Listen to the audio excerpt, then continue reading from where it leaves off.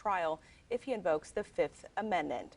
Testimony is expected to continue today, as several have already taken the stand, detailing once again their recounts of that awful day. You locked eyes? I locked eyes. He didn't hesitate. Okay. About how long was that from the time you saw the peripheral vision and then the gun was raised? A second. Okay. If that, I kind of jump and turn my body this way at the same time. Okay, and you're, for the record, you're motioning, turning your Yeah. shoulders to the right.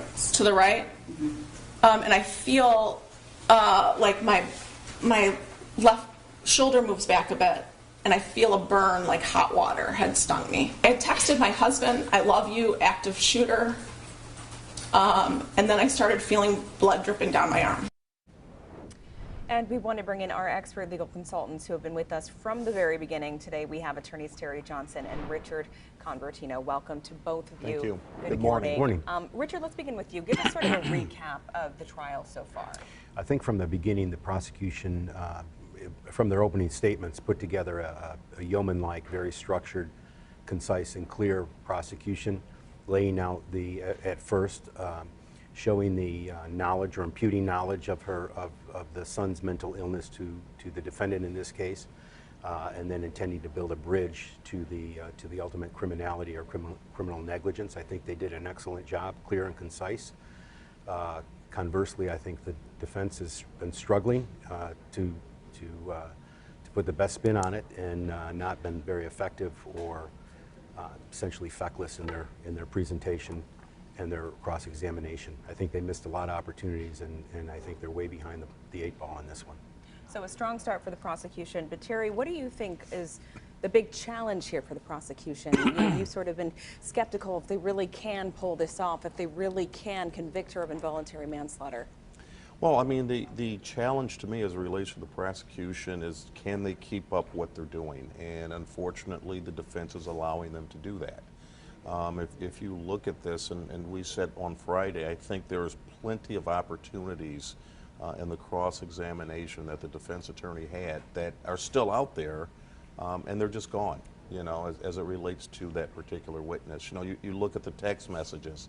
You know, my question would have been, is this the only way that they communicated? What other methods did they communicate?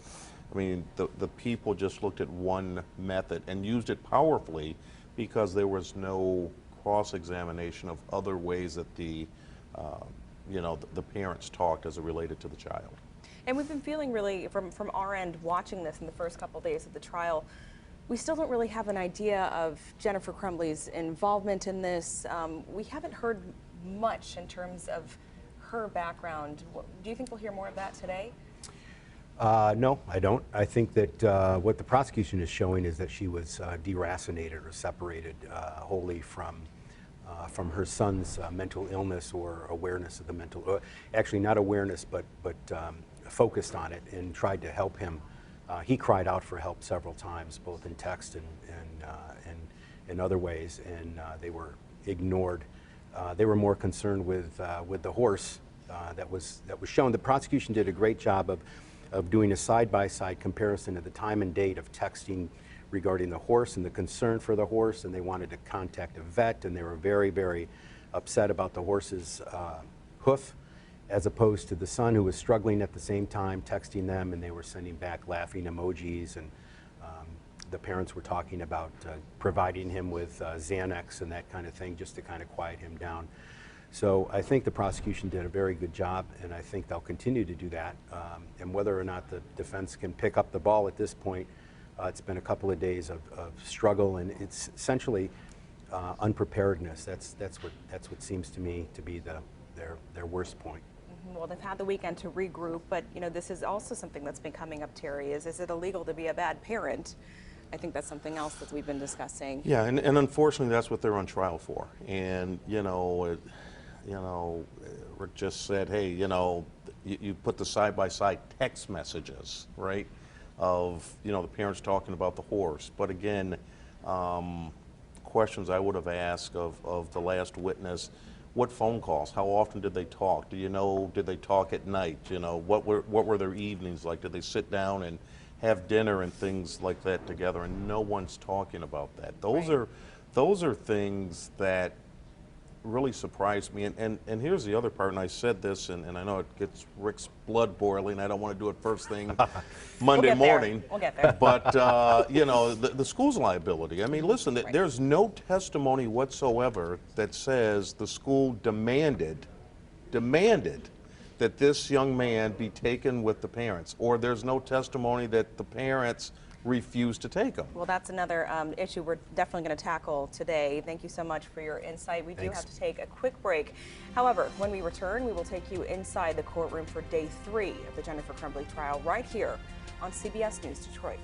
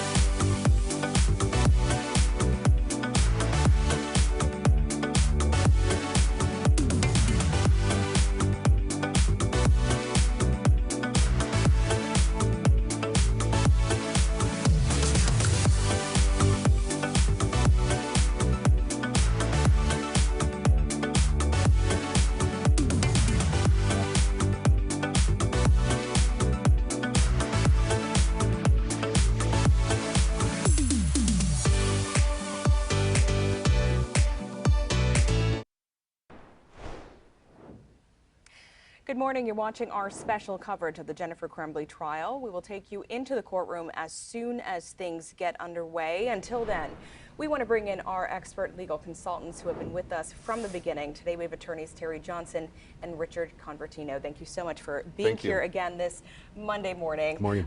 So Terry, what can we expect today? I think you're going to see the prosecution attempting to put more nails in the coffin. I think you're going to see more emotional testimony. I believe the prosecution is going to call witnesses that are going to talk more about what Ms. Crumbley knew and what she should have done. Those are the types of things I'm anticipating at this point. And I think you throw in some emotion in there, and that's how I see today going. Mm-hmm. We really dredged through a lot of technical testimony in that last day in particular. It's been pretty slow going so far. Do you think the pace could pick up a little bit? I think the pace will pick up immeasurably. Some of the testimony that we've heard regarding the technicalities of various things are required. Remember, the prosecution must prove each element of each count beyond a reasonable doubt. And that includes when they're talking about text messages, they have to authenticate them. It's a legal requirement, it's a formality, but it's a step that has to be done in order for those text messages, for instance, to get admitted into evidence. So a lot of what you hear, a lot of what the jury is hearing, seems like it's technical and unnecessary, but it really isn't under the law. I feel like some of the text message, however, we saw the same text over and over, and the defense kept revisiting them. Was that effective, or was it to their detriment, do you think, Terry? I don't think it was helpful. I mean, again, I think that cross, and I don't have all the facts that the defense attorney has. Let me start by saying that. But I believe the proper way to do what she was doing should have been to talk about what else do you have. In other words, how often did they talk? You know, instead of just dwelling on these text messages as if Snapshots in time. yeah, as if this is the only way they communicate. And I mean, a lot of spouses don't communicate through text. They communicate through talking with one another, through things over the dinner table. So just to take a snapshot and say this is the only way that they talked, or to leave that impression and not cross-examine on it, those are some of the things I was referring to earlier when I said the defense left a lot of things on the table. Mm-hmm. You felt as if she should be interjecting a lot more throughout the direct examination. Well, not necessarily interjecting, but asking those questions, you know. So again, you know, if there are text messages between you and I, is that the only way we communicate? Like, for example, we communicate right now, we're talking, right? What about written notes? What about other things? And none of those things were discussed, and none of those things were crossed to give the jury the impression there could be other ways that they talk. It may not have been on text messages, but the way this played out, in my opinion, was pretty damaging to the defense at this point. Mm-hmm. And Richard, I mean, what in your opinion could bring the defense back? What's a tactic they could use at this point to really turn things around? What would you focus on? Well, there are witnesses that were, the last witness, Wade Rakowski, I think was his name, the special agent with the Secret Service, and prior to that he was 28 years with the Sheriff's Department. I think tremendous opportunities were missed, including the fact that he testified as both a fact witness and an expert witness, which was devastating. Those are two separate types of witnesses, and to allow one witness to merge like that without any delineation between the two types of testimony was damaging, and a huge opportunity lost. That kind of witness, as a fact witness, he testified as an expert, which gives the jury an impression that his testimony is to be weighed more heavily, even though the jury instruction says the opposite. The expert witness does get more credibility when they're qualified as an expert than a regular fact witness. But this person was qualified as an expert and testified as both an expert and a fact witness, and that wasn't brought out. Secondarily, the amount of cross-examination, as you rightfully pointed out, regarding the reintroduction of the same text messages over and over and over was very inartful and very amateurish. And I think that what all that did was reinforce the prosecution's case. So a cross-examination on this witness could have been very short, succinct, just as Terry said, emphasize the interstitial gaps between the written text messages, the memorialized text messages, and the open way that people communicate, outside of that. So, you may have, I've seen my text messages when I'm texting my wife, for instance, and I'll look down there and it'll have something that is open-ended that I don't even remember I did. That the conversation that ensued after that was much more detailed and obviously important than the text message. If you were to take somebody's text message in and of itself, you can create a scenario that's outside of reality. So The prosecution did that. That's their job. The defense attorney should emphasize the alternative. That's their job. She didn't do that. And the prosecution did a good job of really painting a picture of what happened between the family members the morning of the shooting. So walk us through what we saw, the communication between Jennifer and her son. Walk us through what picture they really told the morning of. Well, if I can, I'll go back to the day before, which was the 29th, and you look at the fact that the school called and said, hey, we're just calling just to let you know he was looking this up on the internet. No big deal, and I believe they left it with a happy holidays, okay? So that was never really brought up by the defense. But following the next day, the prosecution showed almost moment by moment Ms. Crumbley, when she received the call, when she left her job, when she went to the school, and I believe when she returned. And they also showed the text messages between the two. And I think that was a great opportunity to really pound on the fact that she cared. She's responding. She went to the school. She went right away. She called her husband. They went together as one unit. They walked in as one unit. I believe the evidence also showed that Ms. Crumbley waited for her husband, or one of them got there about a minute before the other one. They walk in together as a unit. They walk out as a unit. Those were some great opportunities that I think that were just missed. The prosecution, however, has basically shown, again, they're looking at a bigger picture from my perspective. They're saying, look, they went here and they did nothing. They left the kid, they walked out with something, we don't know what was in his hands, him being the father, and an hour later everything happened. But again, I go back to the question, the shooter walked out, he didn't run out, he walked out. I don't know that anybody demanded that they take him out, and I don't know that the parents basically demanded that he stay there in school. So was he that big of a threat at that point in everyone's mind? And my response would be no, and if he's not that big of a threat, how can they be tagged with involuntary manslaughter? And it was really devastating footage to watch, at least for me personally, because this is the first time we're seeing that surveillance video of them entering the school, the two parents. We see the shooter go into the school counselor's office. They come out, 11 minutes later? It was a pretty short meeting. Yes. And you see him just calmly walking, knowing what's in his backpack. Knowing what we know now, it was heartbreaking to see. And that questions, what is the onus of responsibility also on the school? Well, the gravamen of this case can come down to one word: awareness, I think. And who was aware of the potentiality of this and when? And I think the onus is clearly on both parents. They were aware that he was seeing demons. They were aware that he was in the throes of a severe mental illness in April. Now, what happens to somebody who's having those command hallucinations and who's in the throes of a serious mental illness at one point? It doesn't get better untreated. It gets worse. It degenerates. And that's what happened in this case. It degenerated into the point where he did this horrific act.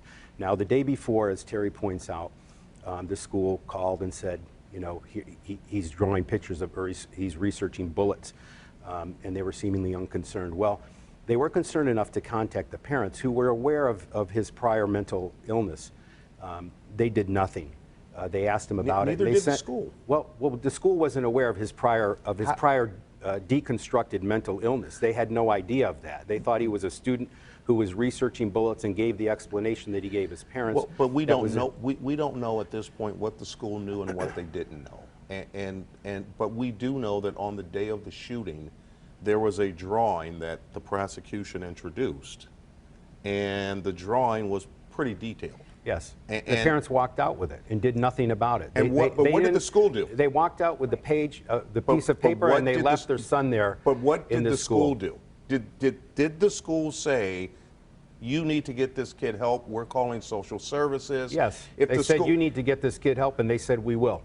Okay, so here's the question, though. The question that's being avoided here is, at that point, if this kid was such a danger and the school felt that way, why did, as Meredith just said, why did you just watch him walk out of that room?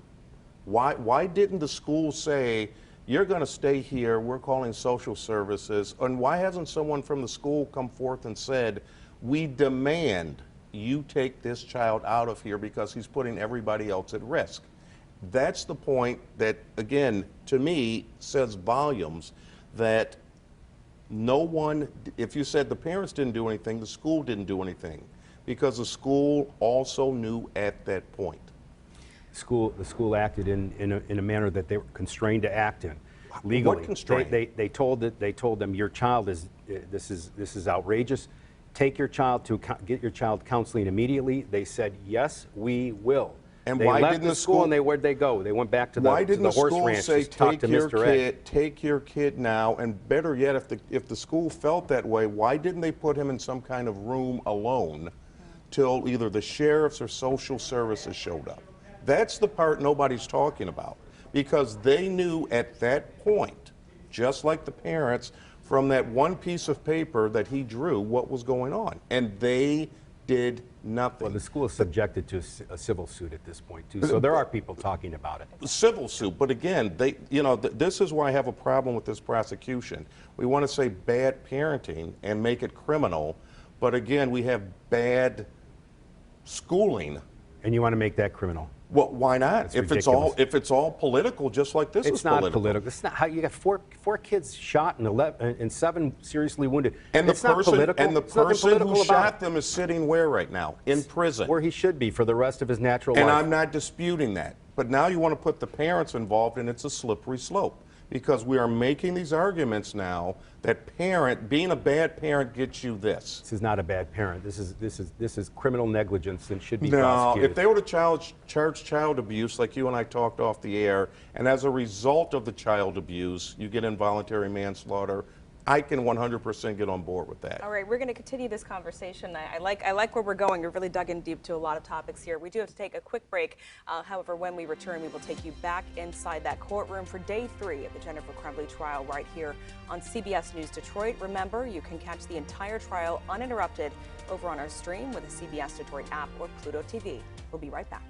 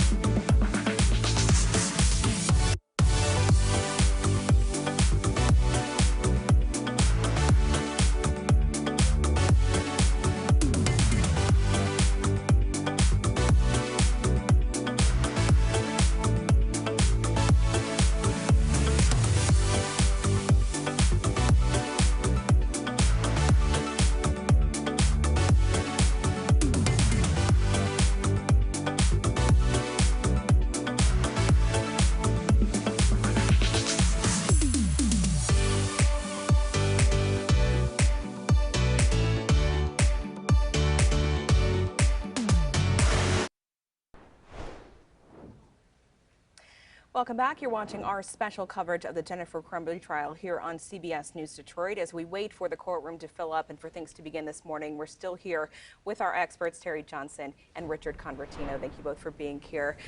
So we were just having a really interesting conversation, a little heated before break, talking about whether the school really bears responsibility in this as well. Would we see a school employee, perhaps someone who was in that room, in that counselor's room where the parents and the shooters met hours before this happened, come to the stand? Do you think that's a possibility? Oh, absolutely. I'm without a doubt, for sure, they'll be testifying probably today. Administrators from the school? Yes. Yes. Who have direct knowledge of that what meeting? was said in that meeting, whether the school demanded that he leave the premises or the parents demanded no. I think that would really most assuredly close a lot of loops here. But assume, as Terry says, assume there's some responsibility, and I say at best civil liability on the part of the school at best. Assume that to be true. What, if anything, does that have to do with the criminal negligence of Jennifer Crumbley? Absolutely nothing. She, in the universe of information, she had the bulk of it. They had, as the term used, a sliver of it, the school did. So she had the totality of the circumstances, of the throes of this serious mental state of her son, including the fact that he talked about committing suicide, talked about demons, throwing dishes, etc., command hallucinations, he was hearing voices. That is some serious stuff. And to have that untreated, not only untreated, but ignored, and that's the key, ignored to the point that it grew more and stronger and more pervasive to the point of where we were on November 30th. So whether or not the school was aware of a problem or a person who had, a difficult issue, a mental illness, that has nothing to do with the facts of this case, nothing whatever. Whether the school missed the point at one stage has nothing to do with the criminality of Jennifer Crumbley or her husband. So you're saying the school could have had difficulty determining whether what he was drawing was simply fantasy, but his parents, who knew his true mental state, who knew his knowledge of weapons. Well, that's what the school did. They're saying, here, we have this information, and we're giving it to you, the parents, and we're saying that this is troublesome. And then remember the call the day before. There's a problem here, parents, and No, we want you to get. That wasn't the call. Well, that's why they called them in, because there's a problem. No, so they called them in because there's a problem. You're speaking like a very good prosecutor. I really respect that. He's a very good prosecutor. But let me say this. The call the day before was everything's okay. I'm just letting you know. Why would they call if there's not a problem? To let you know. Let you know. We're calling to let you know there's no. I did. We're calling to let you know your son was on the internet. This is what he looked up. Looking at bullets. There's no problem. no reason. Listen to the message. No reason to contact us. So if there's no reason to contact us, then there's no reason to contact. What was the impetus for whoever made that call to make the call? Probably policy. Probably their policy. Because there was an issue. There was a problem. Okay, so let me ask you a question. Someone calls you and says, there's an issue here, but don't worry about it. I'm just letting you know. Okay. They're letting the parents know based on all the information. But what action did you want the parents to take at that? What action was the expectation? And if the school knew it the day before, and you said these are the people that are going to come in and testify, my question would be to them, if I were cross-examining them, were you concerned that this child could do something? Well, yes. What did you say to the parents? What actions did you take? Okay. Why did you let him leave that room and go back to? Well, you're talking about the two different conversations. Go back to November 30th. Yes. They called the parents, as you say, innocent call, had nothing, don't even call us back. It's no problem. That was the 29th. They called the parents and said, hey, your kid was researching, Googling bullets in the classroom. That's a problem. We're calling you to put you on notice. Now, we don't know if it's a serious problem or what, but we're telling you, parents, what does the mother do? Hey, don't get caught. Don't get caught. Don't get, not looking at bullets, looking on the internet. Again, the sliver of the conversation. Do we know really what she meant? Because so that's doubt, and doubt goes to whom? It goes to, in this case, the defendant. It is up to the prosecution to prove beyond a reasonable doubt that that's what she was talking about. And if you look at the court, again, again, this is one level of conversation like we talked about earlier. What did she say to him at home that night? What did Dad say to him at home that night? But again, let's go back to the next day, the day of the shooting on the 30th. The question still becomes, if this kid was such a threat and they're so worried, and again, the parents left without doing anything, what did the school do? Did they search his backpack?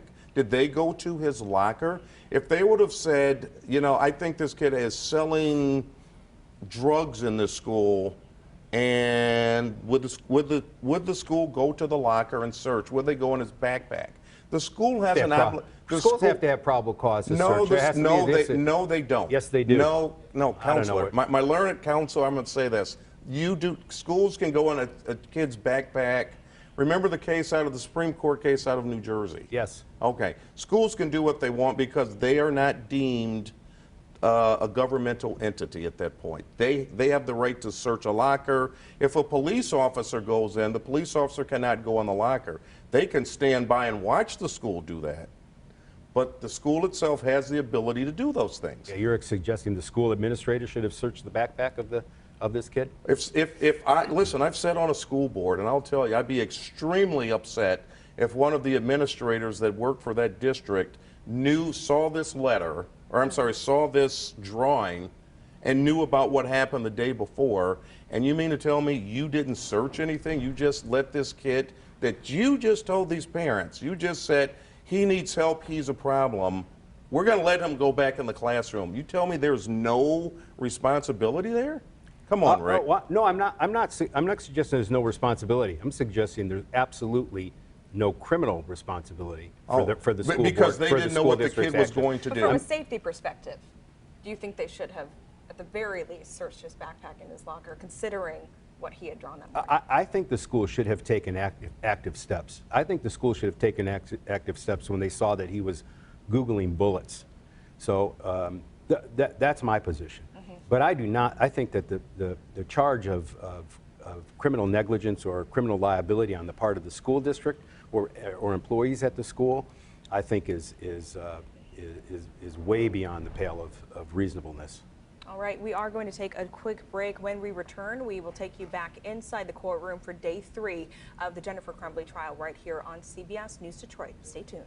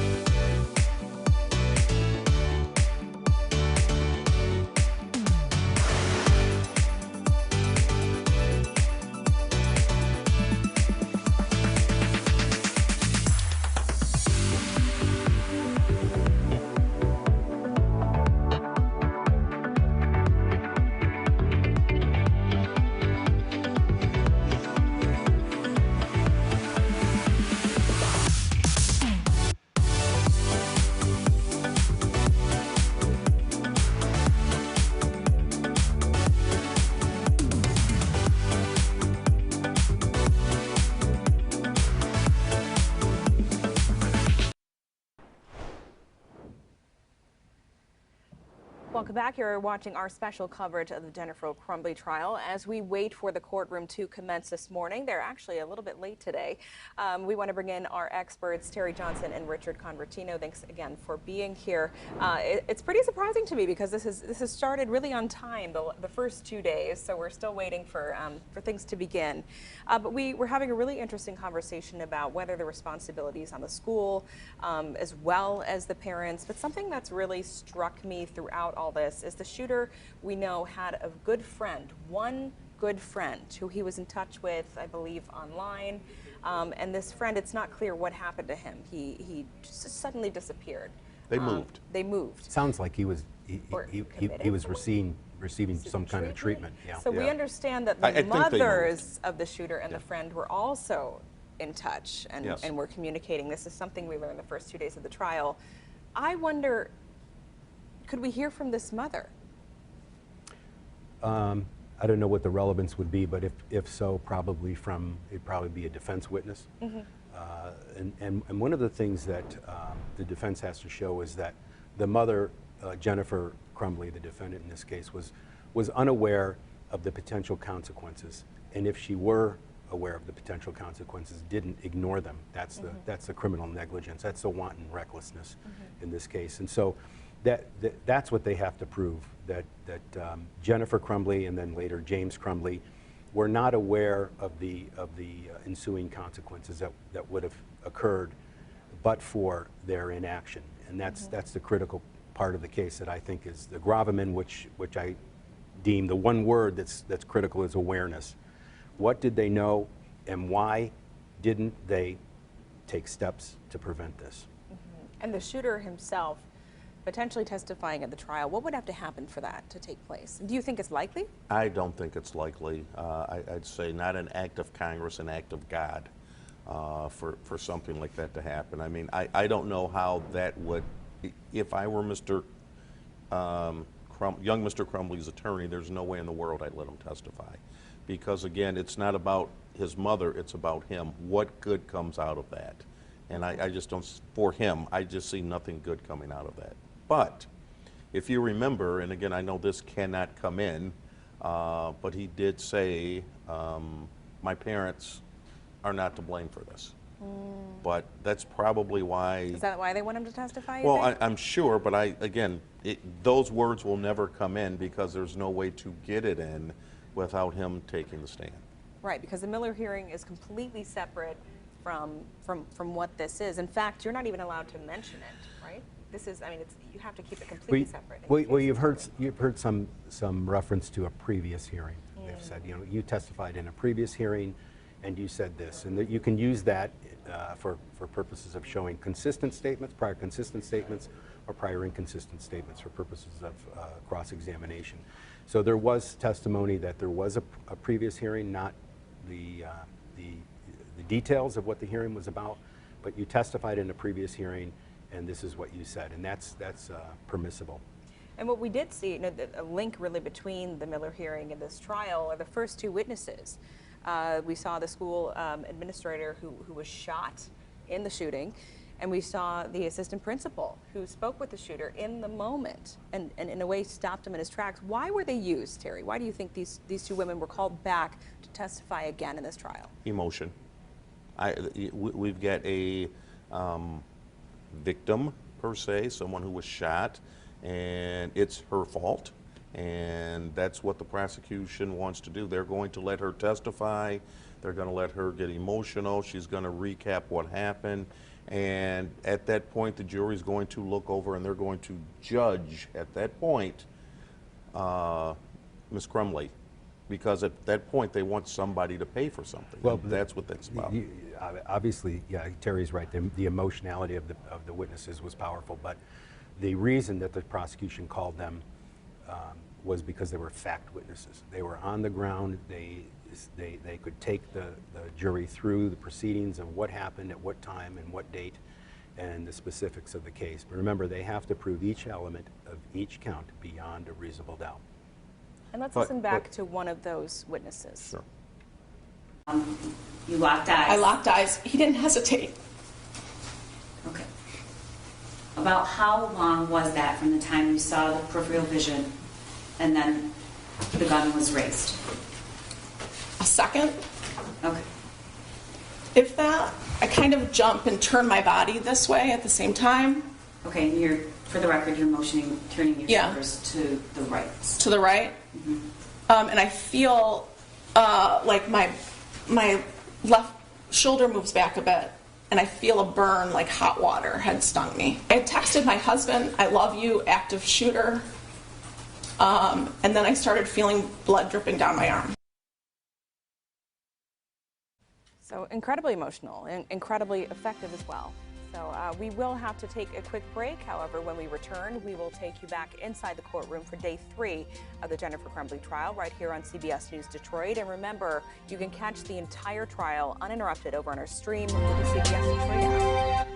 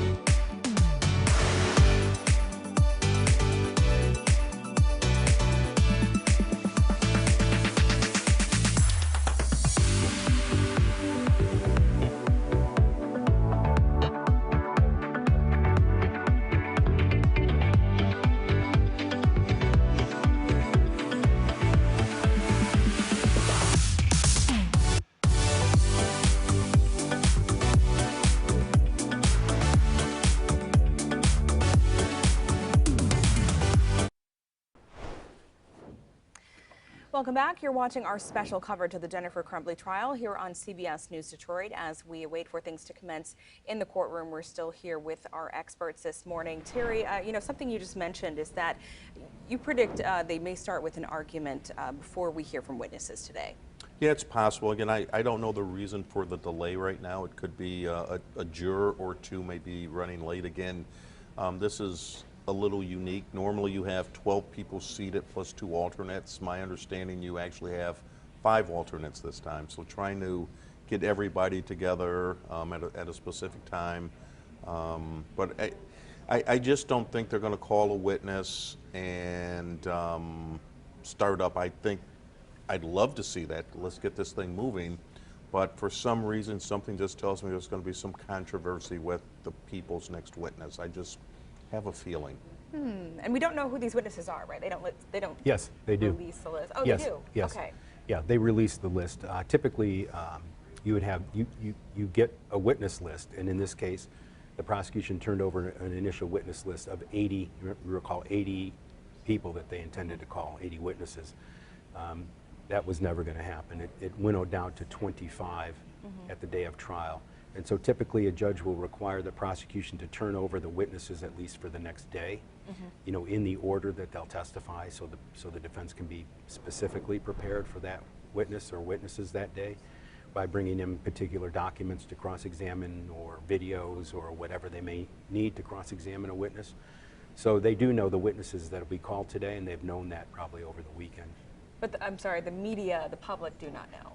No. Correct. Right. That's what I meant. When I meant we do not know, we do not know. Right. But they certainly know who will be called to the stand. And, So we and will generally, see. there's a respect among attorneys. You know, I'll lean over, hey, Rick, who are you calling next? You know, he'll tell me, or Oh, okay. generally it's like, I don't know.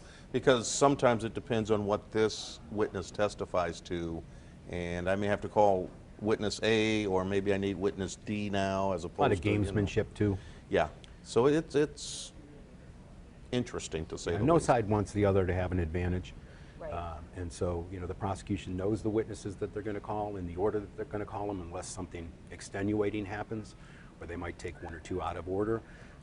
The defense doesn't know typically all of the order of the witnesses. Sometimes they do if the judge requires it to be turned over, but typically they don't. They'll know the next day, or maybe the next 2 days or so. Right.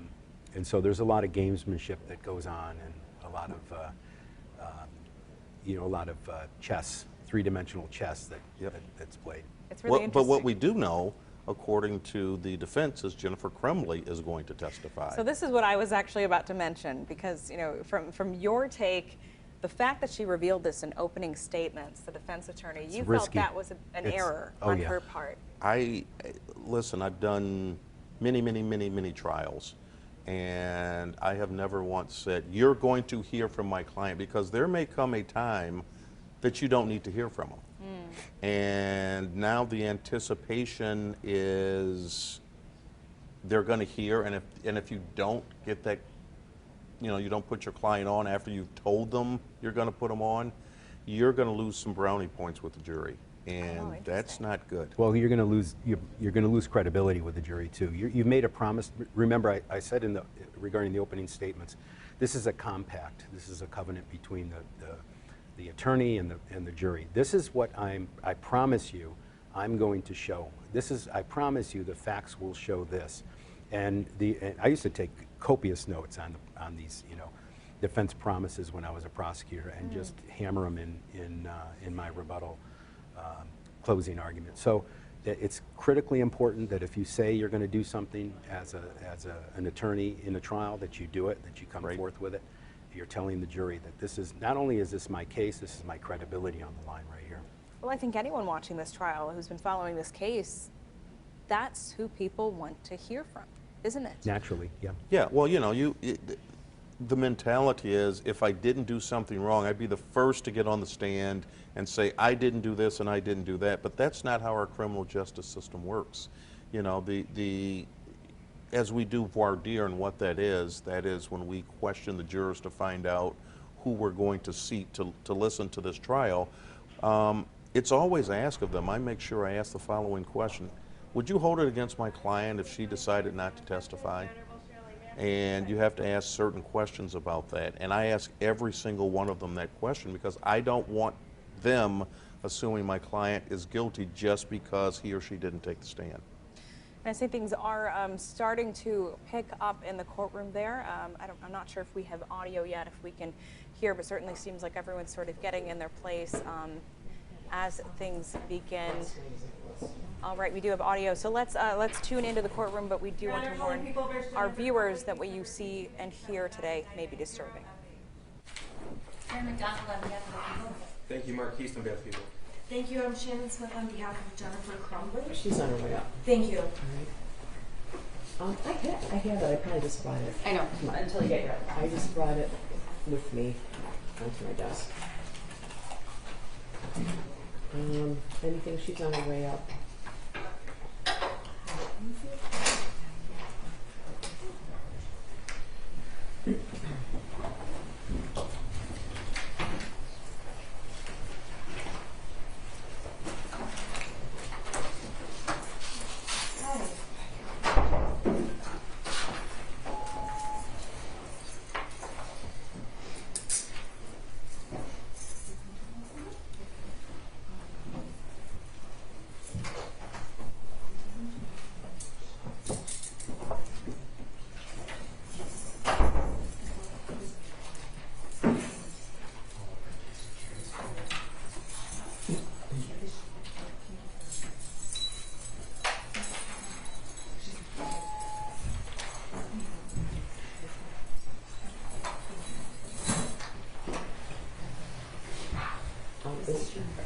of things you wanted to put on the record before the jury comes in?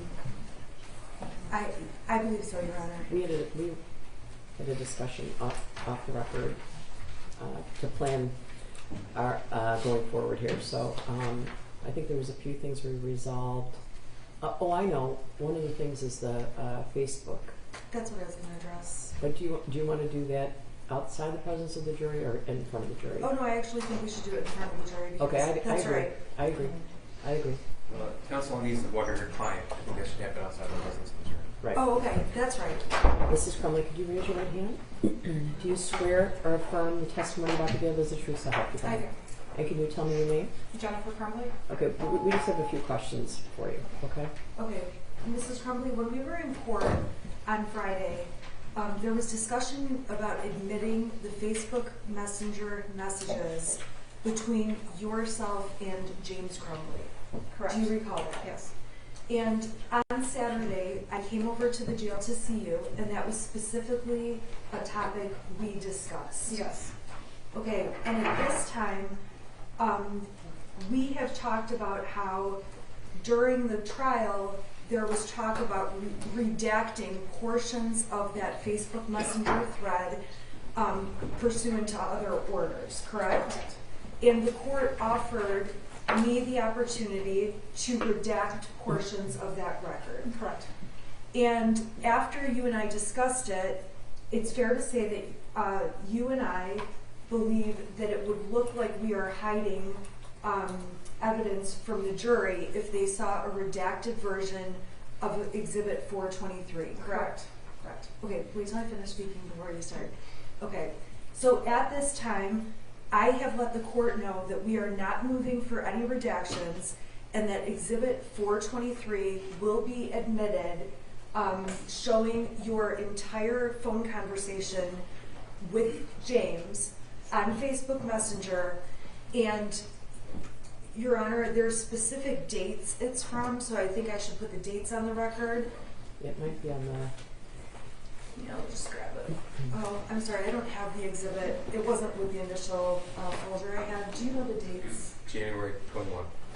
Okay, so early 2021. It's the entire Facebook Messenger thread between you and Mr. Crumbley starting in January of 2021, and it goes up through the events that lead us here today. Correct.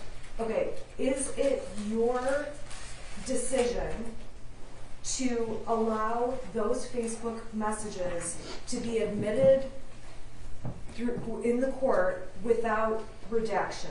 Yes. And you and I have talked about the pros and cons of redacting those exhibits. Correct.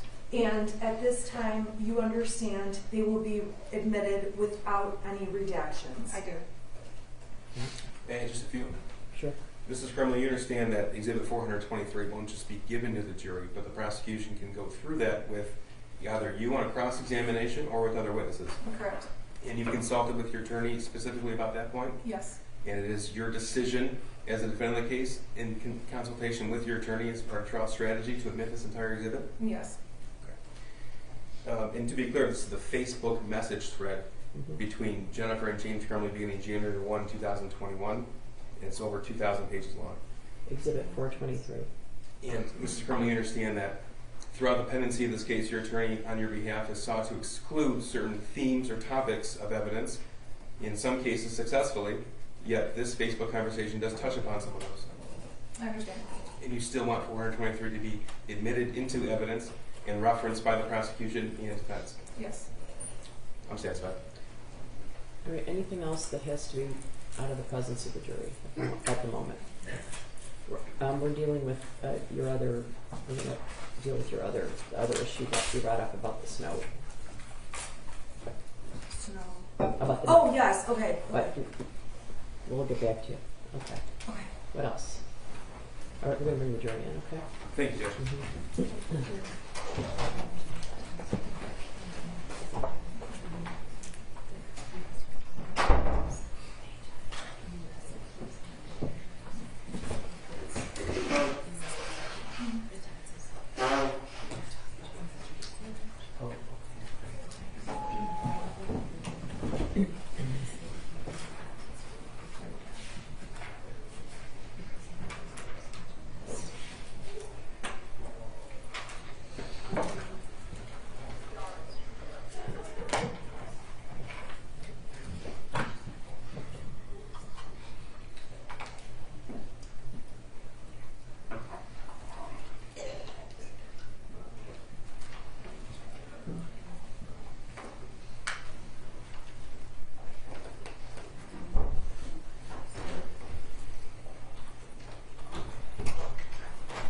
All rise for the jury.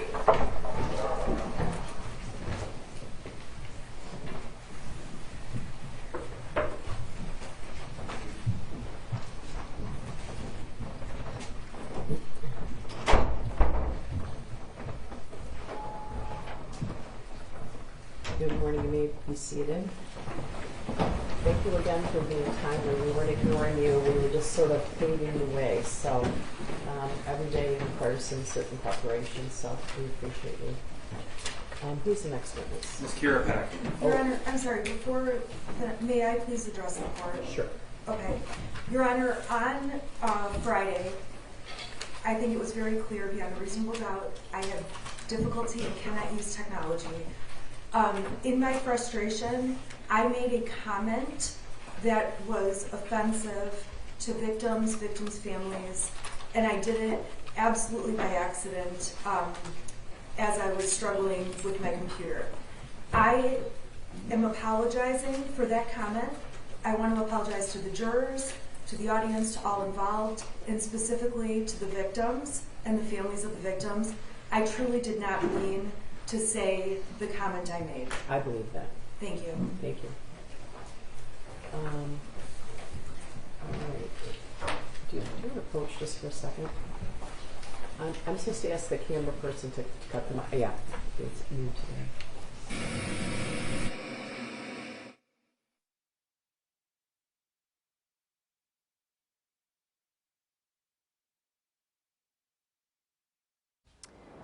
All right, we have to take a quick break. However, when we return, we will take you back inside the courtroom for day 3 of the Jennifer Crumbley trial right here on CBS. Stay tuned. I would have been done.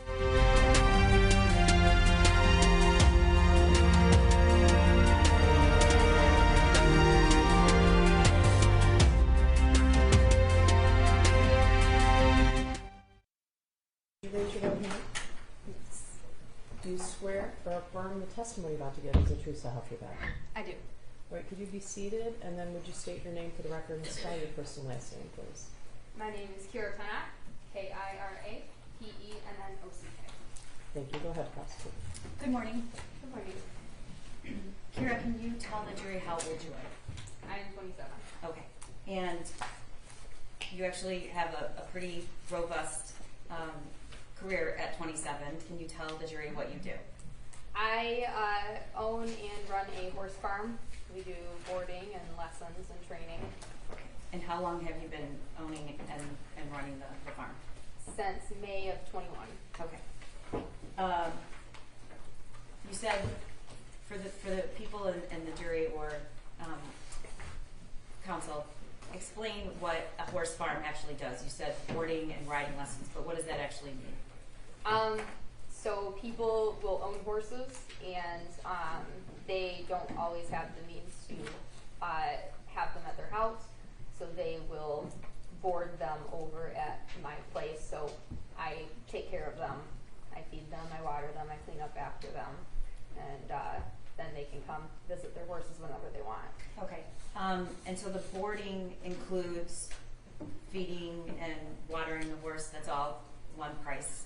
Yes, it also includes like cleaning up after them, but I mean really just any of the care that they might need for just general living. Okay. And how much is the cost of boarding one horse? Board at that time was $400 for pasture board, so if their horse is outside 24/7 with access to a shelter if they wanted to use it. Okay, $400 per horse. Yes. Okay. Welcome back to CBS News Detroit this morning. You're watching our special coverage of the Jennifer Crumbley trial. We want to take you back into the courtroom now where testimony continues. Let's tune in. The person that works on the Okay, go ahead. It's basically kind of a pedicure for a horse, so that has to happen every 6 to 8 weeks. And then also lessons too. Lessons are not included, so those are separate. And how much are lessons? $35. And how much for the vet bill, a vet or a farrier? It really just depends on the horse, and then like what that horse needs. So, you know, a horse needs routine vaccinations each year and just kind of general checkup. But there are other expenses as for like, you know, emergency vet calls. So your horse injured themselves or is colicking, and then we have to have an unscheduled appointment with the vet. Okay, so an average appointment, not including any of the services or the extra medicine or procedures, would be around what? It really varies, but I would say probably maybe at least $100. Okay. And the vet comes to the barn? Yes, Okay. Do you know someone named Jennifer Crumbley? I do. Do you see her in the courtroom today? I do. Can you describe something she's wearing for the court? She has glasses on. And she's seated over at that table? Yes. All right. May the record reflect she's properly identified Jennifer Crumbley. The record will reflect in court identification of the defendant, Jennifer Crumbley. Thank you. Do you also know James Crumbley? I do. Okay, when did you meet the two of them? At the same time or separate times? I believe that I had met Jennifer first, and it was probably between 3 and 5 years ago that I had actually like met them for the first time, but not actually gotten to know them. Okay, when you met the two of them, how many horses did they own? One. And did you meet them because they wanted to board at your farm? No, they were boarding their horse at a barn that one of my... All right, we have to take a quick break. However, when we return, we will take you back inside the courtroom for day 3 of the Jennifer Crumbley trial right here on CBS Detroit. Remember, you can catch the entire trial uninterrupted over on our stream with the CBS Detroit app or Pluto TV. We'll be right back.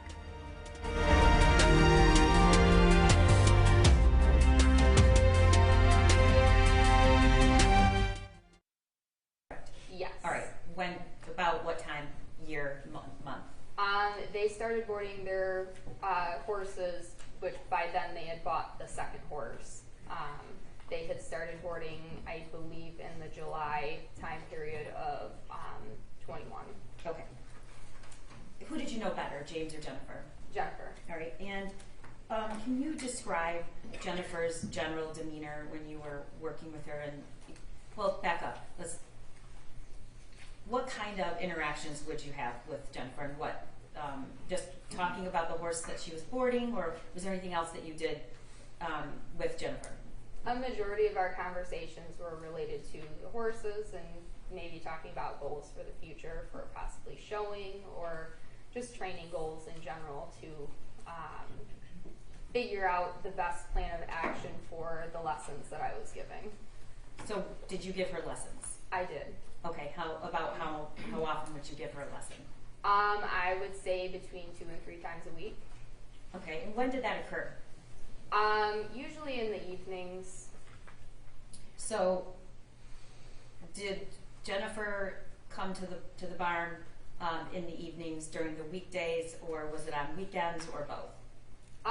Well, she came in the evenings during the week, usually after work, and then weekends she would come in the morning, afternoon, evening. But Okay. I can't say for sure the exact time usually. And did you say how many times during the week, the work week?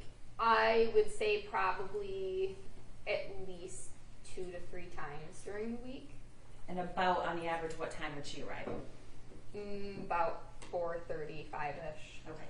And stay about how long, if you know? Couple hours, so at least maybe 2 to 3 hours. And was that just getting lessons? Welcome back. You're watching our special coverage of the Jennifer Crumbley trial. We want to take you back into the courtroom where testimony continues, and we want to warn you what you see and hear may be disturbing. Everybody at the barn is pretty friendly. Everybody will talk, so just small conversation. So the boarding and the feeding is just the basic care. Is there a lot more things you have to do to take care of a horse if you're the owner? The owner pays the barn where the horse is boarded at to do the general care of the horse, like the day-to-day things such as giving them water and grain and hay and cleaning up after them, and maybe changing blankets and different things to make sure that they stay warm. So there's a amended exhibit which includes the Facebook messages between Jennifer and James. Were they both taking care of the horses? And the reason I ask is there seems to be a lot of communication between the two of them about taking care of the horses, so I'm trying to get at what else would they be doing other than just feeding the horse and, you said, cooling it off and taking it. I'm not a horse person, so taking it out to pasture, and does it have to be, do you have to ride your horses? Like what's the responsibility there? Most likely what they might be talking about is maybe some of the vet care. So I know one of their horses had what's called mud fever. It's kind of a fungus stuff that might grow on the legs of a horse with wet weather. And that usually is something that ends up needing a vet to intervene with just medication to help take care of it. So it might be related to maybe the vet bills. And maybe just vet appointments related to taking care of the horses. Okay. And you said they own 2 horses. What are their names? One is named Billy and one is named Shorty. Okay. What kind of horses were there in terms of value of the horses? There, I know horses can be very expensive to purchase. Where do these horses fall on that continuum? Well, they were both thoroughbreds. That's all for us here on air for day 3 of the Jennifer Crumbley trial. We'll be back with the latest live on CBS News Detroit at noon. However, you can catch the entire trial uninterrupted over on our stream with the CBS Detroit app or Pluto TV. Thanks for watching.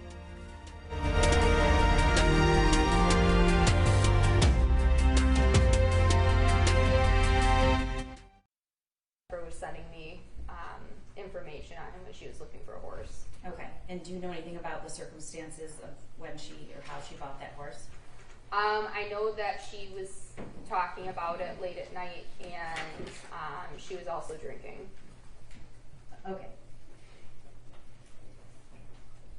How do the people that board your horses and have lessons, give lessons, how do they pay you? Your Honor, I need to make an objection.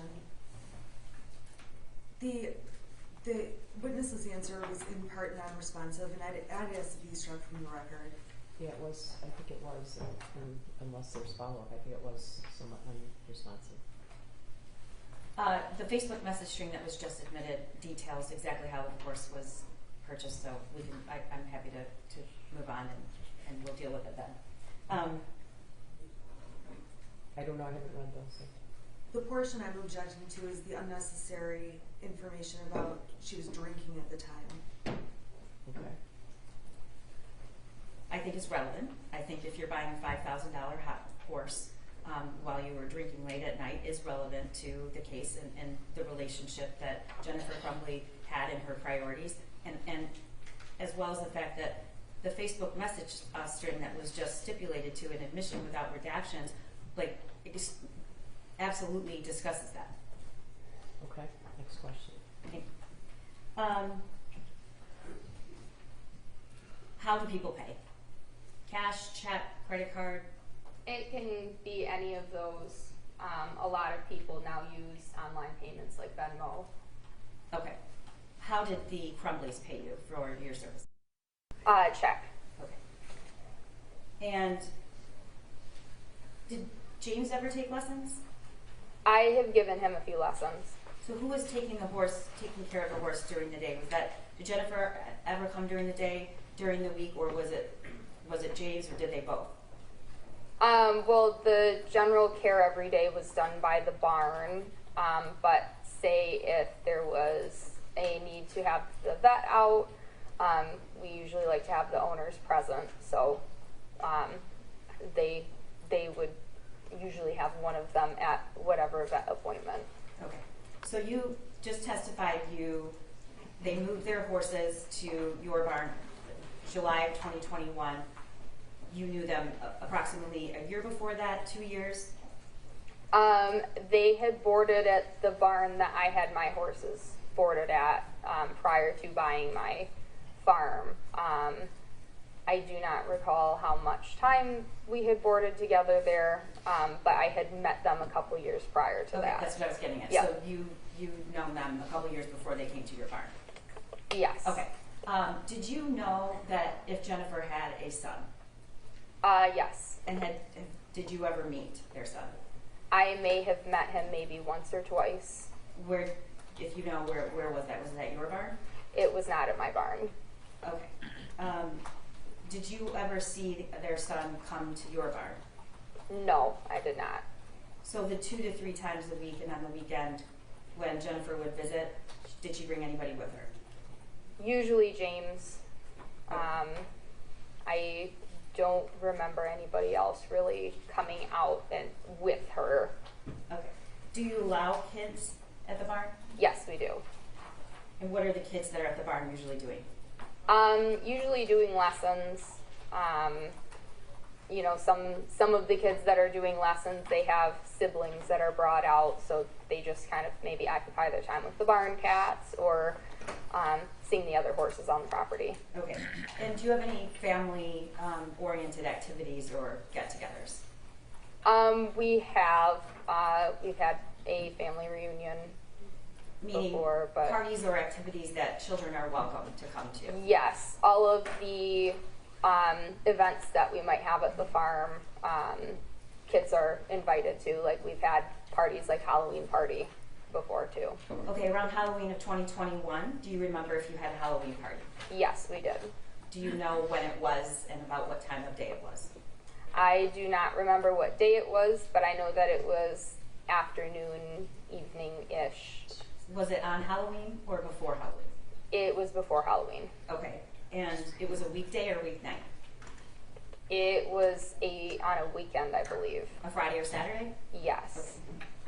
Did Jennifer come to that party? Yes. And how do you remember that?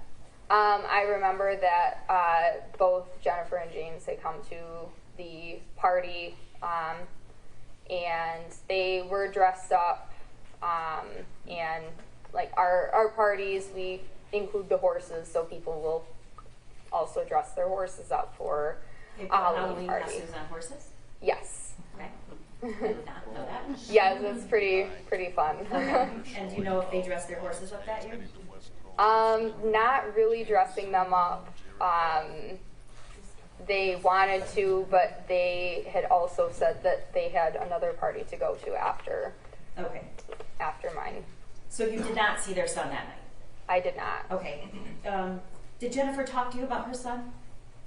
Not a ton, but every once in a while she would mention something about him. Do you remember things that she would say? Usually it was along the lines of she was having problems with him, or he wasn't acting normal. She had called him weird before. She wanted him to do normal kid things. Okay. But I never remember her saying anything about really bringing him out to the barn much or really doing much. I mean, they would go on vacations. I did hear about some vacations that they had gone on, but really there was not much talk about her son. Did she ever refer to him as a certain name? Did she speak negatively about him, or was it or positively? There was nothing truly positive when she was talking about him. There were quite a few times that she had voiced that he was an oopsie baby. What does that mean? And what did you understand that to? I understood it as just Your objection as to speculation and also as to relevance. Well, I guess I wonder how it is relevant. I think if you're referring to a teenager still as an oopsie baby, I think it's relevant to what kind of relationship you had with him and what kind of, defense counsel's described her client in opening as hypervigilant. And so I think the prosecution's entitled to I think their relationship is relevant. When you say your definition of an oopsie baby, did Are you using your own definition of what that means or hers? My take on what the feelings that I have gotten that she has not really talked Your about. Honor, you're asking if it's her opinion. I'm sorry, she's going She into did, her and I'll opinion. clear it up. We don't, Okay. unfortunately, your feelings about it are Right. not what's relevant. Correct. But did she ever explain what that meant? She never truly explained what that had meant. Okay. How long of a drive is the barn from Oxford, the village of Oxford, if you know? I would say about 20 minutes. Okay.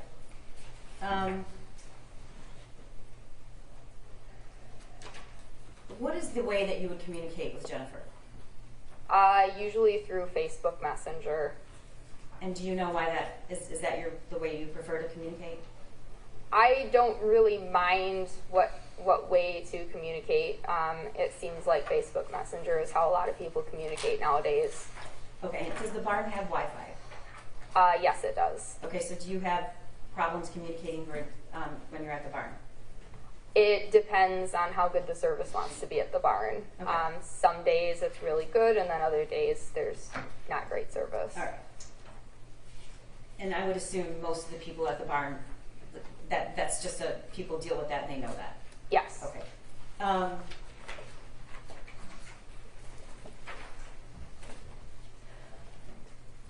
Would you describe Jennifer, did you have a friendship or was it more just business? It was mainly business. We had friendly talk, but I would not say that we were close friends. When you buy a horse and it doesn't, it's not near where you are, how do you get it from like a different state to the barn?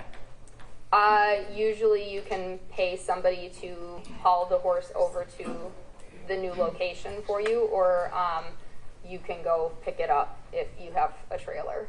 And do you know what was the second horse's name that was purchased? Billy. Billy. Do you know how he was brought to the barn? He was shipped by someone that does a lot of cross-country hauling. And do you remember about what month and year that was? It was in the beginning of the year that she had gotten him, which I do not remember exactly when she had gotten him. Did she get him before she came to your barn or after? Before. Okay. But, so how did you know what was your relationship like then, before she was at the barn? Before she was at my barn? Yes, your relationship. I would give her some lessons, and it was mainly business. And Was just she asking for advice about which horse to buy or how to buy the horse? not a lot, but just kind of, just general questions of, what might work for a good horse for what she wanted to do. Okay, I guess with the what I'm horse. getting at is how do you know how the horse was shipped? Because she had told me about, where he was, that he was in a different state, and that she would just have him shipped. Okay, do you know approximately how much that costs?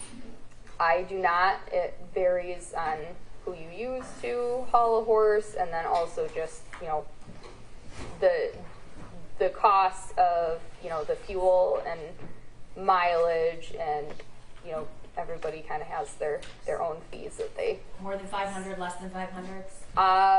Most likely more than 500. Okay.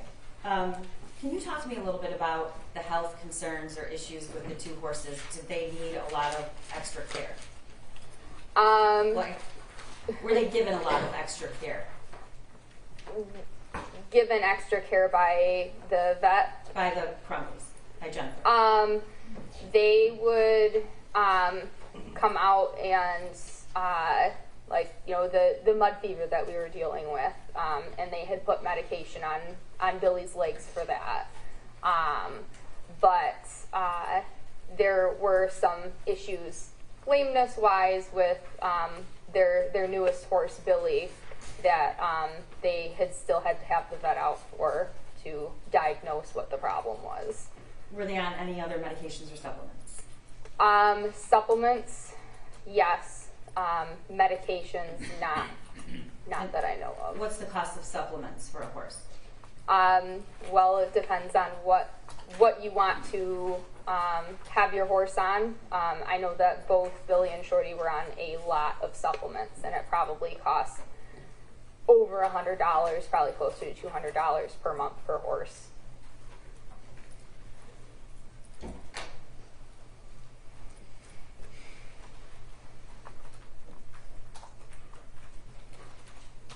All right, I'm going to draw your attention to November 30th, 2021. You remember that day? Yes. All right. What was the interaction you had with Jennifer Crumbley the day before that? So that was a Tuesday. Did you see her at the barn on Monday? I do not remember. I think she was planning on coming out, but I don't remember exactly. Okay. Did you have any communication with her that previous weekend? The previous weekend before the 30th? Yes, after Thanksgiving. Yes. And do you remember what that was about? I remember wanting to set up lessons. I don't remember exactly Okay. anything else. In your Facebook communications, did Jennifer ever mention going to a shooting range that summer or leading up to that fall? She had mentioned that she was going to, but I don't really remember a lot of that. Was that in the summer or the fall? I would believe summer and fall. Okay. Were you aware that she, do you follow her on social media? I do. Did you see the post that she posted about buying her son a Christmas present? I did. All right. Did you discuss it with her? I did not. Did you see it before the shooting or after? I do not remember. I'm on social media, but not very frequent. Okay. So the morning of November 30th, what was going on with their horses? Their horse, Billy, needed the medication from the vet to help treat his mud fever because we couldn't fix it with the products that we were trying before, and his legs were swollen. Okay, and what was being done about it? There was some ointment that was given to them by the vet to put on his legs. That morning? I believe they picked it up from the vet to put on the legs, because I remember James wanting to bring the medication out and put it on Billy's legs. Okay, so did James go to the barn that morning? Yes, he did. Okay. And do you know from like what time to what time? It was in the morning, but I don't recall what time. Okay. And were you having conversations over Facebook Messenger with Jennifer during that time about the vet? Not really. Okay. Did you speak with her about this mud fever frequently? I had mentioned it to her because it's not normal for a horse's legs to swell up like his did. Was just the mild case of this mud fever. So we had to have a little bit more involvement of getting that taken care of by having an ointment made by the vet that took care of it. Okay. Was Jennifer planning on coming to the barn that night? Yes. And do you remember why? We were going to do a lesson, a riding lesson. Did she end up going to that lesson? She did not. Okay. There was a text sent at what's including in what's been previously admitted as exhibit 130, Your Honor. 130. Can you read the top text there, and which one is you? Are you blue or black? I am blue. Okay, so can you read the text that you sent at, what does it say, 10:18 a.m. on the 30th? Yes. Boys are needing supplements for tonight, and Shorty lost a bell boot again. What's a bell boot? It is it's like a rubber boot that goes over the horse's foot to help prevent, we used it on Shorty for, because he would rip his shoes off all the time. He had metal shoes on, and he would pull his shoes off. So if you put a bell boot on, it helps to reduce the chance of them pulling a shoe. Okay. And you're telling her why? I was telling her to have her bring out another boot to replace the one that he had torn off. So it's he her wouldn't- responsibility to do that? Correct. Okay. And she responds, can you read that text? Okay, I'll bring some out later. Just had to go to my son's school and meet his counselor. Shit day. All right, so she responds to you in about 20, 30 minutes. Yes, it Okay. looks like it. Okay. And then, is this continued on that same message? It's just another message at the same time? Or Yes. was it later? Okay, can you read that? Yeah, I still plan on doing the lesson. Everything's okay. He's just having a hard time after losing Tank, his friend, going away to a treatment facility, and who knows what else. But he was just caught drawing this on a math test or a math assignment today. All right. And this is the worksheet that's been previously submitted, Your Honor. It's Exhibit 74. Is there really Yeah.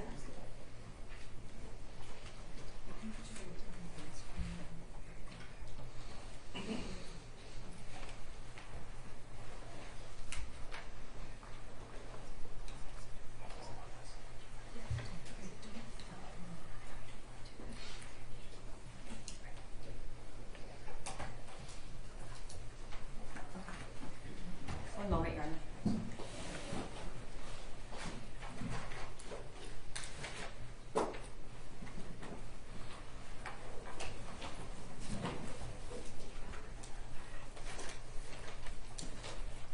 While he's doing that, did Jennifer ever participate in any shows or competitions?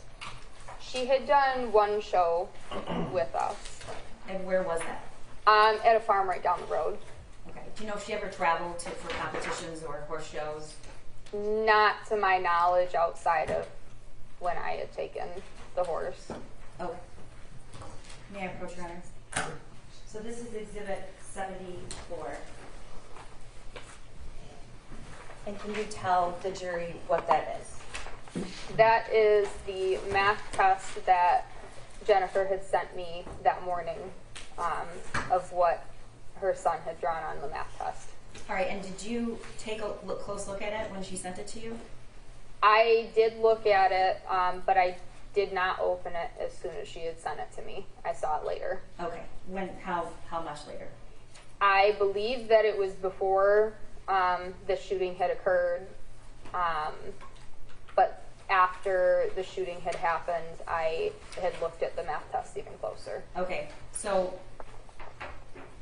this is important.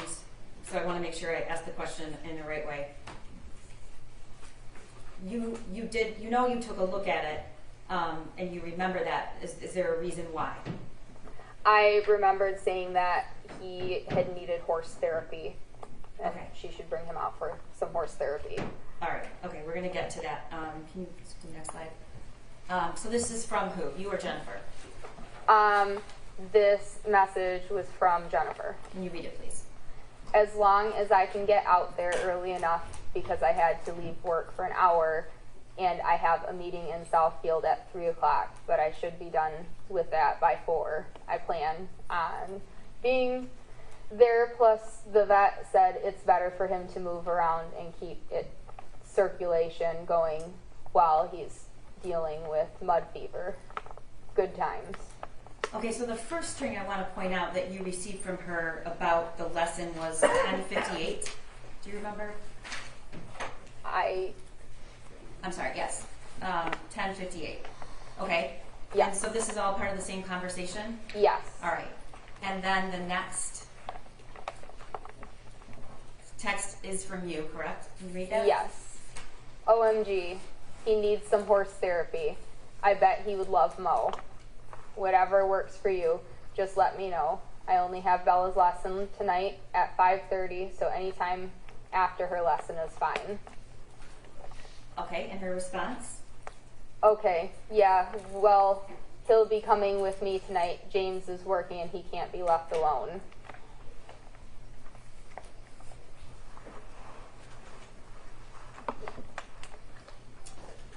Next slide. Does he want to ride? And she responds, I don't know. Maybe brush a small horse so he's not. Oh, it's there. Sorry. oh, sorry, I had the Yeah, same problem. no, I was trying to figure Sorry. out if there was more to that message there, but it was down. I don't know, maybe brush a small horse so he's not intimidated. LOL. And she responds, I responded, Oh. Mo would be perfect. And she responded with, okay. all right, and the next slide.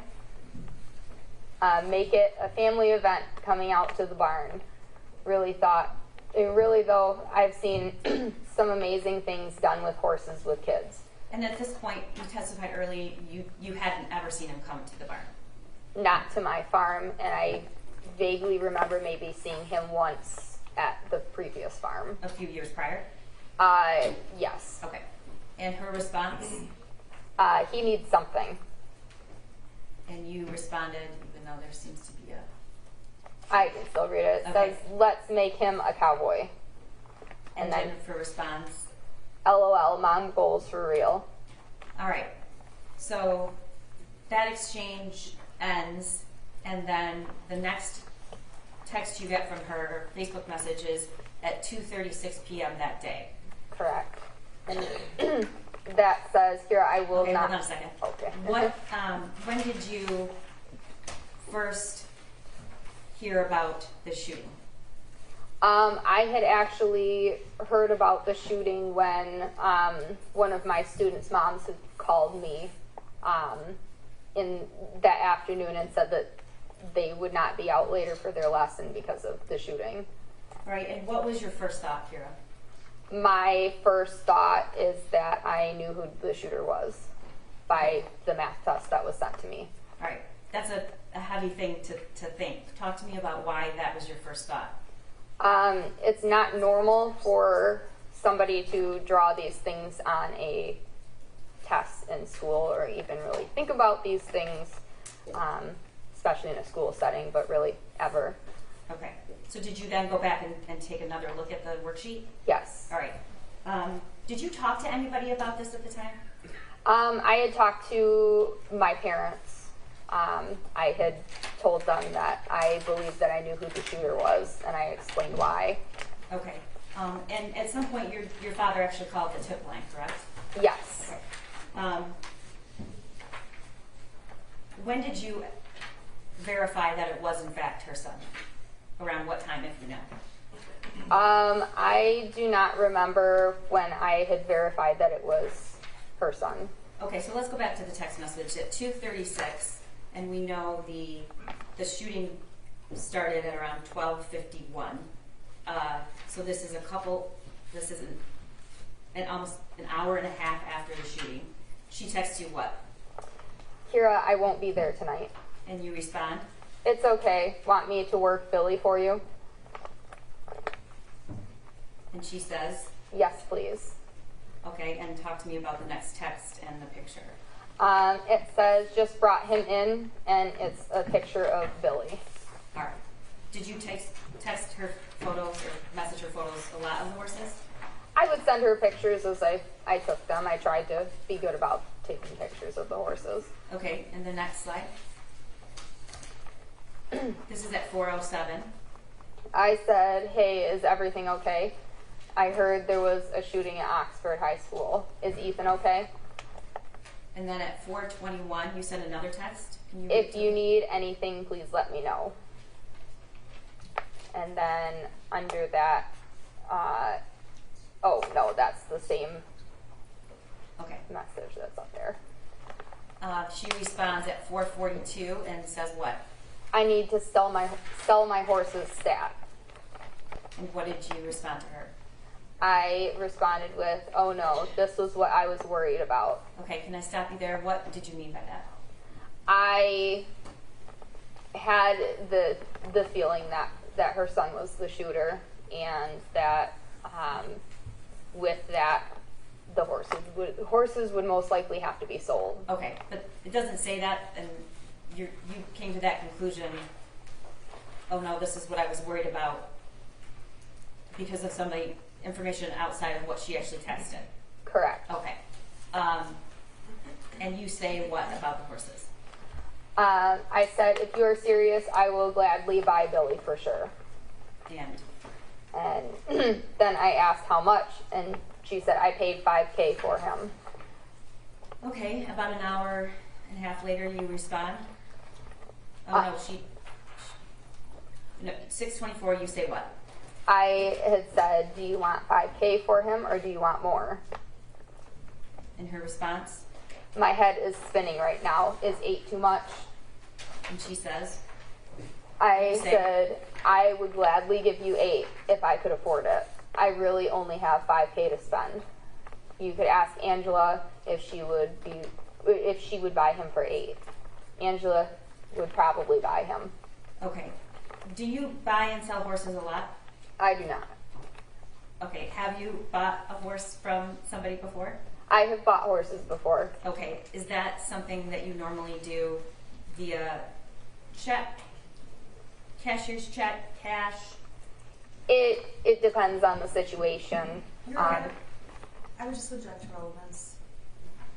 Your Honor, this is part of a lot of evidence we're introducing about going to flight and the need for actual cash. I'm not allowed. Thank you. So at 6:47, she messages you again. What does it say? I won't have my cell phone. Then you respond. Do what you need to do. I will take good care of your boys here. And the next slide. She says what? I can be reached through here. I do not have my cell phone currently on a track phone. And that is still the 30th, but it's at 10:21 p.m. Yes. All right, and can you read what you responded? Do you need me to do anything for you? I'm not sure you should. There. Leave a clean copy.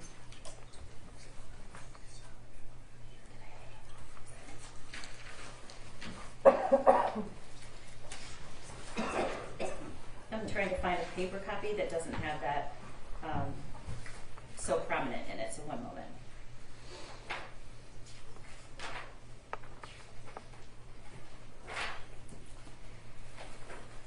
Okay, let's talk about this.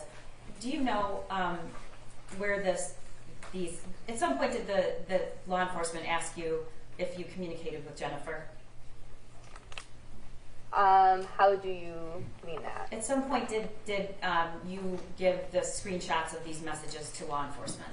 I did. Okay, so part of the problem, these are screenshots. Do you know, is that correct? Yes, they are screenshots. Okay, I'm going to approach with the actual paper copy to see if maybe this is a little easier to read. It's just cut off, so I guess just do the rest. Yeah.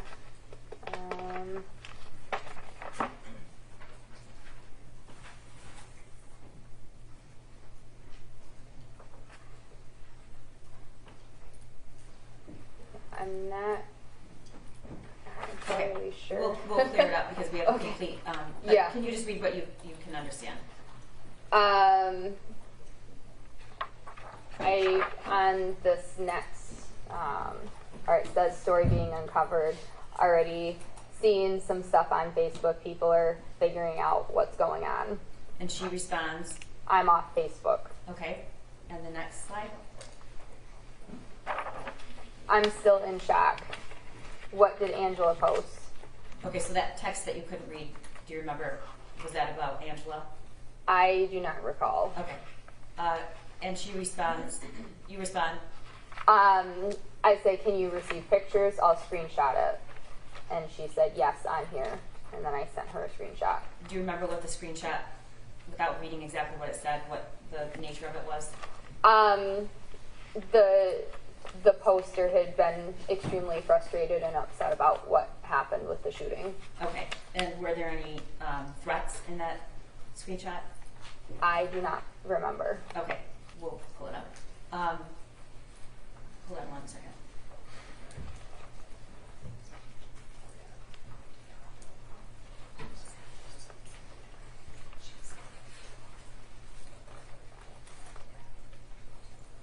Okay, all right.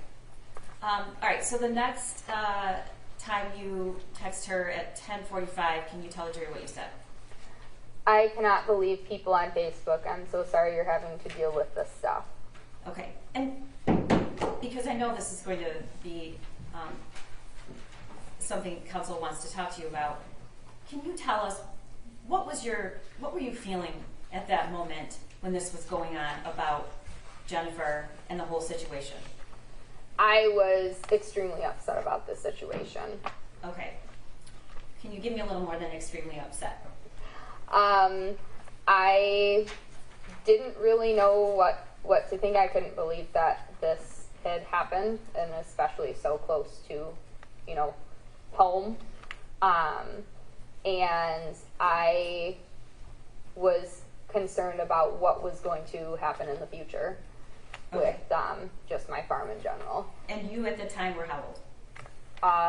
That was, 2 years ago. 2 years ago. I was 25. All right. And were you feeling bad for Jennifer? I did not truly feel bad for Jennifer. I was upset that this had happened to all of the kids and families, and I wanted to figure out how I could possibly get more information to help make sure that things were taken care of.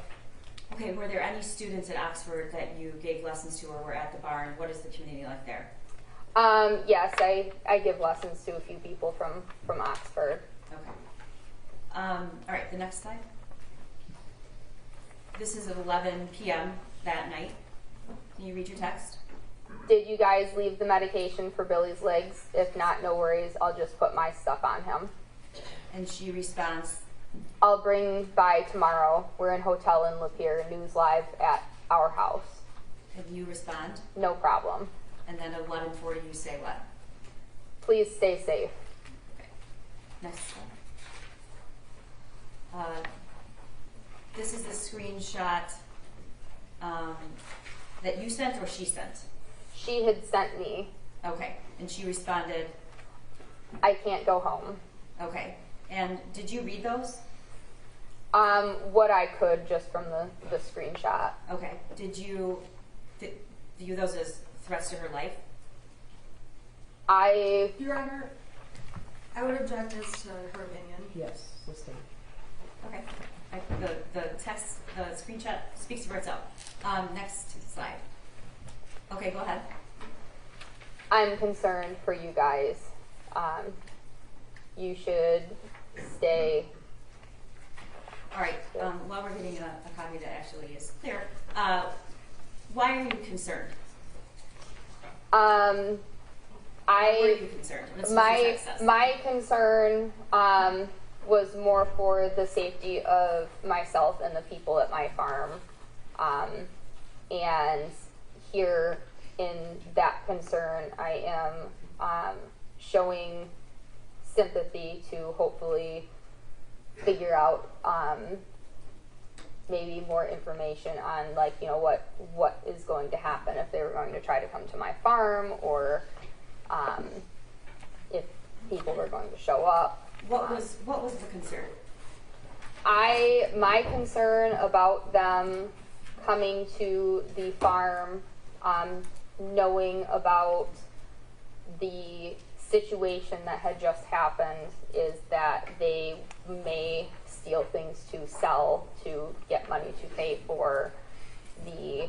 Your Honor, I would object to this about her thoughts and feelings about stealing. This is irrelevant and prejudicial. She's a fact witness. Ask for facts and fact questions.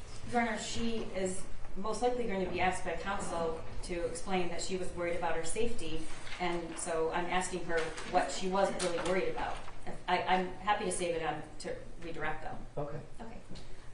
And then she responds what? I have my pets at home. I'm sorry, I don't want to put anyone at risk. I don't know what to do. Okay, her pet's at home. Did you know anything about her pets?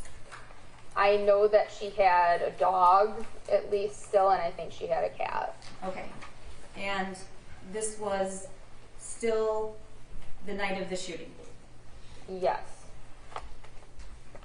The next slide. And in fact, this is at 11:59 p.m. after she says, "I'm concerned about my pets." What do you respond? Best thing you can do is just be honest about things. I'm not sure, I'm wondering about even buying your horses, if that would drag me into this, or if you just sign them over to me.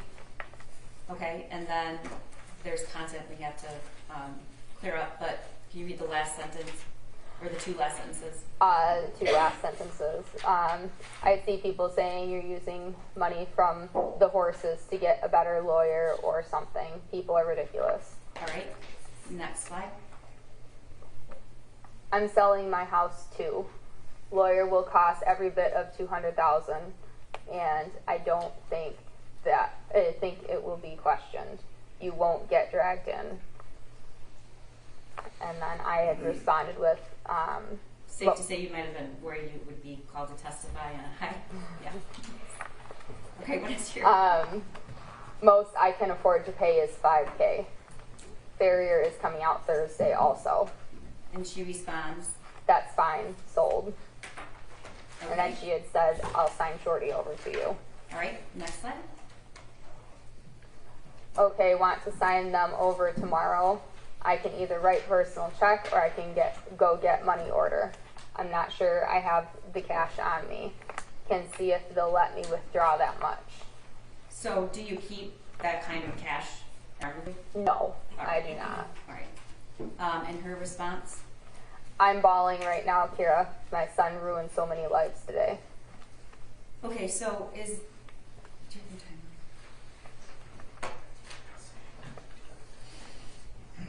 timer? Is this all the 11:59, that whole string, if you know? I do Can you not look on the know. It's paper copy?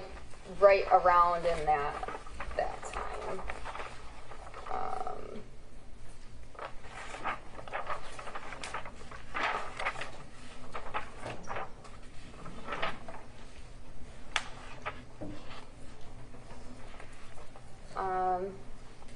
There's no time on this. Do you see the time? There's no time in those messages. The last time it shows where the time. Okay, let's was. move on. Okay. The next, she says, "I'm bawling. My son ruined so many lives today." And the next slide. Then I so wish I could help you out more. I am still in shock too. Take it one day at a time. Be honest about everything. It should help you guys through this.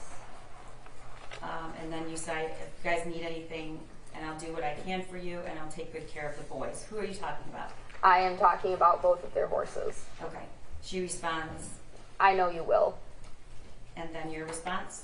Try to rest some. You'll need it. We can talk more tomorrow about the boys. And she says what? Okay, thanks for not judging unlike the whole world. Okay, next slide. I know you and James, and this doesn't even remotely make me think that it's your fault. It sounds like Ethan was a troubled kid. It's unfortunate this happened because he did ruin a lot of and I What's that? Can you read the last few sentences? yeah, the last few sentences of that that message says, who knows, try to stay calm as and collected as you can. Okay. I'm going to approach. This is another copy, so you don't have to struggle with the. Okay.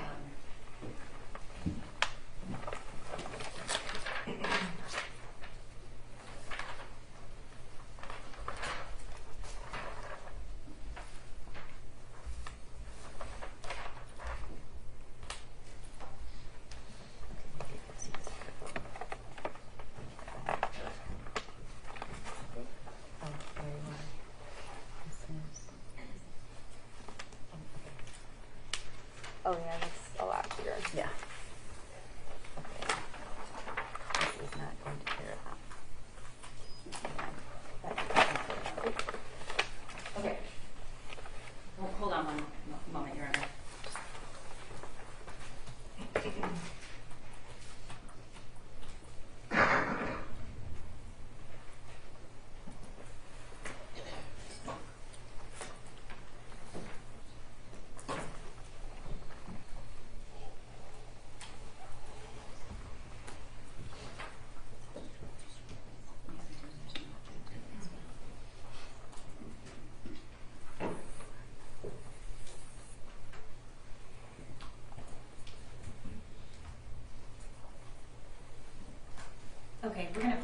screen a better copy so that you don't have to sort of guess what you said in between sentences. So,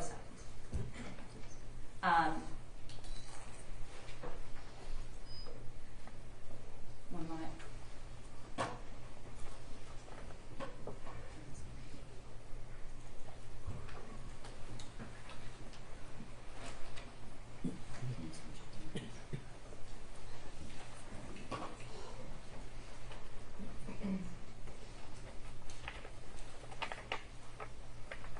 Okay, so we've been over this. This is we'll start at 10:45. Can you go to scroll down?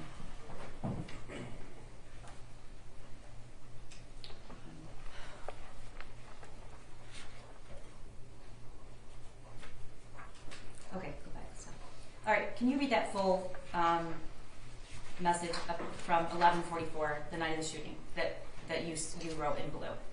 I'm concerned for you guys. You should stay where you are. I'm concerned for you even coming out here. I don't want people finding out about your horses or hurting you while you are here. Okay. And she responds, I have my pets at home. go ahead. I'm sorry, I don't want to put anyone at risk. I don't know what to do. And you respond, again, rereading this because there's a line missing. Go ahead. Best thing you can do is just be honest about things. I'm not sure. I'm wondering about even buying your horses, if that would drag me into this, or if you just sign them over to me, if that would be better for both of us. I could see people saying you're using money from the horses to get a better lawyer or something. People are ridiculous. Okay. And she responds, I'm selling my house too. We've already entered this. It's going to cost everybody $200,000, and I don't think it will be questioned. You shouldn't get dragged in. And then again, we've read these texts. You said you don't have $5,000, or that's the most you can afford to pay. Scrolling down. She agrees to that, and you tell her you don't know if you can withdraw $5,000, correct? Correct. All right. All right, can you read that text again in the blue that you sent her now that it's complete? I still wish I could help you out more. I am still in shock too. Take it one day at a time. Be honest about everything. It should help you guys through this. Please let me know if you guys need anything, and I'll do what I can for you. I'll take good care of the boys. And she responds, I know you will. You say, try to get some rest. We can talk more tomorrow about the boys. And she says, okay, thanks for not judging us unlike the whole world. So what time is this? This is now the next day at 12:28 a.m.? Yes. All right. And go ahead and read that entire text that you're texting her into the early hours. Yes. Correct? Okay, go ahead. I know you and James, and this doesn't even remotely make me think it's your fault. It sounds like Ethan was a troubled kid. It's unfortunate this happened because he did ruin a lot of lives around him and his own. Everything will work out how it's supposed to. I feel everything happens for a reason. Maybe this happened to raise awareness. Who knows? Try to stay calm and collected as you can. And then you had an amazing ride on Billy. Yes. Okay, and how does Jennifer respond? I wish we had warnings, something. He's a good kid that made a terrible decision. I'm glad Billy, good, kills me to sell him. Okay, did you know what she was talking about? She was talking about not having Your Honor, more. I would object to this witness's opinion. The texts speak for themselves. I'm not asking her an opinion, Judge. I'm trying to ask her if there was any The topic of the conversation? Yes. Did she? What I'm trying to ask, Judge, is did she have any context for this about warnings? Okay. She'd have Without to, saying what she'd have to have personal knowledge. Right. I was trying to get to that actually. Did you have any information from before she sent you the text about warnings about what that meant, not just what you perceived it as, but did you have any information she had provided earlier about warnings?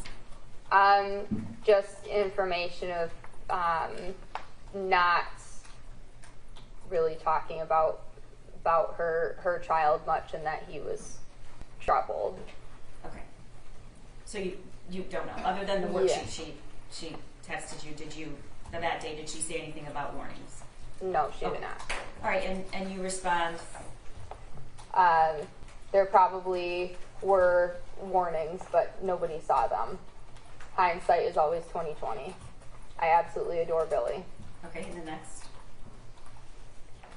A lot of people have found out, I guess Ethan is all over Facebook.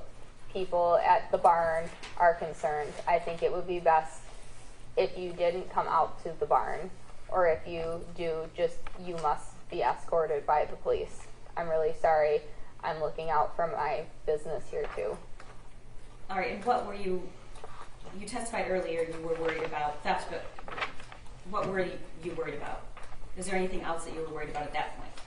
I was also worried about just the safety of my other boarders.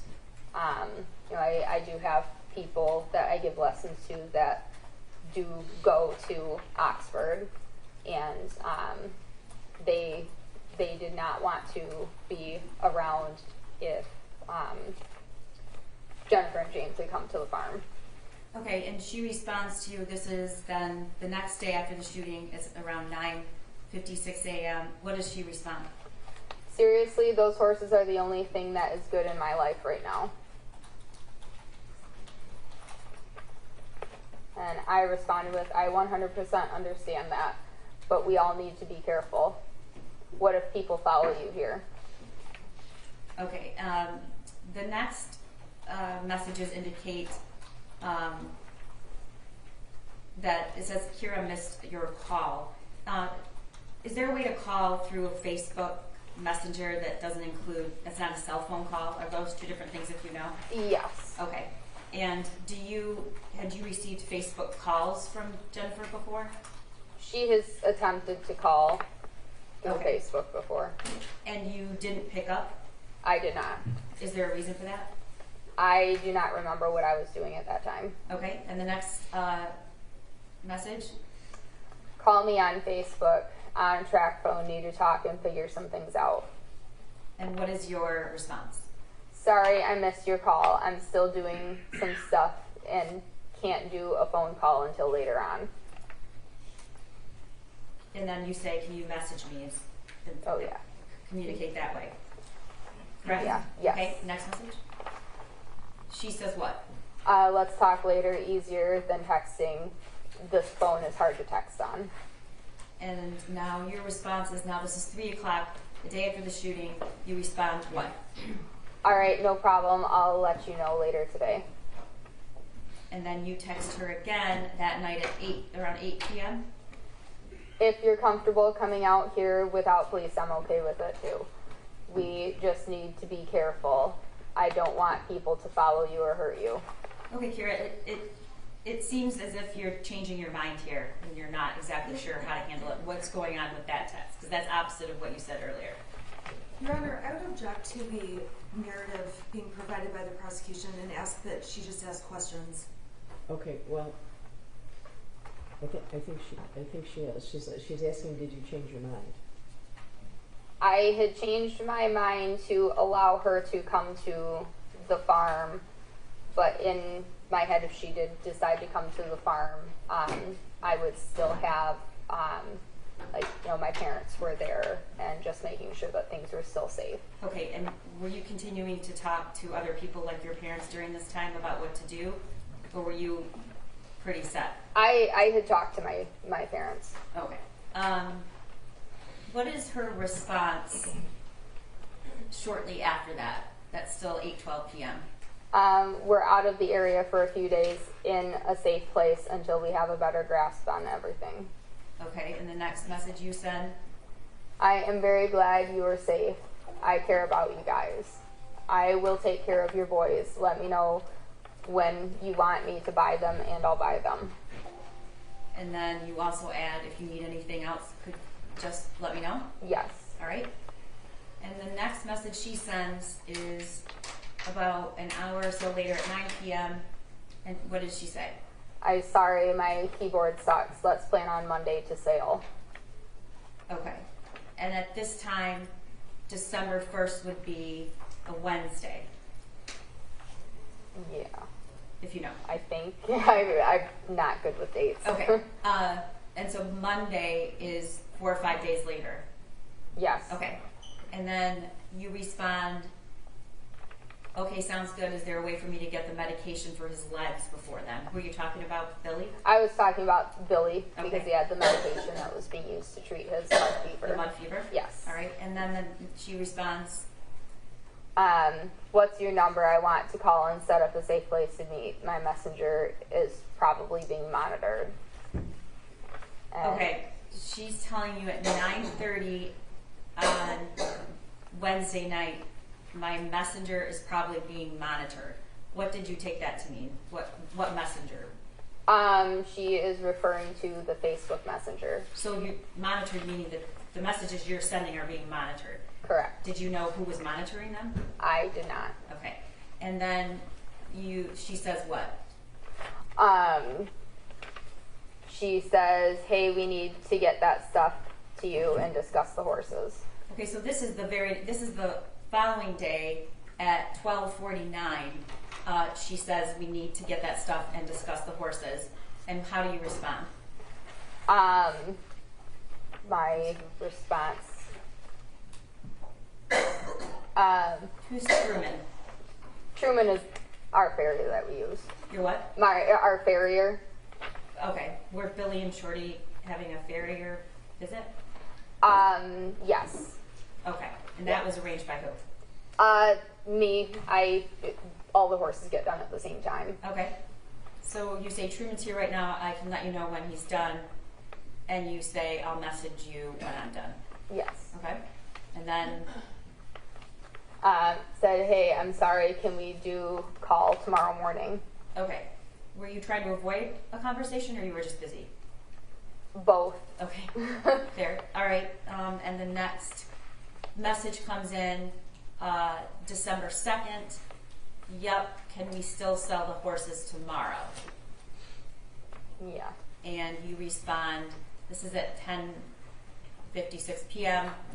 You respond what? I think so. Want me to have cash or check? And how does she respond? Cash is best. And you respond what? What do you want to do with your tack? And what's tack? Like the saddles and bridles for the Okay. horses. And she says sell it? Yes. Okay, and now this is December 3rd at 7:19 a.m., correct? Yeah. Is that what it says? That's that message on there. Okay, that's UTC -5, so that is the actual time. That's 7:19 a.m. And that is Yep. December 3rd. And you respond what? I can probably give you $800 for it all if you want. Are you able to meet today still? Okay, and that is do you know if that was Friday? I do not remember. Okay, no worries. And her response is what? Her response was maybe. They're announcing charges at 12, so not sure what's happening. Okay. So that is, if I told you that was a Friday, do you have every reason to disagree with that? December 3rd. I do not know the actual date that day, Okay. so I cannot So say. do you know what she's talking about? Charges? Did you have any clue as to what that was about? Just yes or no? Yes. Okay. From Jennifer or from another source? News. Okay. And you respond at 11 a.m. shortly, about 45 minutes after. Just let me know and we can figure something out. Do you have the papers for the boys? Is that like ownership papers? Registration papers, because Gotcha. both of the horses are registered. And then you follow up saying what? If you will take $5,800 for horses and all the tack and stuff included, I'll go get the money. today, so I have it ready when you are ready. Okay, and she responds, yes, and Brian will contact you. Papers are at my house. Brian's a mutual friend that you both know. We both know him. Okay, that's Jennifer is closer to Okay. him than I am. Thank you. And you respond, did you find a place for your other animals? Were you talking about her pets at home? Yes. Okay. And she says, not yet. This is at 2 p.m. And then you respond, I can find them good homes with my family members if you want. And that's around 2 p.m. as well. Is that the last message you sent or had exchanged with her? I do not know if that's the last time that I talked to her with this. Okay. Did you give all of the messages on that day, the screenshots to law enforcement that you had? I did, yes. Okay. Where are what happened to the horses? Did you buy them? I did not buy them. They were actually signed over to me. Part of our boarding contract is if payment is not made after a certain number of days or months, then the horses become the property of the facility to cover the costs of having them boarded. Okay, and you were making those arrangements with somebody else other than Jennifer? Jennifer's dad. Okay, all right. Nothing further at this time. Ross? Thank you.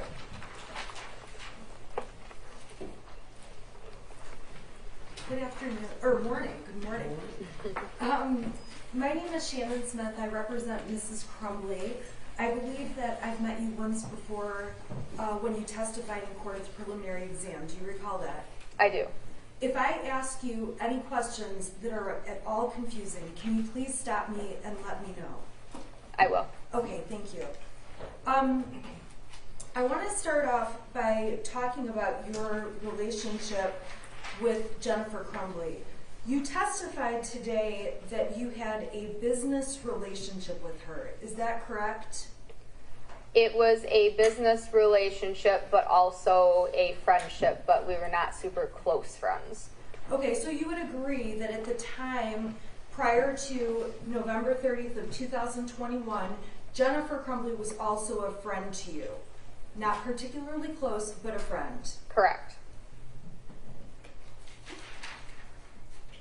And the farm that you own, do you call it a farm or a barn? It's both. Okay, I keep using the word interchangeably, so I thought Yep, I'd ask. either works. The property you own is approximately 51 acres, is that correct? Correct. And it's fair to say that to get to your property, there are long roads in a very rural area, is that correct? Yes. So your farm is not right up against cities or areas with a lot of traffic, correct? Correct.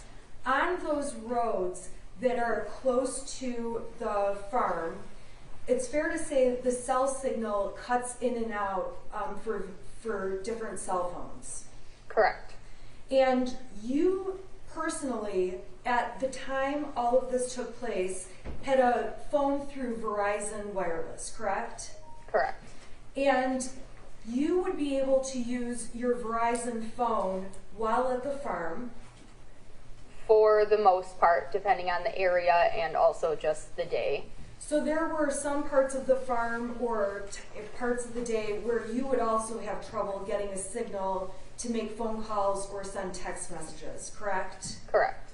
And you know from the other people who board and come to the farm that other people also have internet issues and are unable to receive calls and texts while at the barn. Yes, sometimes people would struggle with that. It sounds like there's one little area by a picnic table where people kind of flock if they want to check their texts or get data. Is that correct? It very well could be. There are a couple areas that seem to maybe be a little bit more reliable service-wise, but even then, like sometimes if it's too windy, things don't work.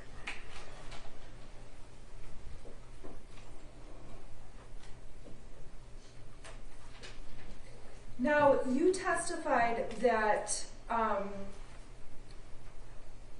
Jennifer Crumbley gave you information that her son was weird, although she talked about vacations and some other things with him. Is that true?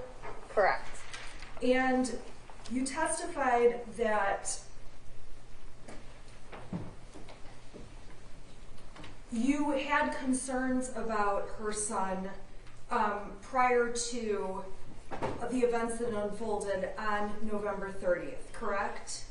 I have not voiced to her that I had seen concerns, but in my mind, I had thought that, you know, some of the things that she had described, or how she didn't really talk about him much, or if, you know, when she had talked about him, it was very vague. Like, people like to talk about their children, and she did not talk about her children. One moment. Whatever's on the screen is not an exhibit, and so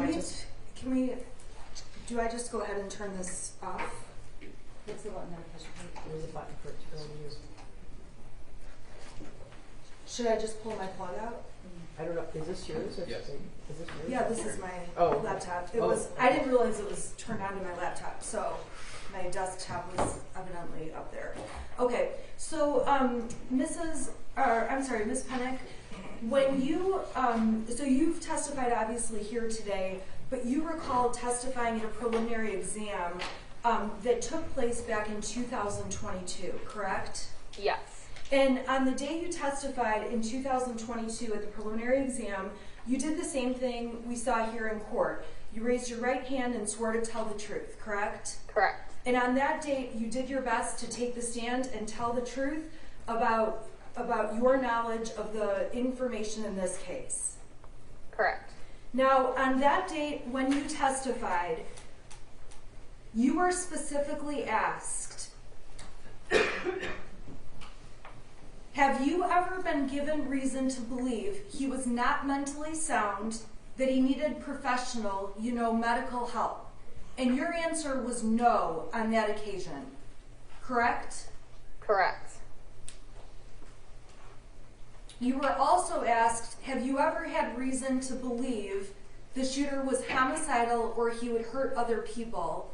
And your answer was no, correct? Correct.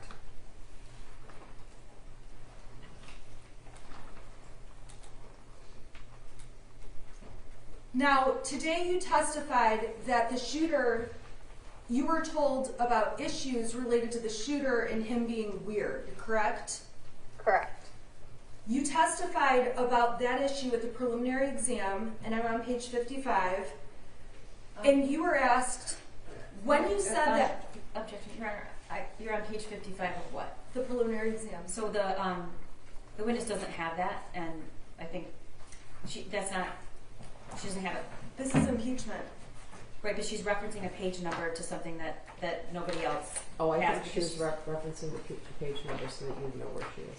Right. In the exam. Okay, it's not an exhibit, so I'm just wondering if we're going to refer to certain things that she said that she be allowed to also see that before she answers. Well, I think she said if she doesn't remember, if she doesn't recall, right? Otherwise, with impeachment, I don't need to put the... Yeah. So ask her if she recalls being asked a certain question. Okay. At the preliminary exam, you testified about whether James and Jen had issues with their son. Do you recall that? I recall. And on that date, you said, I had never gotten the feeling that Jen and James had those types of issues with their son, correct? Correct. I did not know if there were specific issues, as they had never told me flat out that there were issues, but just some of their behaviors that they, or comments that they had made, indirect comments, made me think that there may have been issues at some point. So it's your testimony today that you thought there may have been issues, but when you were asked under oath and testified in 2022, you specifically said, I had never gotten the feeling that Jen and James have those types of issues with their son? I did not know. I don't have any paper proof or documentations of conversations to know for sure, so they're just my feelings. Okay, I'm not asking if you have documentations or proof. I am just saying that on that date in 2022, which was closer in time to the events in this case, your testimony, sworn testimony, was that James and Jen did not have those issues with their son, correct? Correct.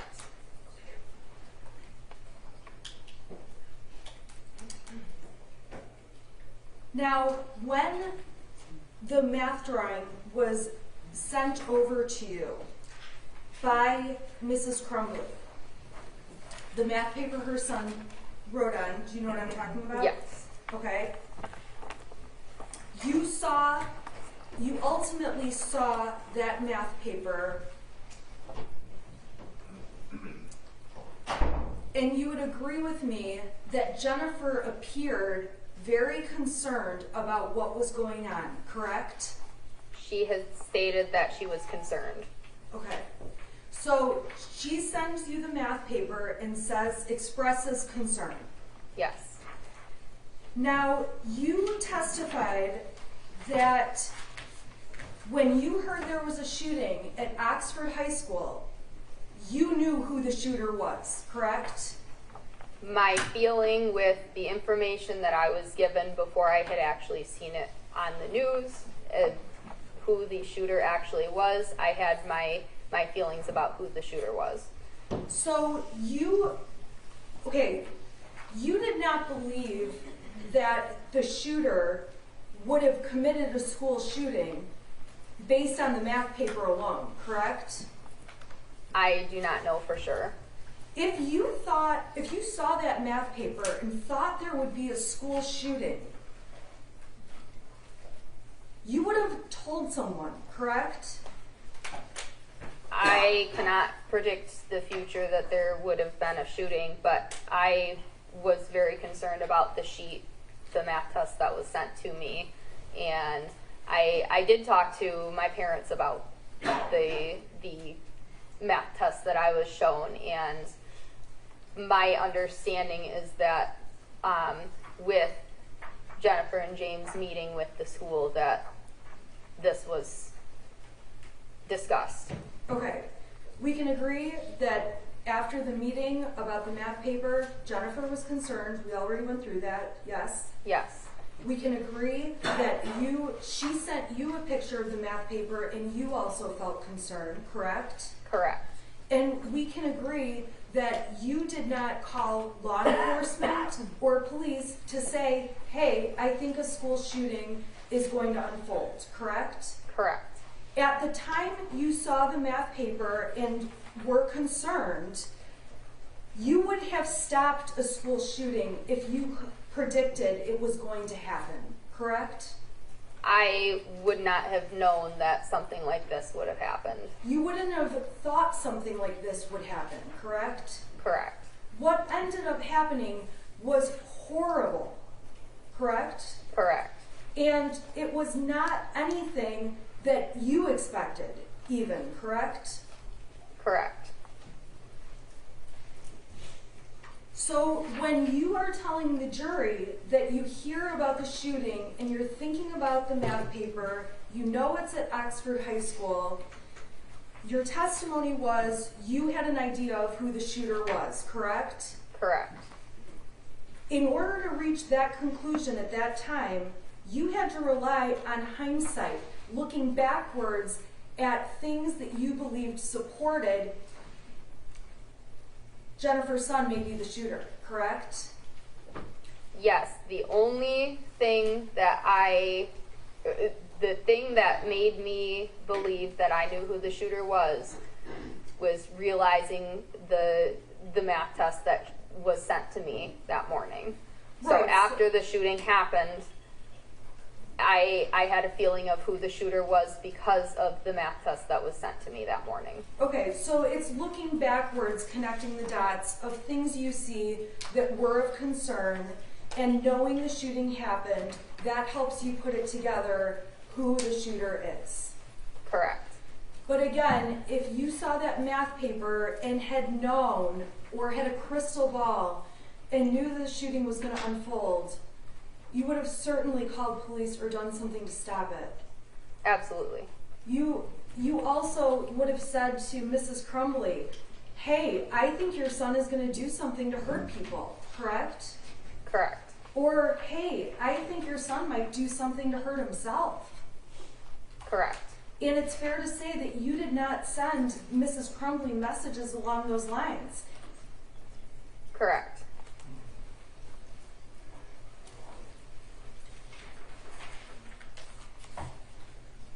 Now, you testified that you were being kind to Mrs. Crumbley. I don't believe you used the word being kind, but I characterize it as kind. When you said to her, I'm so sorry you have to deal with this, text messages along those lines that have been admitted, correct? Correct. And you are aware that Mrs. Crumbley, from the text messages, was saying she can't go home? Correct. And you were expressing concern for her in response to her saying, I can't go home? Correct. We can agree there was a strong public opinion against the Crumbleys that you were aware of. Correct. Many people were very angry with the Crumbley parents when they knew the Crumbley parents were the parents of the shooter. Correct. So one of Mrs. Crumbley's concerns that was discussed in these texts with you were for her safety and the safety of her husband. Correct. And that poured over onto you as well. As the barn owner, you needed to be concerned about your affiliation with the Crumbleys. Correct. And you needed to be concerned to make sure that you were not specifically harmed by anyone for being affiliated with them, correct? I wanted to make sure that myself, my family, and my barn family were also safe. Well, that was going to be my next question. You were concerned about yourself, and I'm sorry, you said your family? My close family, and then also what we call a barn family, or people that are boarded at my facility. Thank you. And that's why you made indications to Mrs. Crumbley about not coming to the barn or only coming with a police escort, because you were watching out for what you needed to protect, which is yourself, the people you care about, and your boarders. Correct. When you write to Mrs. Crumbley in the texts that were admitted, please stay safe, you genuinely wanted Mrs. Crumbley to stay safe. Correct. And Mrs. Crumbley was explaining that she can't go home. Those texts speak for themselves. Correct.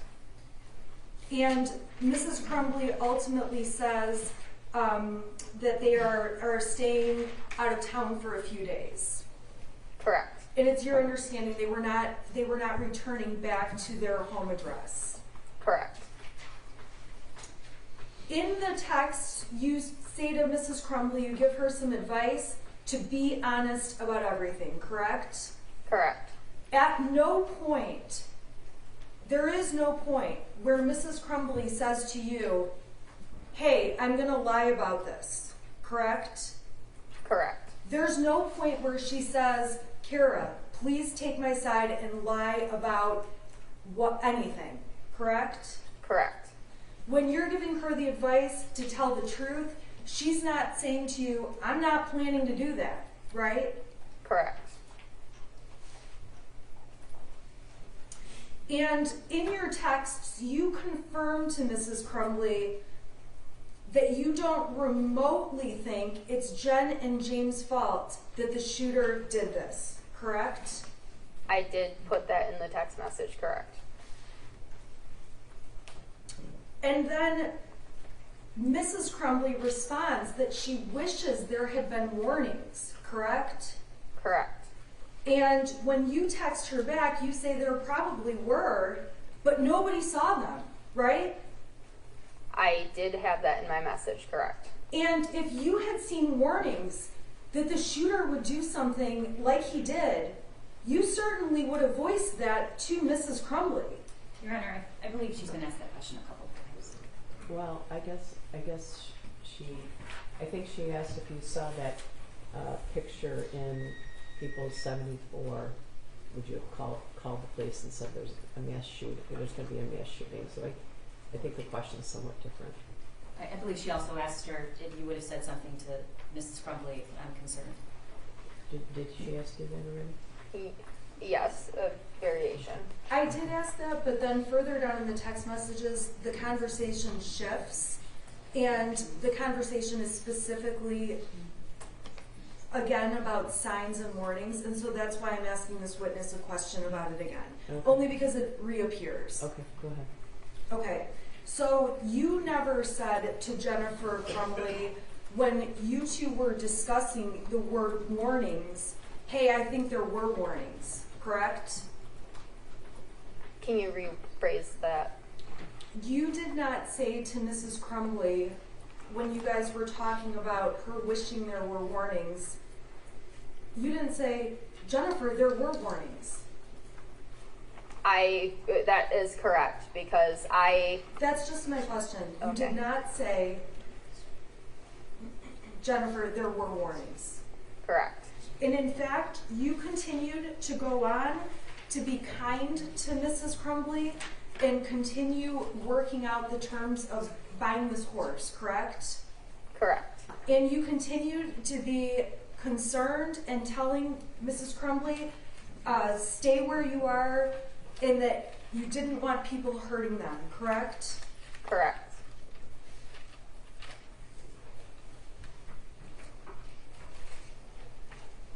When Mrs. Crumbley was commenting to you about a lawyer costing $200,000,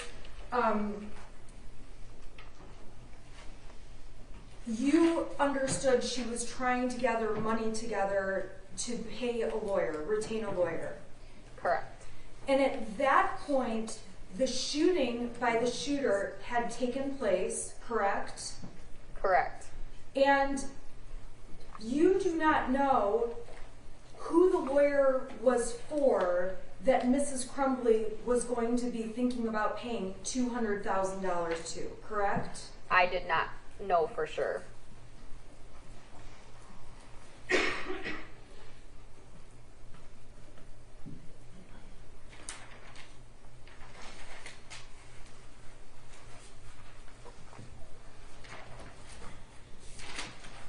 May I have one moment, Your Honor? Sure.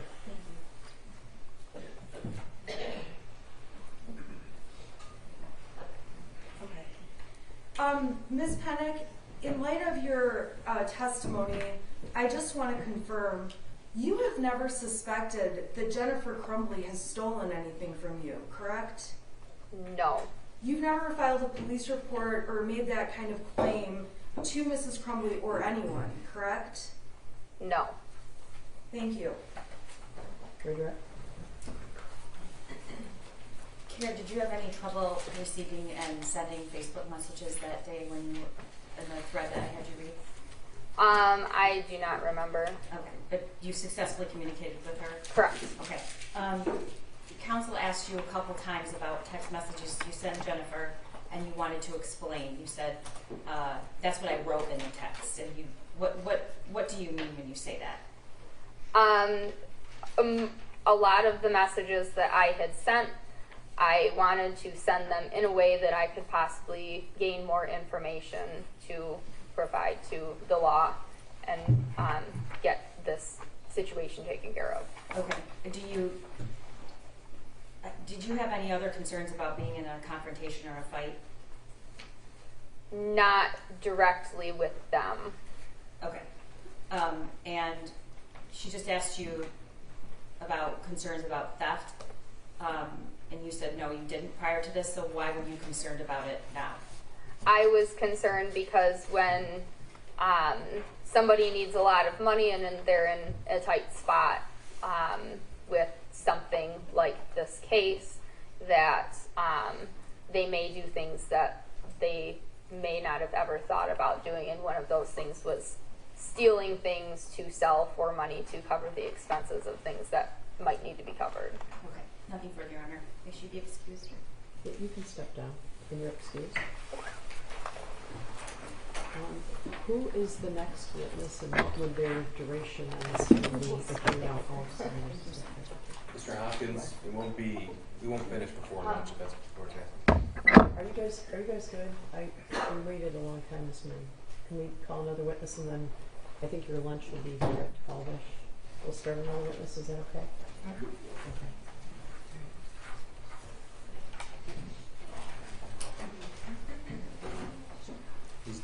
They're bringing him from down. Okay.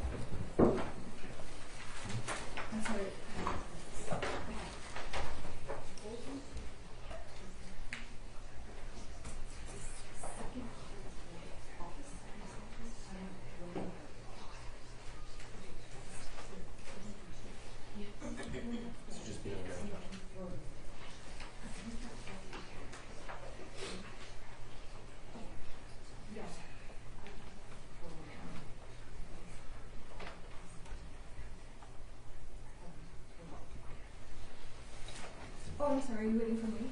No, Oh, not at all. We're waiting Oh, sorry, for okay. Mr. Hopkins is being escorted here, so, Okay. yeah.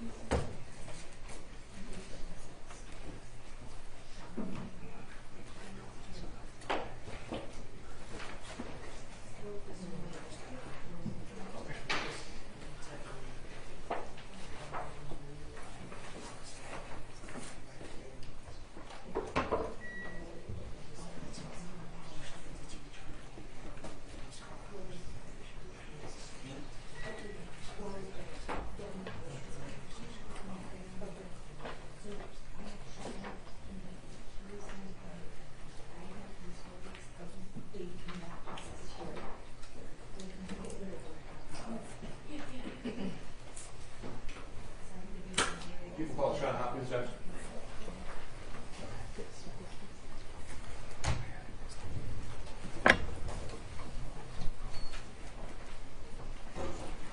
Mr. Hopkins, could you raise your right hand? Do you swear or affirm the testimony about to give the truth to help you God? I do. Okay, please be seated. And then would you state your name for the record and spell your first and last name? Sean Hopkins, S-H-A-W-N, last name H-O-P-K-I-N-S. May I, Judge? Sure, go ahead. Thank you. Sir, did you work with the Oxford High School in November of 2021? I did. Okay. And what did you do there? I was a counselor at the high school. Do you still work at Oxford School District? I am currently on leave through the end of the school year. Okay. So you said you were a counselor. What exactly does that mean? As a counselor, I oversaw my caseload of students. I had approximately 400 students while at Oxford High School. I helped them with post-secondary planning, scheduling. I helped them also with social emotional issues and really kind of working with them holistically throughout their time at school. Okay, so you said you had about 400 students in your caseload, is that right? That is correct. Okay, so how many students, if you know, attended Oxford High School in November of 2021? I believe it was around either 1750, 1800. Okay, so how many counselors were there? There were 4 counselors with main caseloads, and then we had a counselor who had early college students. Okay, so the 4, you call them main counselors, would they have a similar type of caseload? Yep, we were divided out alphabetically, so we each took about an equal amount of students. Okay. So you described a few different duties. Did you have any primary responsibilities as a counselor, or did you sort of have a lot of different responsibilities? I would call it a lot of different responsibilities that were all primary. I don't know that there was one that we would put above the other that I described. So in your general caseload, did you have regular meetings with students, or was it as an as-needed basis? Both, actually. We did have a couple meetings per year that were scheduled, especially with seniors. We would meet with them regularly, and then we would meet once per year to go over scheduling and making sure that students were getting everything they needed for graduation, and then on an as-needed basis for any students. Okay. So tell me about your background, please. Well, I graduated from college in 2009, actually started as a youth pastor, worked in that role for from 2009 to 2018. I actually crossed over some with my time in the schools. I graduated with a master's in counseling from Oakland University in 2015, served the 2014-2015 school year as an intern at Oxford High School, and then was hired on full-time after that. Okay, is that where you had been employed up until, from that point up until the time you went on leave? No, I was at Oxford Bridges High School for the 2022-23 school year. Okay, what is that? That's the alternative high school within the Oxford Schools District for students who are credit deficient and at risk for graduation because of their credits. Okay, thank you. So, did any of your responsibilities as a counselor at the high school involve disciplining students? They did not. Okay, so who would handle that? That would have been the dean or our principals. Okay. So, November of 2021, Oxford High School, at that point, were students still masked? They were. Okay. Was it in-person learning, or was it hybrid, or was it remote? It was primarily in person. We did have times when we were unable to stay in person due to amount of students out with COVID tracing. Okay, so it was in person whenever possible. Would that be Yes. correct? Okay. Now, what sort of issues would arise with the students in your caseload in the fall of 2021? It was a difficult time. Looking back on it, it was a time when, it was a lot unknown for students, especially if they would be quarantined at times. You were working with them, making sure they were able to stay caught up. We actually had teachers filming their class as they were teaching their class oftentimes to make sure that they were able to keep students engaged even when they were out. So it was difficult from a scholastic standpoint, which in a lot of ways led to it becoming difficult from an emotional standpoint for students, where it just became, the unknown can be difficult sometimes. What sort of mental health struggles would you see during that time? We saw a lot of depression, anxiety, students struggling, and we saw suicide ideation and unfortunately suicide attempts during that time. Tell us, please, what exactly does suicide ideation mean? It's a difficult one to define for a lot of people, but really what suicide ideation is are themes or things which may be related to suicide. So we could see sadness, which in itself isn't suicidal, or we could see depression, which in itself isn't suicidal. But when we see these themes together, sometimes they can be linked with suicide. Okay.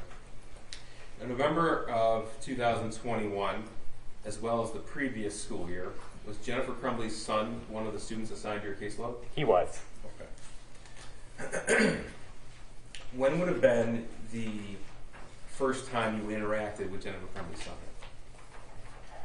To my memory, the first time would have been in the fall of the 2021 school year. Okay, so what purpose would you have interacted with him then? You would have been a freshman at the high school? Well, I do know that there have been things I interacted with him as a freshman, but I don't have memory of those. We would have done scheduling, we would have done just normal routine things, but I don't have a memory of that. So when you say scheduling, you mean scheduling classes? Yeah, Okay, so that was one of your responsibilities as well? it was. Okay. Now, first of all, is Jennifer Crumbley in the courtroom today? Yes, she is. Can you point here and describe something she's wearing today, please? She is to my right, wearing a black jacket. Your Honor, would the record reflect identification? The record will reflect the in-court identification of the defendant, Jennifer Crumbley. So in the defendant's son's freshman year, that's the fall of 2020 into early parts of 21, do you have any recollection of interacting with him? I don't. Okay. Now, did you interact with him in the, if I showed you an email, would it refresh your recollection if you met with him in the spring of 2021? I have seen this email. I don't have memory of the meeting, but it's been documented. Okay. This is exhibit, I don't believe we have an objection to exhibits 155 through 160. I'm sorry, let me just double check here. That's correct, 155 through 160, right? You don't have an objection to any of those? No. Okay, 155 through 160 are admitted. Mr. Hopkins, I'm going to direct you to the screen right in front of you. This is exhibit 155. Portion is obviously redacted. This is a copy of an email. Is that correct? It is. Okay. It's sent from a staff member of Oxford High School? Mm-hmm. Did Yes. you say yes or no? Yes. Okay. And can you tell us, please, it was addressed to you May 13, 2021, 1:46 p.m.? That is correct. Okay. What does the email say? It says, "Hi, when you get a chance, can you call redacted down and see how he's doing? He is failing my class and tries to sleep all the time in class." Okay. So this was in reference to the defendant's son? That is correct. This is a portion of the same email thread, also May 13, 2021. This is 2:07 p.m. And what was your response? It says, "I'll catch him before the end of the day." Okay. And then did that staff member respond to you? Yes. And what was that? Thanks. Just a little worried. Okay. Now, do you recall having a conversation with the defendant's son in May of 2021? I do not recall this meeting. Okay. I'm going to show you what's been admitted as People's 156. Mm-hmm. This is, remember, Yes, yes or no? yes. Okay. September the 8th, 2021, 8:23 a.m. This is an email from a different teacher to you. Is that right? That is correct. Okay. And could you read us, please, what the email says? "Hi, Sean. Could you please touch base with student? In his autobiography poem, he said he feels terrible and that his family is a mistake. Unusual responses for sure." Okay. Did you respond to that email? I believe I did. Okay, so this is your response, September the 8th, 2021, 9:15 a.m. What is your response? "Thanks for the heads up. I'm in senior meetings throughout the day, but we'll try and catch up with him." Now, do you recall that interaction with the defendant's son? In this case, I did not have a direct interaction with the defendant's son. I talked with the teacher. Okay, and tell us about that, please. I had a conversation with the teacher, and she explained to me a little bit more context of what had gone on. She explained that he was Your joking. Honor, I would object to the hearsay. It's not offered for the truth of the matter, sir. The judge just offer what he did next and why. Okay, so what did you do next? So I had a conversation with the teacher who gave me greater context of what was going on within this. And she stated that he was actually... Your Honor, I would object I don't think it was clear to him. I'm sorry. Oh, that's all right. based on your conversation with the teacher, what did you do next? Did you? I did not have a email? meeting. I did not have a meeting with the student Okay. at this time. And did you send an email to either the defendant or her husband, or a phone call to either the defendant or her husband? I did not. Okay, that's all. Now, in Oxford High School, are grades posted so parents can follow along? They are. Okay, and what system is that? That is through a system called Power School. Okay. They are given live updates through that system. And that's every parent of every student registered in Oxford School District that can follow along with assignments and things of that nature. Yes. And our parents also provided emailed updates to Power School. I believe that they can get notifications through the Power School system. And that's sent to email? I am not sure how that if is you sent. know, that's all right. All right. Now, this was September the 8th, 2021. I'm going to show you People's Exhibit 157. Now, this is November the 10th, 2021 at 2:45 p.m. This is an email to you. Is that right? That is correct. Okay. And can you tell us what this says, please? Student is having a rough time right now. He might need to speak with you. Okay. And then your response at 4:44 p.m. on November the 10th, 2021 was what? I'm sorry, I was in a meeting through the end of the day. I'll catch up with him.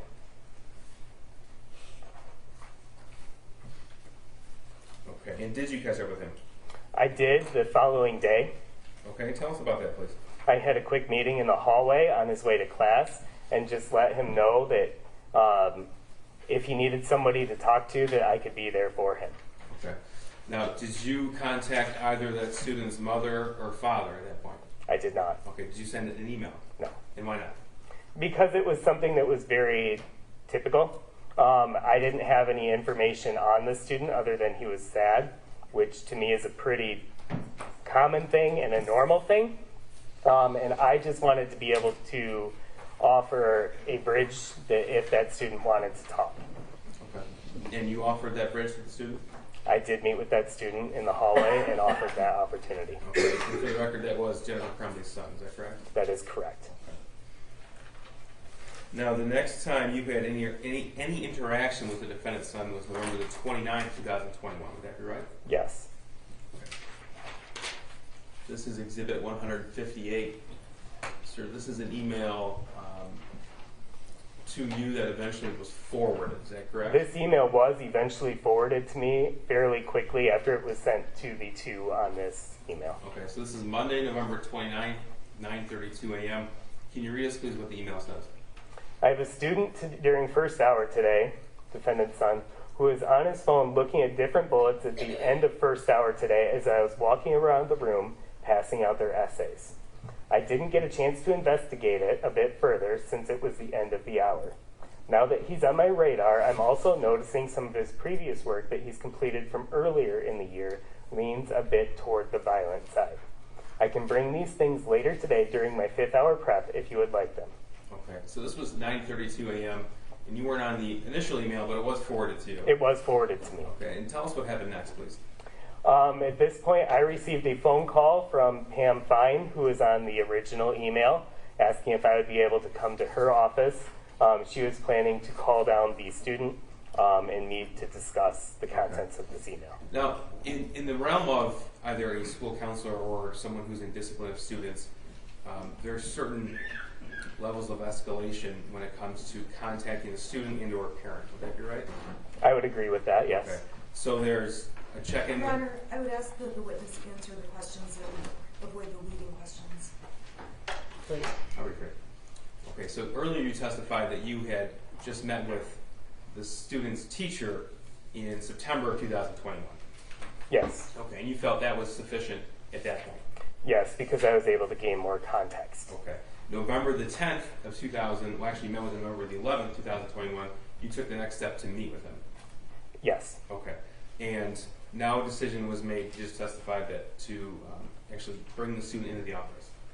That decision was made. I was not the one who made that decision. Sure. But as far as you're concerned in your role, what are the levels of escalation to contact either a parent or somebody else? It depends on the situation. If it's a discipline issue, I'd be contacting a dean or a principal. And then they would be the ones leading the meeting from there. If it's a social emotional issue, or if I feel the student is at risk of harm to themselves, I would be contacting a parent in that case. Okay. So you said it was Pam Fine who was on that initial email, and what was her role at Oxford High School? She was a restorative practices coordinator at that time.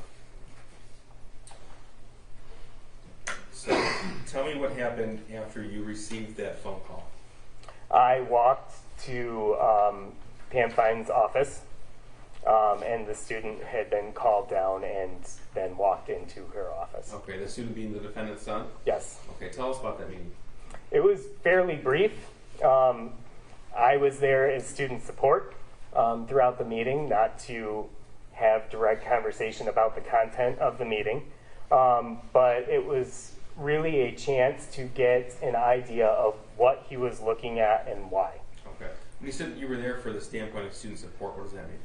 Well, when a student is facing a potential discipline issue, it's fairly common to call a counselor in, as we are not the ones issuing the discipline in that case, but we can be a person there who's in the corner for the student. So is that intentional to keep the discipline separate from the counselor? Yes. Why is that? Because the counselor is not a role of disciplinarian, the counselor is a role of student support. So your focus then would be on the mental health and well-being of the student, not if the school rule was violated. That is correct. You said the meeting was fairly short. It was less than 10 minutes. Okay.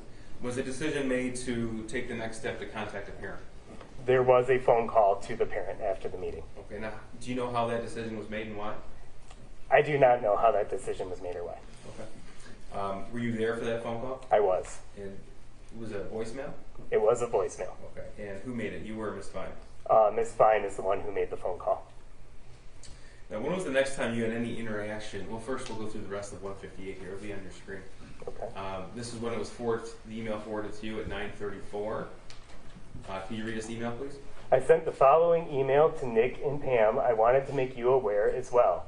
I'm not sure if you had any contact with this student. Okay, now who's Nick? Nick was a dean of students at Oxford High School at the time. Okay. And 9:36 a.m., you responded to the email. What did you write?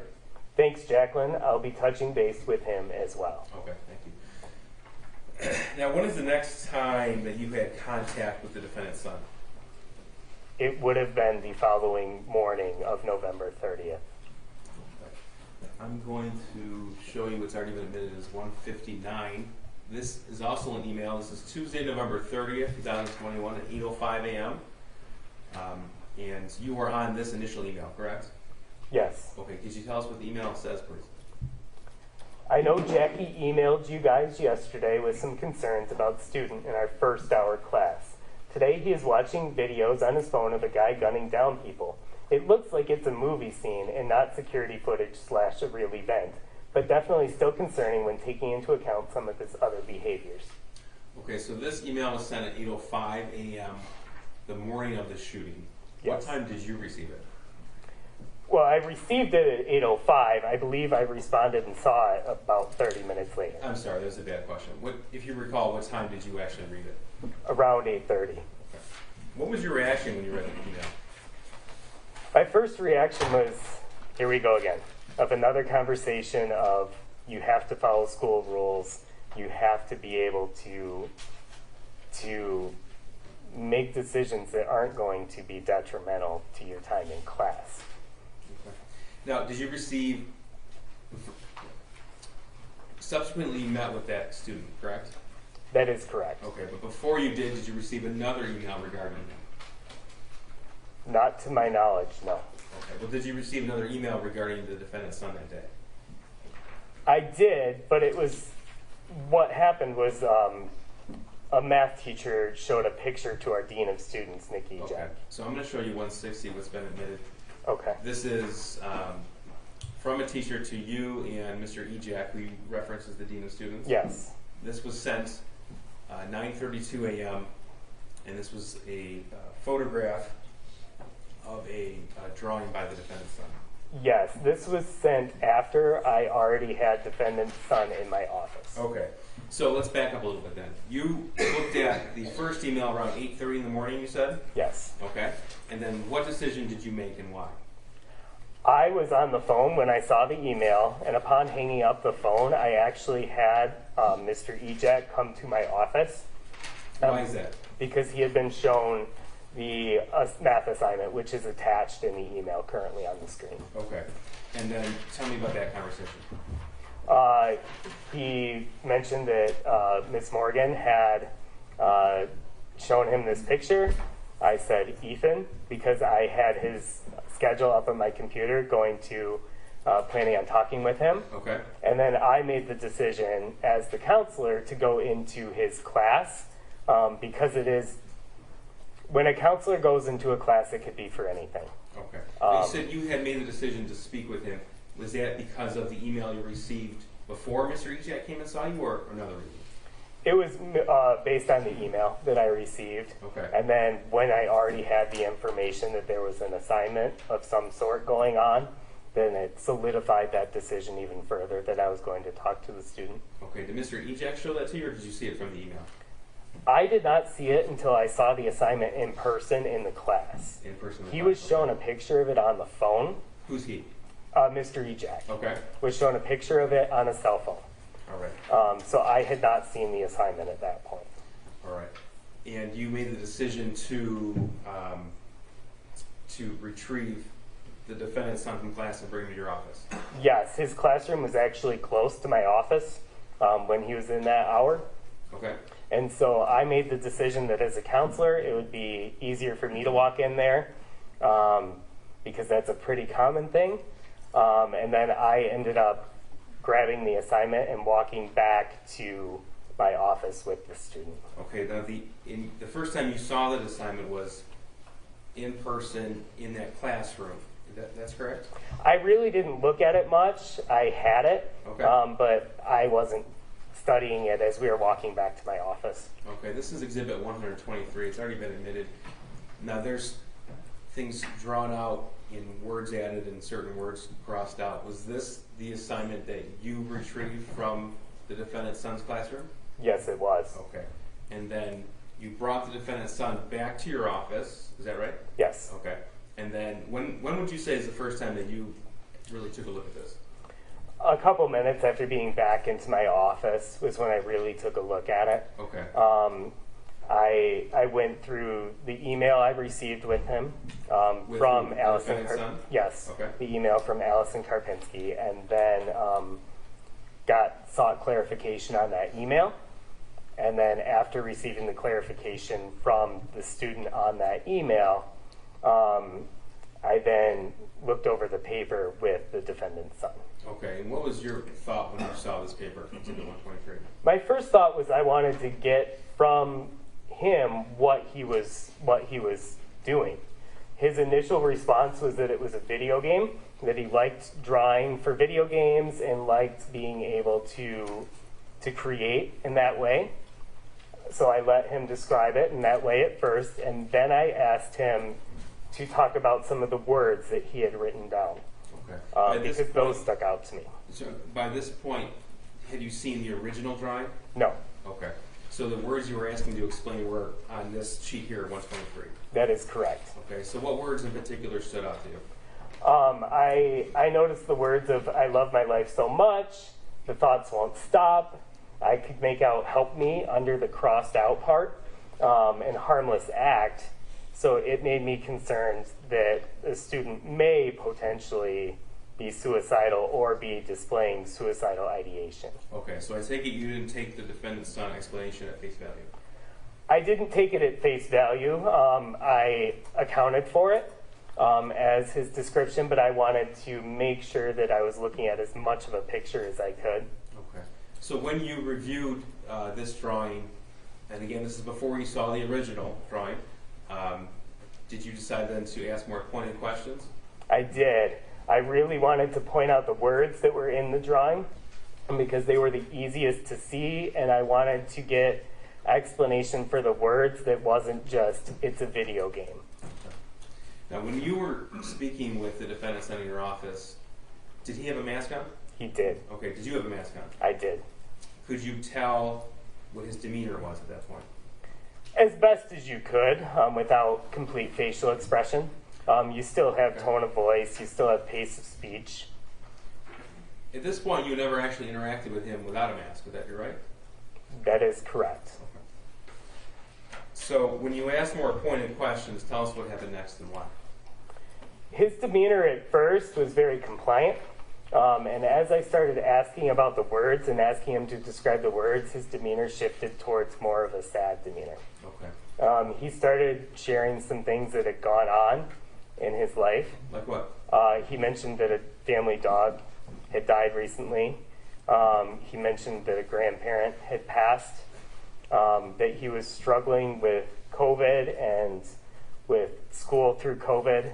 And he mentioned that he had an argument with his parents about grades the night before. Okay. Did he tell you that a friend of his had abruptly left the state? He did mention that a friend of his had left. He didn't say the state, just wasn't attending school anymore. Okay. Now, did you make a decision based upon your conversation with him to call Jennifer Crumbley? I did. Okay. Now, is that before or after you saw the original drawing? I don't remember. Okay. So during this conversation with the defendant's son, did you have the opportunity to look at the original drawing? I did receive the original drawing in an email, probably 25 to 30 minutes after retrieving him from class. So this is Exhibit 74. It's already been admitted. This is the original drawing that was shared with you? Yes. Okay. Now, what about this drawing causes you concern as well? This drawing also gave me a lot of concerns of suicide. When I looked at it and I saw one body, when I looked at it and saw words that were internalized of "the thoughts won't stop, help me," I started becoming concerned about the student's well-being and made the decision that I needed to involve parents. Okay. So we had talked about checking with the teacher, checking with the student, calling the student in to the office, and a phone call to the parent. Now, you decided to not just call the parent, but also call them in? I did. Okay. Now, in the range of options with a counselor dealing with a parent, this is be the highest option. Would that be right? This would definitely be up there, yes. Okay. So when was that decision made? How long, let me ask you this, how long were you with the defendant's son before you made that decision to call his mother? To the best of my memory, at least 20 minutes. Okay, so in that 20-minute time span, though, you made the decision to bring her in. I did. Okay. Tell us how that happened. I asked, I actually told the student what I was going to do. I said, here's where we're at, and here's what I have to do. And I let him know that in this case, I need to call your parents and get them involved, because I want to make sure we get you help and support. Okay. I then gave student the option to choose which parent he wanted me to call. I do that quite frequently because it gives you an insight into the student a little bit of sometimes they might say, please don't call this parent. And the student's response was it would be easier to get a hold of mom. So we called mom. Okay. Now, did you tell him that you had concerns of suicidal ideation before you called Jennifer Crumbley? I do not believe that I told him that, no. And you indicated that you had seen in the fall of 2021 other aspects of suicidal ideation in other students? Yes. Okay. And you said even some students had even attempted suicide? Sadly, yes. Okay. So you've had these sort of meetings where you call a parent in before? I have. Okay. And you said it was the defendant's son to call Jennifer Crumbley, or at least you'd have an easier time getting a hold of her? Yeah, that was the statement. So I called mom, and I Mom believe being the defendant, Jennifer Crumbley? yes, that is Okay. correct. And she was unable to answer that phone call. So I then asked, Well, how do you know that? It went to voicemail? yes, Okay. she did not answer She that didn't phone answer. call. Okay. And so I asked the student if it was okay for me to call his dad, and he said yes. I called dad, and it sounded like there was an answer, but it was also kind of like just dead air on the phone. Okay. So I hung up, and a few moments later, I received a phone call back from Jennifer Crumbley. Okay. Now, if I told you that we had phone logs admitted into evidence that showed you left a message for Jennifer Crumbley at 9:24 a.m., would that sound right to you? That sounds about right, yes. Okay. And then it appeared from those same records that she had called you back at 9:27 a.m. Does that also sound right? That sounds about right. Okay. Tell us about the conversation between you and Jennifer Crumbley at 9:27 a.m. I let her know that I had the student in my office and I had some concerns and was hoping that she would be able to come into the school. Was that on your office line? It was on my office line, yes. Did you have the telephone to your ear, or was it speakerphone? At that point, it was to my ear, and I believe that Mom asked to speak with Ethan, or the student. So I then put it on speakerphone and allowed them to talk to each other as well. Okay, tell me about that, please. Mom asked the student what was going on, and he didn't really have much, just kind of. Okay. Did you tell the defendant that you had a drawing you were going to send her, the math worksheet? I believe I did, yes, Okay. and then I sent it to her, Okay. to her cell phone. And did she comment on that drawing, the math worksheet, to you while she was on the phone with you? Not to my memory.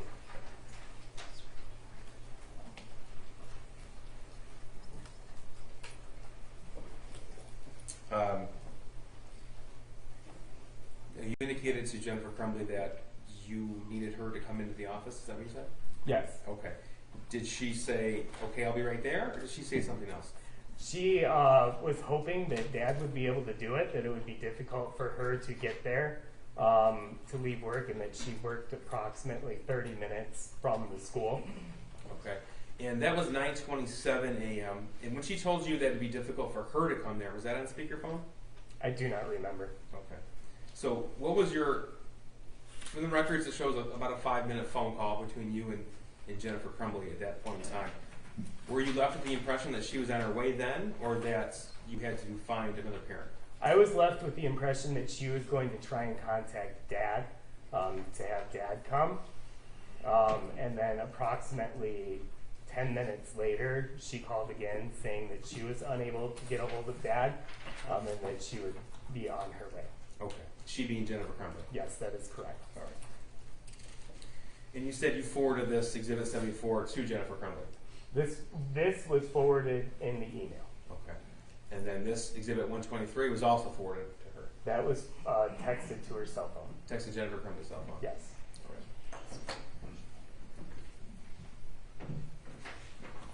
Is this a good or bad time to break? This would be fine. Yeah, their lunch is here. So, Mr. Hopkins, you can't discuss your testimony with anyone before you return. Okay? All right? And you can step down. We'll come back at 1 o'clock. Okay? Right there, yeah, their lunch. Thank you, Jeff. All rise for the jury.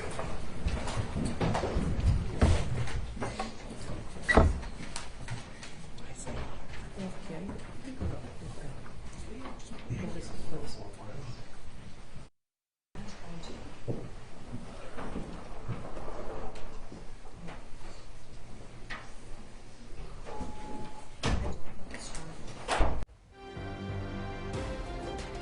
On air and streaming live, CBS News Detroit at noon starts now. Thank you for joining us for CBS News Detroit at noon. I'm Terrence Friday. And I'm Meredith Brickner. Today we're providing gavel-to-gavel coverage of Jennifer Crumbley's trial. Court is now in break and we'll head back to the courtroom once they're back in session. For now, let's bring in next weather meteorologist Karen Carter. Good afternoon to you, Karen. How's it looking out there? Let's see if we have weather. Karen, are you there? Hey there, yeah. We're seeing some cloudy conditions out there right now on our next weather tower cam. we are going to continue to see those cloudy conditions throughout the course of today as well. So we are going to expect some wet weather in our 7-day forecast too. Here's a look at our next weather radar. Right now we're seeing nice and dry conditions throughout our southeast Michigan viewing area, and in fact all through Michigan we're seeing those dry conditions too. We are going to continue to see that just through today, but still some flood alerts are in effect. We have a flood warning still in the Huron River area. This flood warning will continue at least until around Thursday, and so we are going to continue to see that too. Taking a look a little further ahead, we are going to see temperatures today warming up into the upper 30s and even low 40s as well. We are going to have cloudy conditions throughout the course of today. Could see those clouds breaking just a little bit later on this evening, but we'll see those clouds move back in throughout the end of the day. So 40 degrees will be our high for today. We will see mostly cloudy skies by late in the day, but we are going to have some rain and some snow headed our way. So coming up, we are going to talk about dry conditions today, snow tomorrow, especially in the morning. We're going to see that snow shifting to a rain-snow mix tomorrow afternoon. I'll talk about how much snow we could get, and we'll time out the snow for you as well coming up in just a bit. All right, thank you, Karen. We now want to bring in our expert legal consultants who have been with us from the very beginning. That's right. Today we have attorneys Terry Johnson and Richard Cupertino. Thank you both. We have been listening to the trial as it continues today. What are your thoughts, Terry, on what we've heard so far? Very interesting. As we predicted this morning, you know, the prosecution, I said they put on kind of an emotional witness. I think they did that with the First Lady regarding the horse and trying to show that Ms. Crumbley cared more about the horses than she did her son. I don't think it got the bang that the prosecution was looking for. That's my opinion.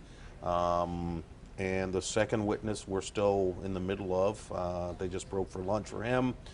He's talking about the events of what went on. But I think there's some room to show, as I've been saying, the school had some culpability in this, and I think the testimony of this counselor kind of shows they knew more than just what happened the 29th and the 30th.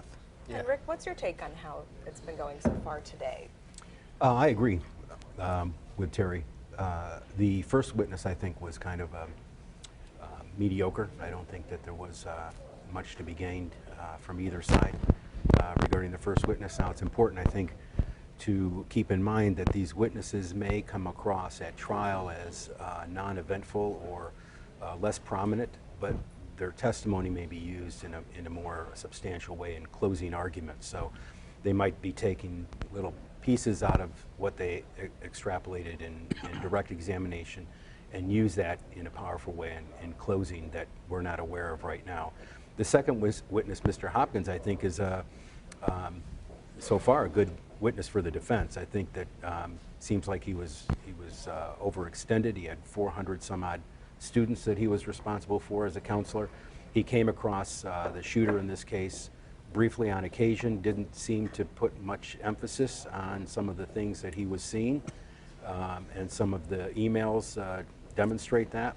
There were people at the school who were very concerned. One of them was the teacher who wrote the email on the day of the shooting that said, hey, this guy's looking at violent videos on his phone in class. He's also has a very disturbing drawing that he put together, and I want you to see that. So that teacher was aware, the math teacher, was aware that there was something very disturbing and very important that she wanted to get to her administrators for them to take a look at and take action on. But I disagree with Terry that there's culpability on the school district. I think that it shows that there is maybe liability. I know Ben Johnson, a prominent attorney in Detroit, has a case that he's brought on behalf of the parents and some of the students against the school district, and I would feel confident if I were a client that he's going to do an extraordinary job in every way. But there is immunity for the school district, statutory immunity that he's trying to get around, and if anyone can do it, I think Ben Johnson can. But I think it's an enormous stretch to impute criminal liability on anyone at the school. Yeah, with this most recent testimony, we are seeing more of the faculty and staff putting up those red flags about that behavior. Terry, why do you feel that this is a clear example that more and more of them let this situation slip through their fingers? Well, again, you've heard the old saying, it takes a village, right? In this case, a lot of people in the village failed. I want to go back to some of the testimony that we've heard from the lady who owns the farm, right? In that testimony, one of the text messages from mom said, "I wish I had seen signs." You talk about some of the other things that go on, right? You know, the night before, according to the testimony we just heard, there was an argument with the parents about grades. What does that show? Shows somebody cares, right? You talk about these horses and the fact that the prosecution is trying to say that they care more about the horses than they do the son. I'm not seeing that, because if she loved these horses so much, what's the first thing she said after the shooting? I got to sell my horses. You know, I wish the defense attorney would have went in more on that of, you know, did she love the horses? Did she care about them? I mean, imagine somebody saying, well, you know, I got to put my son up for adoption because I got to take care of my horse, right? But she wanted to sell the horses to get money to pay for her lawyer and her husband's lawyer, not to represent their son. Well, it she was said, her lawyer. no, it said a lawyer. She didn't say her lawyer. The other thing I wanted to mention. No, let's be clear on that, though. I mean, we keep making these gestures here about her. It said, I have to get a lawyer. We don't know who the lawyer was for. I have to get a lawyer. Right. I have to get a lawyer. Well, yeah. Ethan can't get it. He's a minor. Well, she didn't say, you know, we need to get a lawyer to raise money to represent our son. So she's under that kind of stress, and she doesn't say it exactly that way. So well, therefore, here's the stress she's under. I want to just point out, because you made a good point about her text message that said, "I wish we had more signs," or "I wish," words of that effect. "I wish we had signs," or something that would put us on notice. Well, I would say as a prosecutor, that's a false exculpatory statement. She did say at the time during these text messages back and forth that she believed that she was being monitored.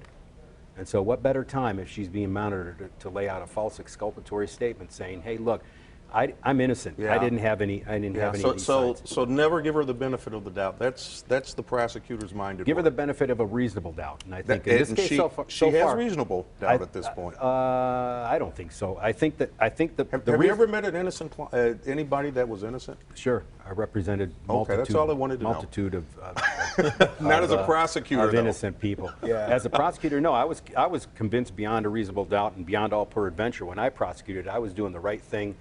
And representing the people of the United States of America when pursuing each and every case. So I was confident in my own cases that I was not and never did prosecute someone who was not guilty beyond a reasonable doubt. But as a defense attorney, I certainly saw the unjust prosecutions of people that were in fact not guilty of what they were charged with, or in fact innocent in totality. So I'm with you. I'm with you. I saw both sides, and I agree. I mean, listen. You know, if I were being charged, you know, I'd give you a call. I appreciate that. You know, but I don't see it in this case. And so far, the best witness, even though now the prosecution, I think, is fronting their problems. They're putting them out there first. They're saying, you know, we recognize we have some issues in this case, and we're not hiding them. We're presenting them to the jury. And this guy Hopkins, who is casting doubt on the knowledge that can be imputed to the defendant in this case. Yeah, a lot has happened today. We have a lot more to unpack, gentlemen. We'll continue this conversation in just a few, but right now we do want to get to our Lauren Winfrey, who is live outside of the Oakland County Courthouse. She's been there throughout the morning as this proceeding continues. Yeah, Lauren, we've been watching the trial all morning. What are things like from your perspective there? Well, for much of the morning, the prosecution focused on Jennifer Crumbley's horses, really trying to paint this picture of what she prioritized as a parent. They talked about how much she spent on purchasing the horses and how much she invested in their health care and hygiene. Let's take you to some video of inside that courtroom. Kira Pinnock, the owner of the horse farm where the Crumbleys boarded their 2 horses, she took the stand this morning. But before she did, Jennifer Crumbley agreed to have Facebook messages admitted without redaction, some of which were between the farm owner and Jennifer, days leading up to the shooting and correspondence the day of the shooting as well. Jennifer even sending the farm owner a picture of her son's violent drawing on his math worksheet. In that exchange of messages, it also becomes increasingly clear that Jennifer was aware of some of the issues her son was dealing with. The farm owner even stating despite the amount of time the Crumbleys spent at the farm, they never brought their son with them. And even after she suggested bringing him and how it might help impact him positively, she also said Jennifer mentioned her son only once in a while. She even referred to him as weird and an oopsie baby. She was having problems with him, or he wasn't acting normal. She had called him weird before. She wanted him to do normal kid things. Okay. But I never remember her saying anything about really bringing him out to the barn much or really doing much. I mean, they would go on vacations. I did hear about some vacations that they had gone on, but really there was not much talk about her son. There was nothing truly positive when she was talking about him. There were quite a few times that she had voiced that he was an oopsie baby. Yeah, and during cross-examination, the defense really trying to poke holes in Pinnock's statement, saying if she saw the drawing and she was truly concerned, why didn't she reach out to law enforcement and possibly stop this shooting? And right before they recessed for lunch, a school counselor, he took the stand. He referenced the drawing as well, his concerns about it, and the moment he decided to get the parents involved. He should be having more testimony after the break, and we'll bring that coverage straight to you. But for now, reporting live in Pontiac, Lauren Winfrey, CBS News Detroit. All right, thank you, Lauren, for those updates. We do have to take a quick break. However, when we return, we will take you inside the courtroom for day 3 of the Jennifer Crumbley trial. Watch CBS News Detroit. With breaking Southeast Michigan news. And next weather updates. Whenever you need us. Free. Open the free Pluto app, scroll to local news, and choose CBS News Detroit. Then just add us to your favorites.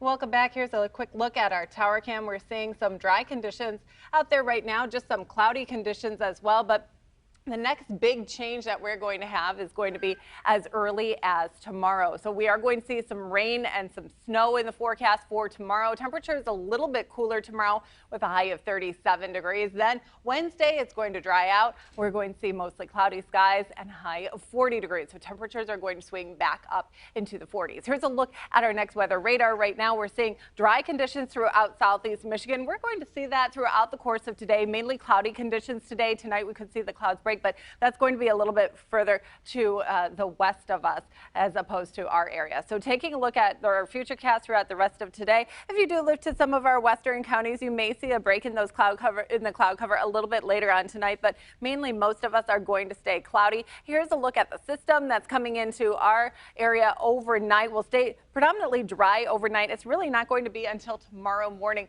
that we're going to start to see that snow moving in. I think it could even be a little bit earlier than 7 a.m. that we're going to see that, but this is going to cause for a little bit of a mess on those roads tomorrow morning as you head into work or to take your kids to school. So be careful of that and make sure you give yourself a little extra time tomorrow. The heaviest snowfall is going to be throughout those morning hours. We're going to see that snow move through. Even a small possibility of a little bit of freezing rain, especially to some of our southern counties. Now we're going to see that snow move through mainly throughout the morning hours into the afternoon. I think we could see a little bit of rain mixed in with that snow just because temperatures are going to pick up as well throughout the course of tomorrow. Then we're going to see that snow moving out. We'll see a little bit drier conditions throughout the overnight, and through Wednesday we'll see cloudy conditions Wednesday and even into Thursday too. So here's a look at how much snowfall we'll get. Most of us seeing about 1 to 2 inches of snowfall, probably less than an inch in Monroe and in Lenawee counties, a little bit more towards the top of the thumb. Taking a look at precip chances though, we are going to stay dry throughout the rest of the week. We are only going to see that chance of precipitation for our day tomorrow. So here's a look at my Motor City meter. I'm going to give today a 4. It's going to be dry and mild throughout the course of today. We'll expect 40 degrees for our high. Then tonight, 30 degrees. We'll start to see that snow move in very late overnight, more likely into early tomorrow morning. So we'll see that snow into tomorrow morning, and then we're going to see those temperatures warming up through the 40s for our Wednesday and Thursday, and then we're going to see temperatures in the 30s throughout the end of the week and even into the weekend with a little bit of sunshine as well. We'll be right back.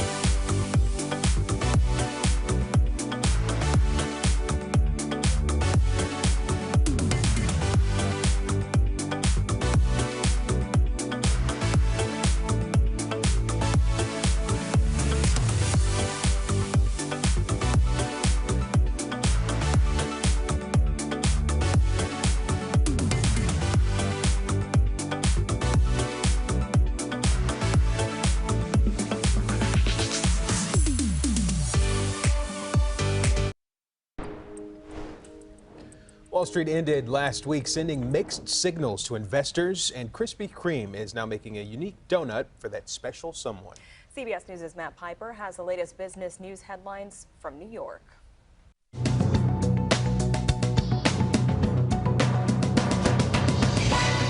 The first Boeing 737 MAX 9 airplanes with passengers have taken flight weeks after the FAA grounded the models. An Alaska Airlines flight took off Friday afternoon from Seattle and landed in San Diego. United Airlines says its first Boeing 737 MAX 9 jet since the grounding took off Saturday morning, with passengers traveling from Newark, New Jersey to Las Vegas. The jets were grounded nationwide after a door panel blew out of an Alaska Airlines flight minutes after takeoff earlier this month. The Super Bowl matchup is now set between the defending champs, the Kansas City Chiefs, and the San Francisco 49ers. But those hoping to see the big game in person at Allegiant Stadium in Las Vegas should prepare to shell out some serious dough. Tickets on StubHub last night ranged from $7,000 to $34,000 a seat, while tickets on Ticketmaster were advertised for as much as $55,000. For those who cannot get there, the Super Bowl will air live on CBS February 11th.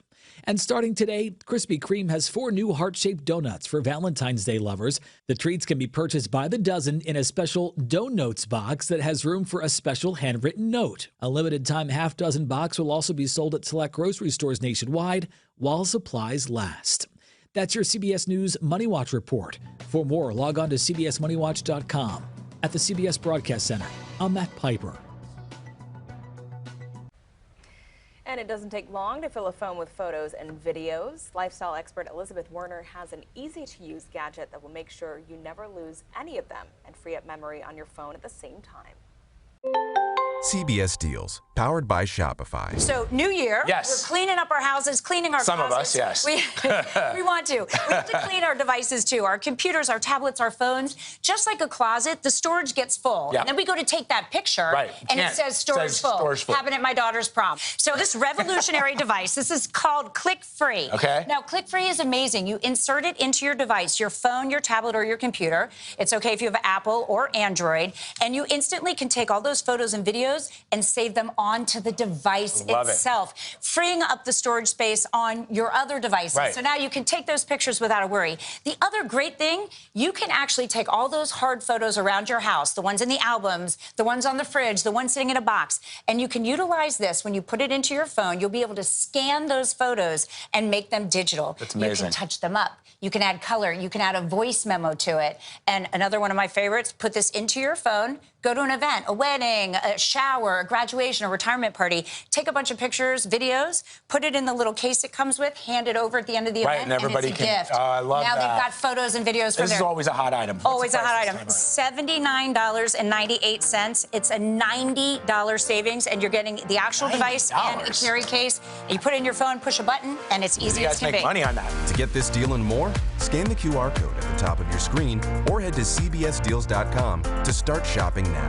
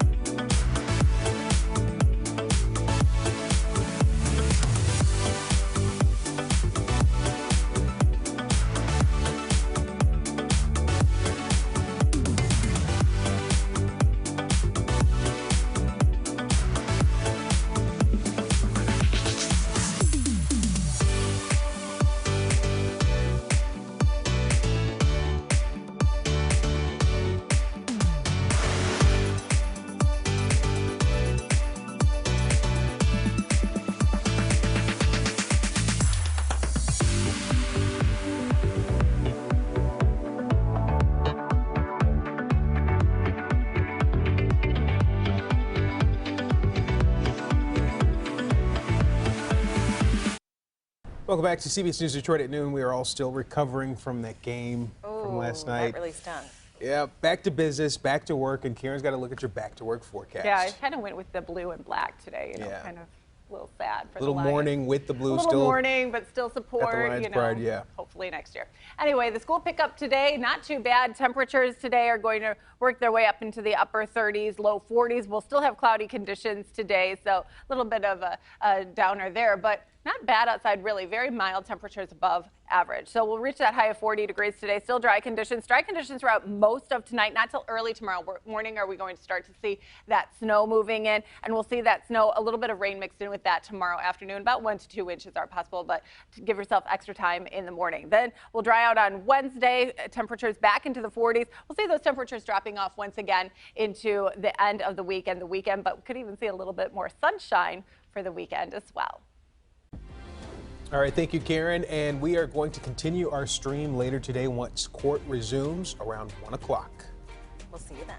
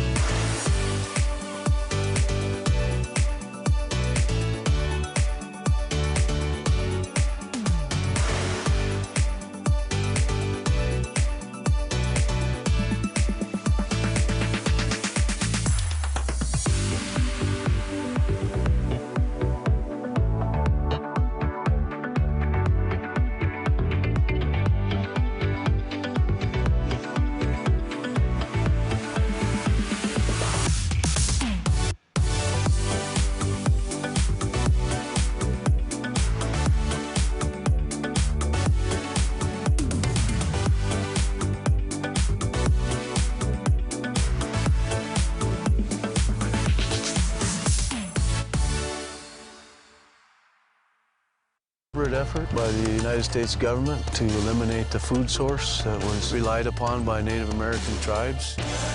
American bison were slaughtered and Native Americans displaced. And that's how tribes were subjugated to reservations and our lands were taken. But now, through conservation efforts at Yellowstone, Buffalo provided everything that we needed. Now they need help. a herd grows We need to step up and help them. and a culture is reborn. When the buffalo return and come back, that's when our tribe will begin to heal. Yellowstone Bison Revival, now streaming on the free CBS News app. Welcome back to CBS News. I'm Lilia Luciano. And I'm Tony Nicopol. Here's a quick recap of some of the top stories we're following.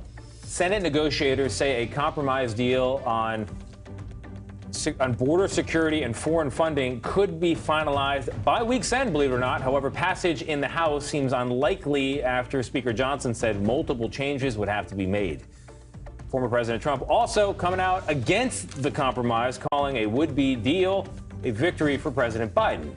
Israel says talks for a possible ceasefire with Hamas will continue this week, despite significant gaps remaining between the two sides. The U.S., Qatar, and Egypt are all mediating the negotiations. In the meantime, Israel issued a new evacuation order to residents in the western part of Gaza City, urging them to head south. And the White House says the U.S. shall respond to the drone attack that killed 3 U.S. service members and wounded more than 24 others in Jordan Sunday. Large drones struck the sleeping quarters of a logistical support base in Jordan near the Syrian border.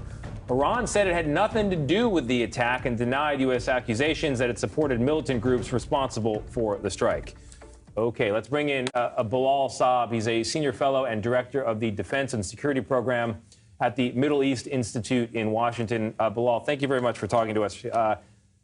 First, the denial from Iran is surprising to me because all you hear from the White House is that basically everybody in the Middle East, other than Israel, seems to work for Iran. Iran-backed militias seem to be in every country in multiple areas. Is it possible that Iran is not somehow involved in this? Is there any value in their statement? And what do we know about these groups? Is there anybody in the Middle East that doesn't seem to be backed, trained, supported by Iran? Good question. It's good to be with you. Look, it's about time we go beyond these questions of is Iran involved? Was Iran behind the October 7 attack? I mean, when you provide over a long period of time material assistance consisting of weapons, training, lately targeting to the Houthis to strike all these ships at sea, and funding every now and then, you are involved, whether the Iranians are denying it or not. And this network that Iran has built over many years, I would say successfully, we don't talk about it academically anymore. We don't talk about it in theory. It is actually being put to use to further strategic Iranian designs. And so, of course, the Iranians are implicated. It doesn't matter what the details are. You don't provide that kind of assistance and then hoping that that assistance is not used. That's precisely why they're using them, to advance their interests and at the same time to drive the Americans out of the Middle East. That is their strategy. Well, and clearly not everyone, certainly some of these rebel groups. But how does the U.S. balance a significant response to the attack with preventing a wider conflict in the region, which is what pretty much everybody in the world fears at this point? Also a very good question. Listen, if your policy is driven by a fear of escalation or excessive caution, then all you're doing is exacerbating your own problems and actually giving the opponent an opportunity to capitalize on this fear. Last time I checked, the Iranians should also fear escalation, given the balance of power that dramatically tilts in the favor of the United States, of course. I'm not saying we should go about pursuing reckless policies, but at the same time, especially when it comes to issues of self-defense, to protecting core interests of the Middle East for decades, which is freedom of commerce and navigation, right? And now protecting the lives of our own troops. This is where you have to dramatically adjust your entire policy in the Middle East and start really asking the most basic questions beyond tactical issues, beyond targeting who do we schwack and who do we kill and who do we go after. The basic questions of how much do we care about the Middle East, what core interests are we still trying to protect, and then go through the typical elements of a strategy, which is ways, ends, ways, and means. Nobody's asking those questions. Nobody's asking really what are the strategic parts of this conversation that we should be having about the Middle East. All we're talking about is tactics, and that's clearly a very limited approach. Yeah, very good points. Bilal Saab, Bilal, thank you very much. Thank you. Convicted killer Alec Murdaugh back in the courtroom today in hopes of receiving a new murder trial. His attorneys are accusing a court clerk of tampering with the jury that convicted him last year of murdering his wife and son. They say court clerk Becky Hill inappropriately discussed the case with jurors and pressured them to conclude deliberations quickly. She has denied all those accusations. CBS News national correspondent Nikki Batiste joins us now from outside the courthouse in Columbia, South Carolina. Nikki, what's Murdaugh's team's strategy for proving that Becky Hill tampered with the jury and, more importantly, that it tampered with their decision, that it impacted the decision? Well, we've already heard testimony from all jurors. It comes down to one juror. Of the 12, 2 jurors said they heard court clerk Becky Hill comment about Alex Murdaugh, specifically in the days that he took the stand, saying, watch his body language, watch his actions. But it all comes down to Juror Z. On the stand today, she said, I heard Becky Hill say these things. The judge asked, did it influence your decision, your verdict? She said yes. She also said she stands by that verdict. Judge Toll then went on to have a back and forth with the defense, who said, look, she just said she was influenced by this court clerk. Judge Toll pulled out the affidavit from that juror, which was from August 14th of last year. In that affidavit, that juror said she was influenced by other jurors during deliberations. And Judge Toll was trying to make the point that that's what's supposed to happen. Yeah. She's referring to that affidavit. It seems very clear that this judge really wants this hearing to end. Seems like she's not very inclined to give Alex Murdaugh a new trial. The defense is arguing he deserves one. What this comes down to, and I was just speaking with our very own CBS News legal analyst, Ricky Kleeman. I said, what does this all mean? What this comes down to, Ricky said, is how this one judge interprets the law. Nikki, I'm struck by something you said this morning on CBS Mornings about how even if he were somehow to get a new trial, he'd still spend 20 years in prison for other charges. But let's stick with this hearing you're talking about here. How unusual is it, big picture, for the hearing even to be happening? It's really rare. This doesn't happen very often, where you hear about jury tampering so long after the trial, which the judge pointed out today. These allegations didn't come up until about 6 months later. This is really unique, but as is always the case in this Murdaugh saga, really no surprise. There was another dramatic moment in the courtroom today when, after a few jurors testified, it was discovered that the other jurors waiting in the jury room had their cell phones on. One was allegedly watching the testimony on a live stream. So once again, a lot of drama in the courtroom, a lot of fireworks between Judge Toll, who I should note came out of retirement, was asked to do this specific hearing. She's very respected in South Carolina. Fireworks between her and Murdaugh's lead lawyer, Dick Harpootlian. At one point, she said to Harpootlian, you can't have your cake and eat it too. Nikki, you've been covering this for such a long time. Do you see this? I mean, can we handle another trial of this man in this case? Well, I think if you ask folks around here, the trial cost a lot of money. Yeah. And I think that's on the minds here. But, you know, like you mentioned, Tony, Alec Murdaugh already faces at least 20 years in prison for financial crimes, state financial crimes. He has pleaded guilty to federal financial crimes. He has not been sentenced for those yet. So it's highly unlikely Alex Murdaugh, regardless of whether or not he gets another trial and should ever be acquitted, would ever walk out of prison. But at the end of the day, he has a right, and his defense team is here to fight for him. That's right. Nikki Batiste, thank you so much for your reporting. Opening statements are happening today in the trial of 2 men accused of killing the DJ for the hip-hop group Run DMC. That'd be Jam Master Jay. Ronald Washington and Carl Jordan Jr. are accused of fatally shooting the music legend in his recording studio in Queens. This was back in 2002. His given name is Jason Mizell. Prosecutors say the suspects came up with a plan to murder him after he cut them out of a cocaine trafficking deal. Both men have pleaded not guilty. 2 climate activists hurled soup from a can towards the Mona Lisa painting. You might have seen the videos. That was yesterday at the Louvre Museum in Paris. It must have brought a can opener in with them. The protesters then began shouting slogans advocating for do we want to even say it? The Mona Lisa has been protected by armored glass since 2005, so no damage has been reported. Security at the museum rushed to arrest the pair following the incident. And regional banks have come a long way since avoiding a crisis last year. But they still face an uphill battle towards stability. We're going to examine the steps they're taking to address their financial uncertainty. What lies ahead? What lies ahead for you is more streaming of CBS News.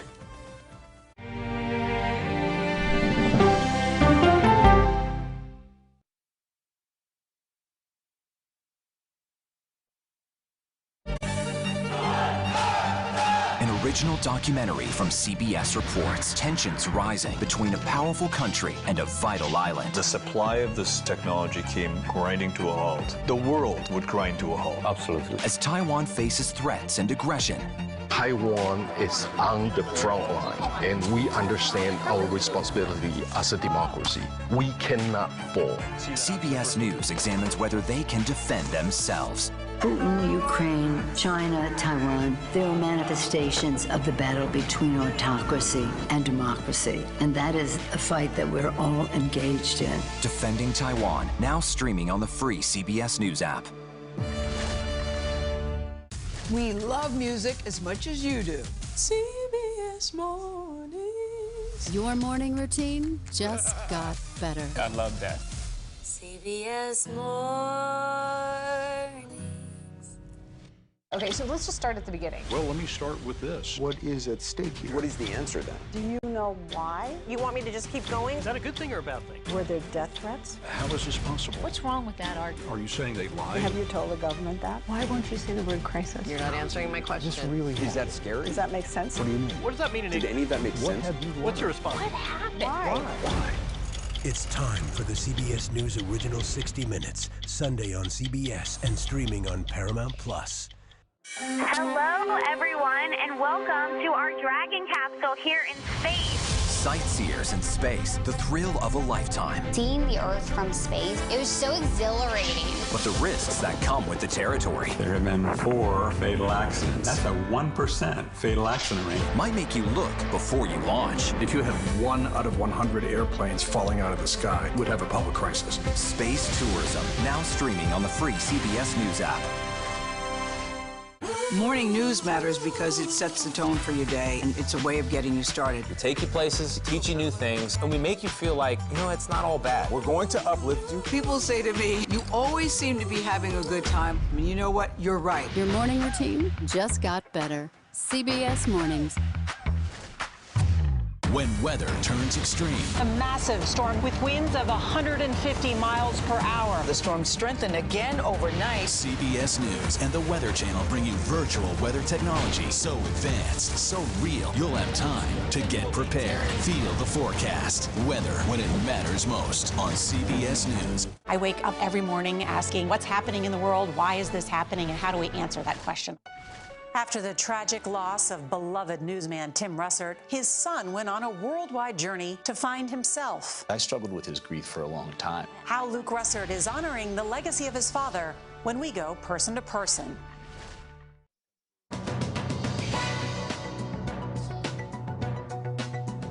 Regional banks and lenders are facing financial problems despite a crisis averted last year. Many saw steep drops in their fourth quarter profit from the previous year, and it includes larger regional lenders like KeyCorp, which was down roughly 90%. Also, Citizens Financial Group, which was down 70%. Those are big percentages. For more, let's bring in Wall Street Journal reporter Gina Heeb. Gina, thank you very much for talking to us today. So these smallest banks are facing challenges. What are those challenges?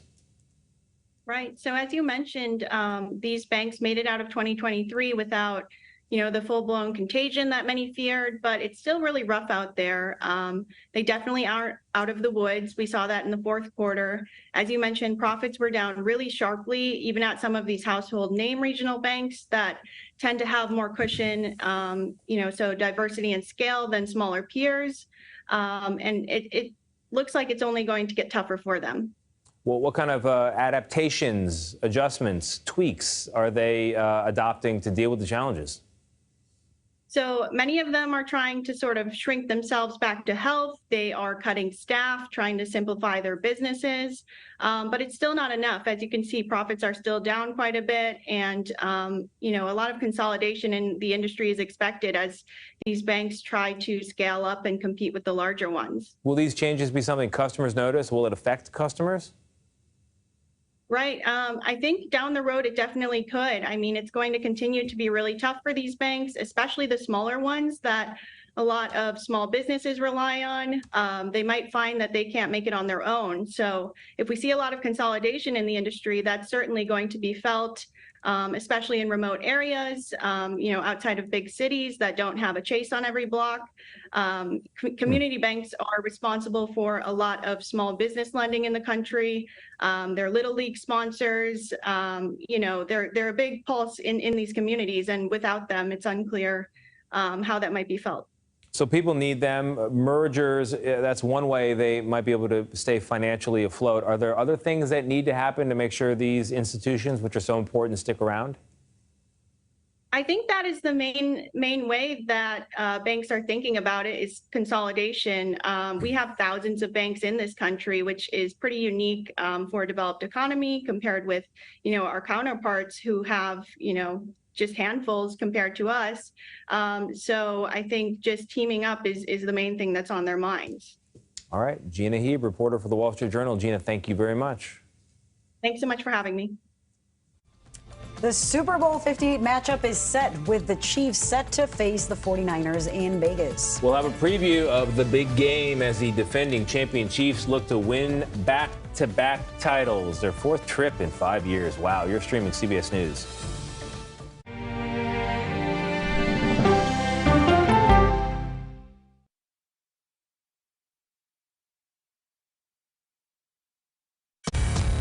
About to see American weapons in the hands of Mexican cartels. A gun pipeline to Mexico. We are arming the cartels. 100%, no doubt about it. Happening right under our noses. Who's doing something about this? Nobody. A CBS Reports exclusive. Most Americans have no idea that we are effectively arming the enemy next door. This is the story the American people need to know. Arming cartels. Now streaming on the free CBS News app. People from every corner of America facing challenges. Everyone is just looking for some type of connection. Just raise your hand and say, hey, I'd like to help. Coming together to find solutions. We are going to do something about it. Their stories are our stories. Welcome to Eye on America. Stream now on the free CBS News app.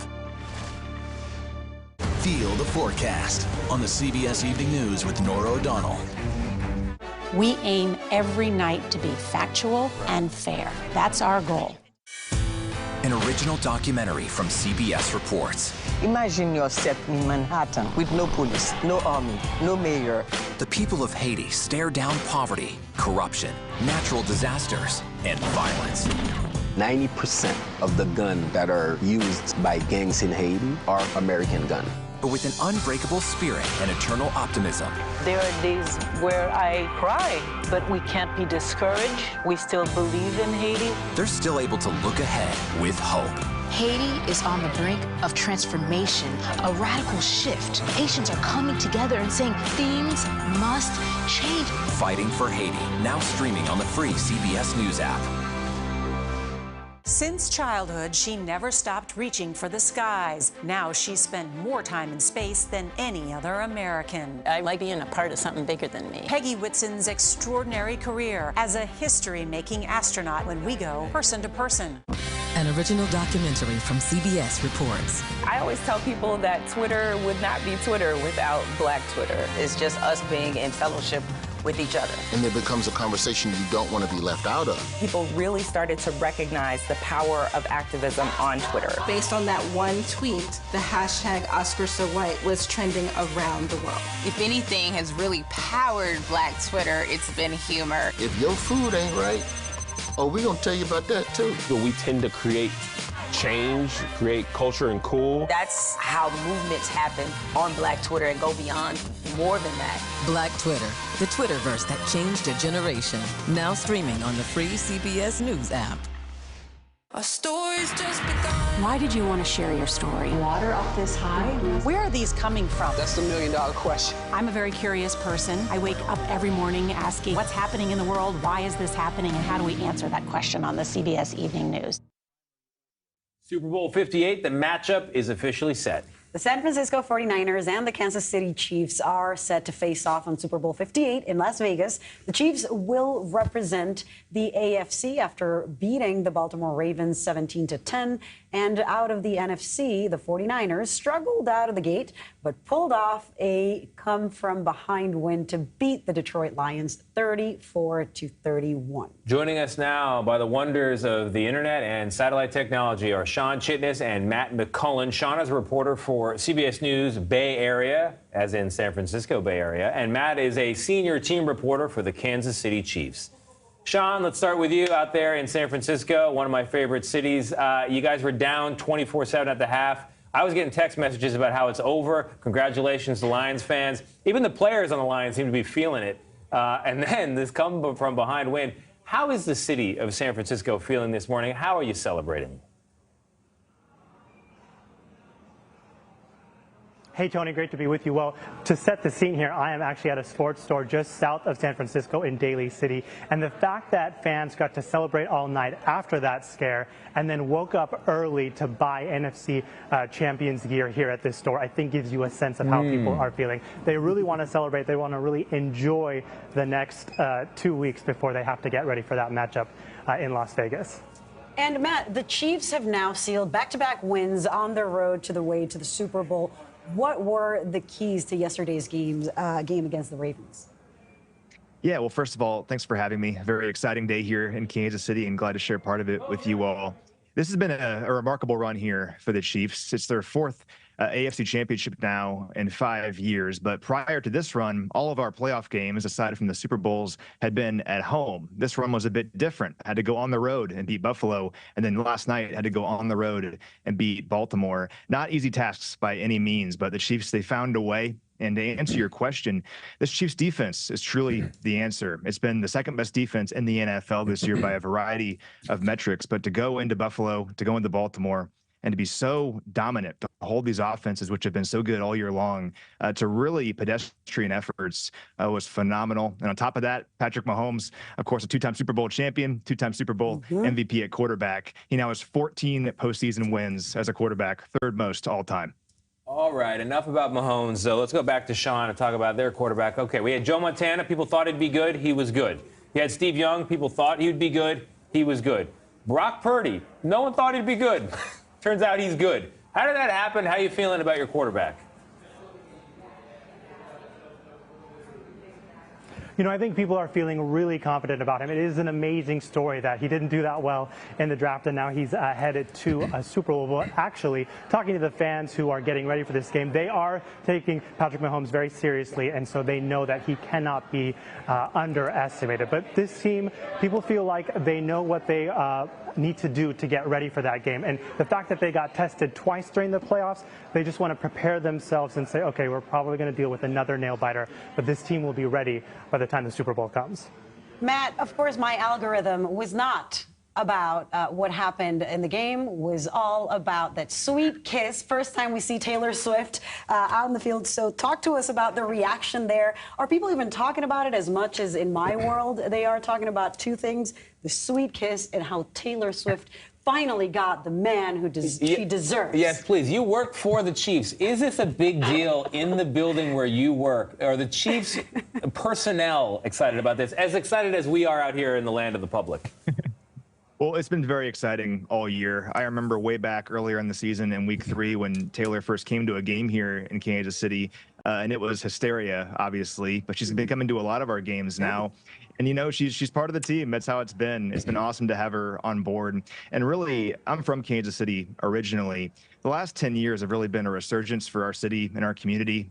We've had 5 AFC championship games here in that time, 2 Super Bowl parades, a World Series parade. The NFL draft was here. And for Taylor to now take an interest in Kansas City, to be coming to all these games and to be wearing Chiefs gear and to be a part of our team has only intensified that. So it's been very exciting for Kansas City as a whole to really become a global city here over the last several years. Tell us, you've heard, is she going to make it to the Super Bowl? I don't know. You guys will find out before I do. I don't know. That's not my department, but if she makes it there, obviously, would love to see her cheering on, hopefully, Chiefs victory. One more, Matt. Was that on-field kiss between her and Kelsey too long, too short, or just about right? You know what? I'm a football guy. At the end of the day, I was excited to see the Chiefs win the game. As long as Travis Kelce is happy and scoring touchdowns, and as long as Taylor is happy, they can do whatever they want. Goldilocks kiss, Tony. Sean Chitnis, CBS Bay Area by the wonders of satellite. Sean, thank you very much. Matt McCullen with the world's best internet connection. Very smooth and silky voice. Appreciate you as well. Chiefs reporter on the beat. Thank you, guys. Thank you. And be sure to join us on February 11th all day long for our Super Bowl 58 coverage. Kicks off at 11:30 a.m. Eastern Time. That's right. It's going to kick off in the morning for an afternoon game. You can watch it live on CBS and Nickelodeon or stream it with us on Paramount Plus. Get the snacks ready. King Charles III and Princess Kate have both left the hospital and are on the road to recovery.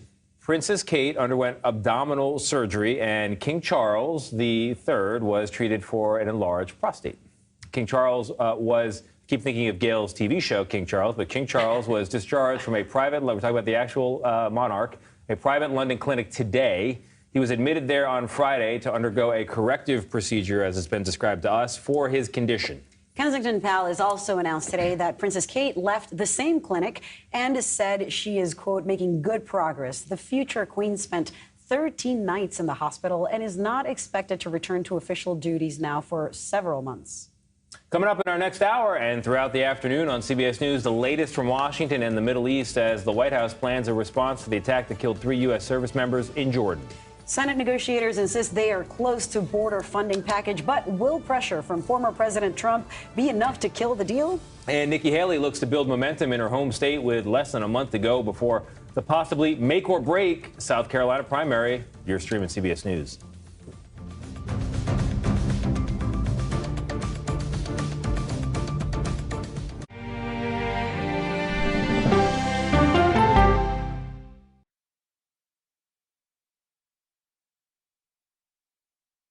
The grief of losing a child is immense. You can't breathe. After decades of the war on drugs, things have only gotten worse. Every shipment of fentanyl is a ticking time bomb. 50 times more powerful than heroin. CBS Reports goes deep into Mexico. What is your role in the Sinaloa cartel? To find out why the cartels keep getting stronger and wealthier. This is a war, but we're not fighting it. Our citizens are dying. Funding Cartels, now streaming on the free CBS News app. America Decides, taking you inside American democracy. The most important stories on a day-to-day, hour-to-hour basis. You're going to hear a lot of reporting. It is clearly a pivotal moment. Gun control, the economy, education. Both sides of the political aisle fight it out for power. Bringing you the analysis that you need. Thoughtfully, with context. Be part of the conversation. On CBS News streaming. Welcome to America Decides, Monday through Thursday at 5 p.m. Eastern. This is CBS.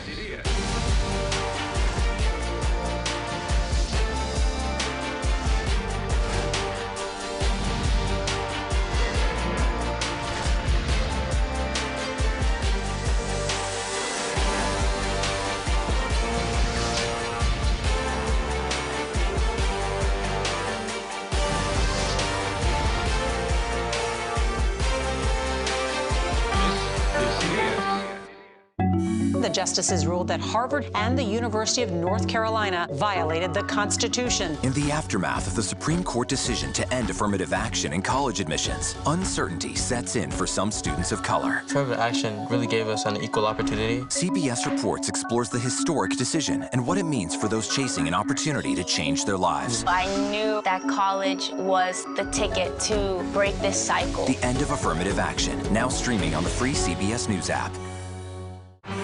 When weather turns extreme. The threat of severe storms and dangerous tornadoes is expected to last the 7th straight day of terrifying weather. CBS News and the Weather Channel bring you virtual weather technology. So advanced, so real. Now 6 feet of water, imagine that. Cars that can act like battering rams. These hyper-realistic simulations show you what the weather will look and feel like before it happens. Feel the forecast, streaming on CBS News. The film we'd set out to make was a story of a comedy superstar turned president. There's currently a major Russian buildup. The war in Ukraine has begun. We are literally people who want to live in our country. Everything that happens here is going to affect every other place in the world. When stakes are so high, we will keep fighting. You were born for this moment. I'm ready to win. When it comes to the money you spend every day, we have you covered every morning. Making money makes sense. Weekdays on CBS Mornings. Have you heard your road to the Grammy? Starts right here, and it's coming up this week on CBS Mornings. His favorite morning show. That's right.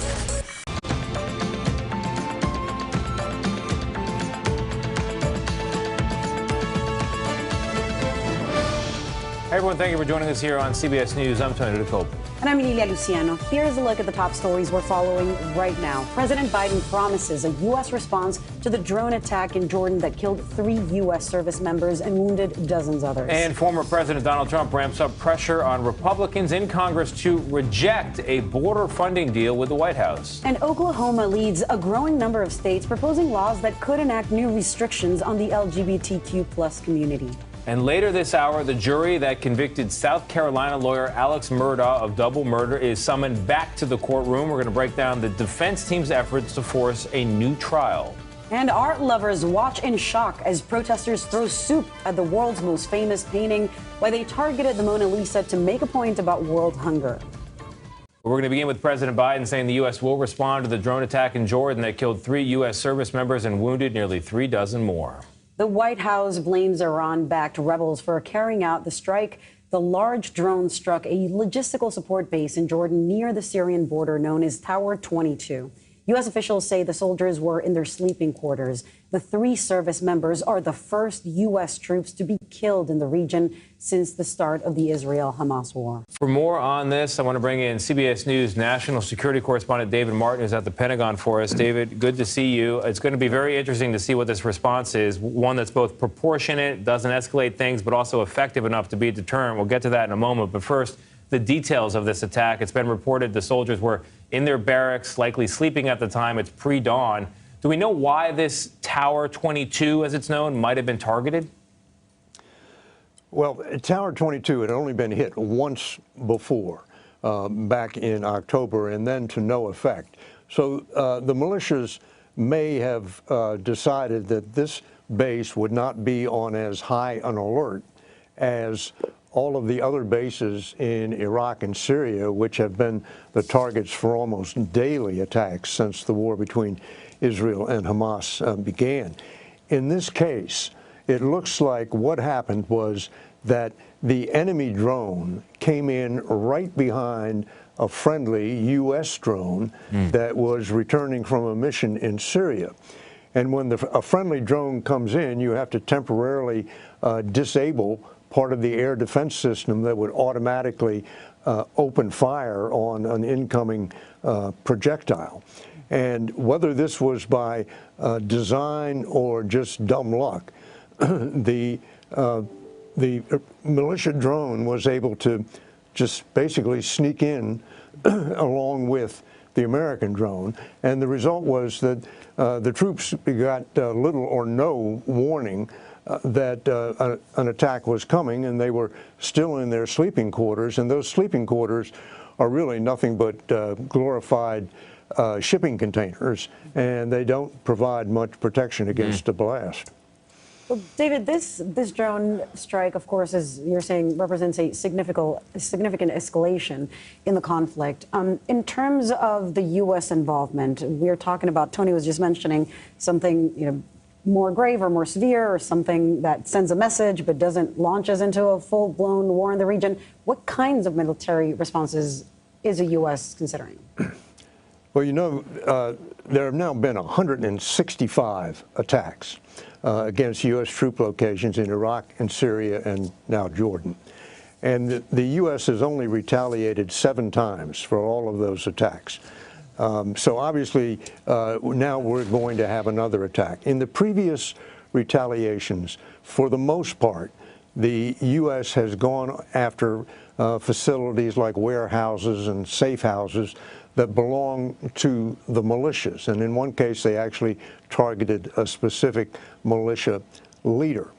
Now the Pentagon is looking at targets that belong to Iran, not located in Iran, but belong to Iran and are operated by Iran in Iraq and Syria.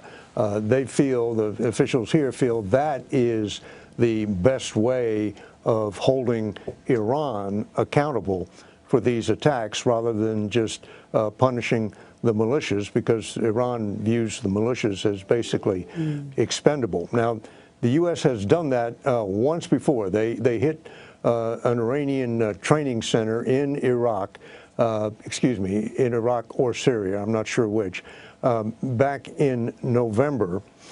And of course, the attacks continued. So even though they may ramp up and go after facilities in Iraq and Syria that belong to Iran, that's no guarantee that these attacks are going to stop. David, thank you so much. Yep. President Biden is calling the overnight attacks in Jordan, quote, despicable and wholly unjust. Earlier, I spoke to National Security Council Coordinator for Strategic Communications, John Kirby. This is on CBS Mornings, about what the response may look like from the U.S. and how to get Iran to back down without starting an all-out war. I would tell you that we are certainly mindful of the destabilizing behavior and actions of Iran and the way they support these groups, these militia groups in Iraq and Syria, Hamas, Hezbollah, the maritime attacks that they're permitting by the Houthis. We're mindful of the destabilizing behavior and the influence that they have in the region. Again, I'm not going to get ahead of the president and what he might decide or might not decide. We are not interested in a broader conflict in the region. We're not looking for another war, but we absolutely will do what we have to do to protect ourselves.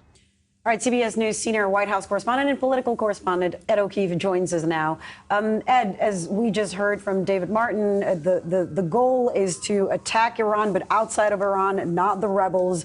But the president is facing political pressure for the attack, with a lot of people saying it should be an attack inside Iran. Talk to us about how all of that is factoring into the president's decision.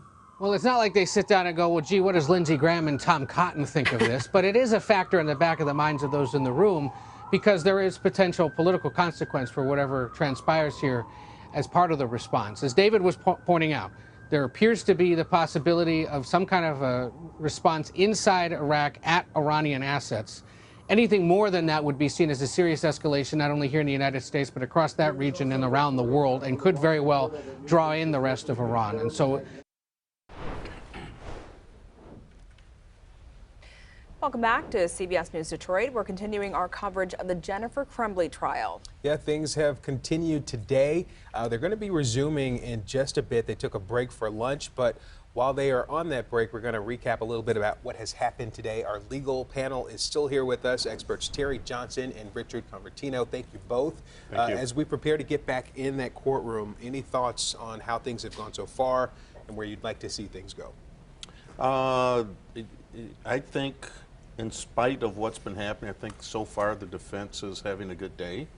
I think this witness is critical, and I want to see how the prosecution brings this witness, this school counselor, back around to their side. So that's where I'm at this point. Okay. I want to go back to the beginning of the day when the defense attorney went on the record prior to the jury coming into the courtroom and asked the court to admit as unredacted 2,000 pages of text messages and Facebook posts.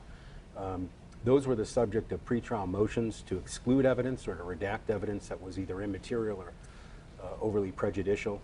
And the judge made a ruling and there were redactions made. The defense attorney went on the record, went so far as to have her client questioned on the record, that the client believed and the attorney agreed that the redactions made it appear to the jury as though they were hiding something. That was her quote. They were hiding something. And so they had agreed to rescind their motions and ask the court to allow all 2,000 pages to come in. I think it was Exhibit 413 to come in totality, which I think was an enormous mistake. I think the defendant and the attorney came together and they decided that for whatever reason they said that it would appear as though they were hiding or didn't want the jury to see certain things, which is perfectly normal and acceptable to a jury. I think juries all the time, they understand that some out of a series of long text messages that there would be things in there that are irrelevant or not responsive, not having anything to do with the case, and they would understand that. But this attorney and this defendant had come to the conclusion that that was harmful to their case in a pure, I think it's an emotional decision. I think it was a terrible decision. I think that the prosecution will go and take each and every one of those 2,000 texts that were previously omitted or redacted and just hammer them home. I think there's character evidence in there, I think which would show the poor character of the defendants that would normally not be allowed, that's now going to be used by the prosecution to muddy up this defendant. I think it was just an awful decision. And Terry, we were just hearing from the school counselor. Just recap what we've heard from him so far, and that was direct examination. We have yet to hear from the defense. What we've heard so far is that at least since September 8th, which is about the first week of school or second week of school, we know that Oxford schools knew about some of the behaviors of the shooter. There were red flags that were going up since then to Oxford. There were messages back and forth between the counselors. There were messages back and forth between the counselors and the teachers.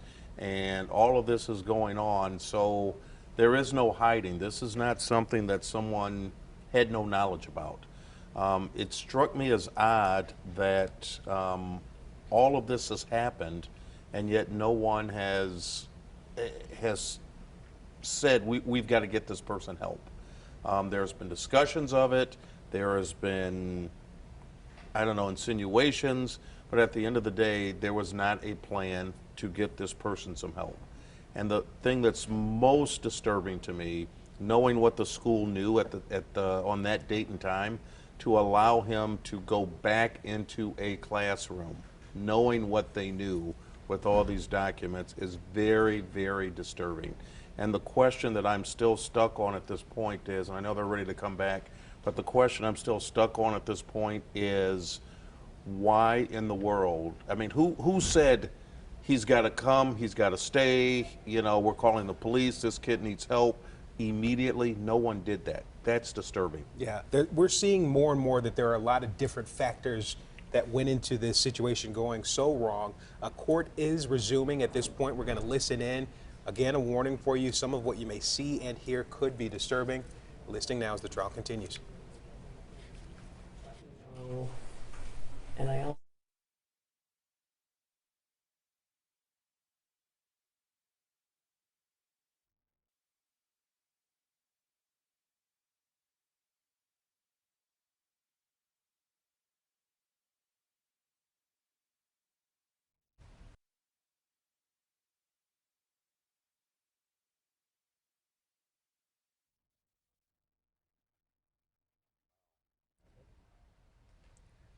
All right, we're going to listen in just a second. Right now, the attorneys have approached the bench, so audio has been muted for us.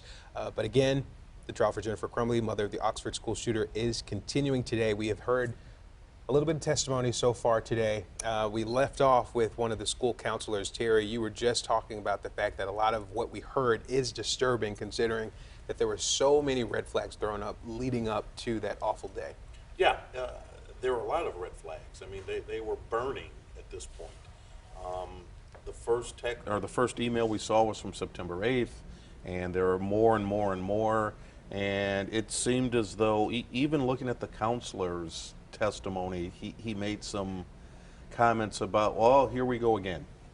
And it's like, you know, I've got to report this, I've got to do this. Everybody let not only the shooter down, but as a result of that, that brought other ramifications in where other people have been obviously hurt. So do you put some of that blame in the same level or vein that you would with the parents in that neglect? Well, to me, here's the problem. And if everybody knows what's going on that day, which is November 30th, you've got this kid right in that school. Why did, and he's drawn what he drew, right, on his math test. Why didn't anybody check his locker? Why didn't they check his backpack? That, to me, is problematic. And the question becomes, you know, by not doing it, does that make it criminal? I don't know. I I'm still having a hard time with that connection. Richard, any response from you? I don't think it even remotely comes to the level of criminality regarding the school officials. I think they were remiss. I think they may be and should be held civilly liable. I think it was atrocious, the signs that they missed at this point now. And but remember, the focus of this case, you know, I think we're going down a rabbit hole. The focus of the case is whether the defendant was criminally negligent, whether her acts were wantonly reckless, whether she was aware or should have been aware and purposefully or unintentionally ignored the logical consequences, which I think has been proven up to this witness so far. Yeah, and with this witness, we've been hearing that a little bit of him talking about reaching out to Jennifer. Correct. We did hear that, and we heard at least 4 teachers. We saw different emails from 4 different teachers raising these alarms, saying we're concerned about the student for XYZ reasons. Hopefully this, I mean, his testimony was sort of cut in half because of the lunch break. Hopefully when we come back, we'll hear a little bit more about the meeting with the parents. That's, I think, what a lot of us are just waiting to hear is what words were exchanged in that room. And at this point, Rick, what do you think, who do you think this witness benefits, the prosecution or the defense? Well, I think the prosecution is putting this witness on because they feel as though they have to front the bad or damaging testimony to their case. I think they're saying, here, listen, we have this case, warts and all. This is a problem, and we're fronting this witness to show the jury we're not holding anything back. I think so far it's a witness that's going to be able to separate the defendant in some ways from her behavior or imputed knowledge of the effects or the extent of her son's mental illness. But we'll see on direct examination how they continue. I think there's going to be more information that comes out that's very damaging to the defendant. And I think on cross-examination, there's a lot of information here that needs to be extrapolated and brought out on cross-examination. We'll see if this defense attorney can do it. Because you feel at this point she's had a lot of missed opportunities. Terry, you've said this. I do, but even like right here with this particular, my question would be to this counselor, you saw this, you saw this, you saw this, you saw this, but you were only focused on him doing something to himself, not to others, correct? That is the key question to me. And what did you do to stop any of this? And if that question isn't asked, again, another missed opportunity. And that seems to be one of the main arguments of the defense, is that the parents were concerned he would turn a gun on himself.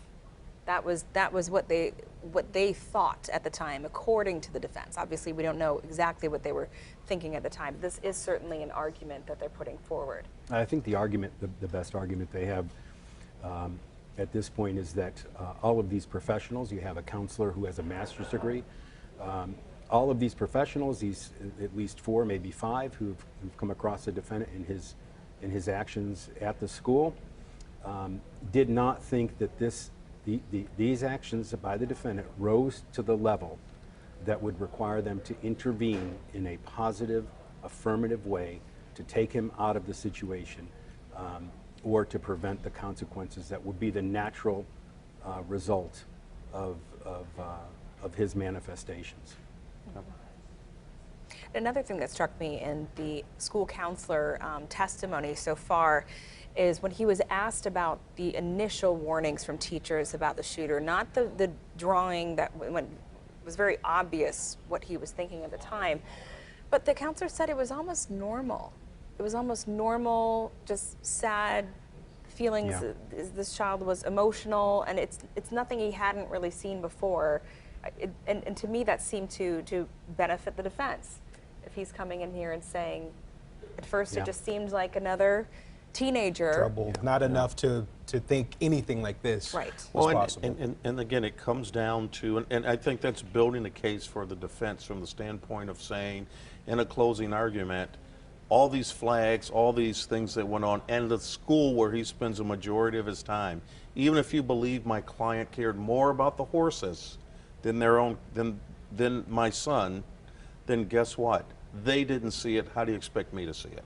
I mean, right now, this witness is giving the defense a lot of good hay, and I hope they make something out of There were none of the professionals at the school or the teachers or anyone at the school who was aware that the defendant had believed himself to have been exposed to demons, flying saucers. That hasn't come out, though. What do you mean that hasn't come out? You said no one at the school knows about demons or things. We don't know that at this point. All we know is he made that text message to, I believe, a friend, if I'm not mistaken. I don't think that went to the parents. And yes, it went to the parents. Okay, so even if it went to the parents at that point back in March, again, does that mean that he's still having those things now? So you're stuck back in March. Mental illness doesn't get better. Mental illness degrades unless treated in some form. Understand, but in the same sense, it may degrade. But again, we have to look at, because she didn't do anything, is it likely that he's going to get a gun, run into school, and shoot people up? That's not the question. It's involuntary manslaughter. Well, it's That's not the ultimate question. The ultimate question is whether or not the consequences there were possible consequences that were ignored, and the awareness of the parent that something dangerous could have occurred, something markedly dangerous could have occurred, when in the totality of the circumstances was known and ignored. That's involuntary manslaughter. And if that's the case, this school should be more culpable than the parents knowing what they knew. I mean, think about it this way, the slope that we're going down at this point. If I have a party at my house and my kid sneaks a few beers, goes upstairs, but I leave my keys somewhere in the house and the kid gets it and drives off, am I responsible? If the kid runs out and runs over 3 people? Oh, you absolutely may be responsible. Really? Yes, of course. If my kid, who's old enough to drive, he's 16, has beers without my knowledge, grabs my keys, leaves the house, runs over 3 people, I'm responsible. Well, you know, in those circumstances that you just outlined, well, I'm telling you, in the circumstances that you just outlined, probably not. But this is not a singular event. Remember, the prosecution is relying heavily on the totality of the circumstances in this case. The events that occurred from over a year in advance to the actual shooting, that led up to the actual shooting. And they're making a puzzle, they're putting a puzzle together carefully. And the only thing the defense has to do is move some pieces out of the way so you look at it, and there are holes in that puzzle. But Correct. So far they haven't. Each part of the puzzle is making sense and is making a tableau that actually looks logical and reasonable and sensible. And the defendant is not doing their share of removing pieces or tearing pieces out or showing that's something that's not a logical conclusion to these dangerous activities that this defendant was manifesting. Thank you both very much. We see that the school counselor, Sean Hopkins, has taken the stand again. Things are resuming now in court. Let's take a listen in. Jennifer Crumbley, when you called her into the school today? Yes. Okay. So, that morning, did both Jennifer and James Crumbley come to the school? They did. Okay. Do you recall approximately what time? I believe it was around 10:30. Okay. Now, if I were to tell you that we had video surveillance that showed that you welcomed them to your office at 10:40, would that sound right? That sounds right. Okay. So, walk us through what happened from the time that you were notified that James and Jennifer Crumbley were there to the time that you went and welcomed them. So when I was notified that they were there, I had actually texted Mr. Ejak to please come back to my office. He had been present through a majority of the meeting until we confirmed that parents were arriving, and then asked him to return. I then went out to the lobby of the counseling office area to greet the parents. Okay. So from the phone call where you actually spoke with Jennifer Crumbley was 9:27 a.m. From that point, 9:27 a.m. until 10:40 a.m., where was the defendant's son? In my office. Okay. And what was going on there? There was a conversation between myself, the defendant's son, and Mr. Ejak was there as well until approximately 10 a.m. During that time, I was still trying to affirm that parents would be able to arrive, and I was talking with the student about really what I was going to be sharing with his parents. Okay. And tell me, sir, what was your expectation of the result of that meeting that you called? My hope was that they would set a plan to get help for their son. Okay. Was your expectation that they would take their son home? That was my hope. Your hope, okay. So at 10:40 a.m., you welcome them into your office. Tell me what happens next. We walked back into my office. The student was in there. And then Mom and Dad sat down. There were 3 seats in my office, 2 directly across from me, and then 1 that was kind of off the corner of my desk a little more. The student was in one of the 2 across from me. Dad sat in one of those, and Mom sat in the one that was more at a diagonal from where I was. When the defendant and her husband walked into the office, did they approach their son? Not to my memory, no. Okay. Did either one of them hug their son? No. So who started the meeting? I believe I did, and I went over some of the things that I had talked through over the past 2 days with their son. I wanted to confirm some things I wasn't sure of, so I confirmed with Mom that she did receive the voicemail from Miss Fine the day before, and just confirmed that what was stated in that meeting was true. And Mom confirmed that she received it and that was true. And then I went over some of the things that I had received messages from the teachers over the past 2 days. Okay. Now, when you were asking Jennifer Crumbley to confirm that information, was she sharing any additional information with you? Not to my memory, no. Now, describe Jennifer Crumbley's demeanor when she walked into your office. She sat down in the chair, felt a little bit distant. What do you mean by that? More just kind of like, it felt like it was a little bit of an inconvenience to be there. Okay, you testified that you had to have these meetings in the past. Yes. Was this meeting similar to those meetings, or was it different? Your Honor, objection to relevance.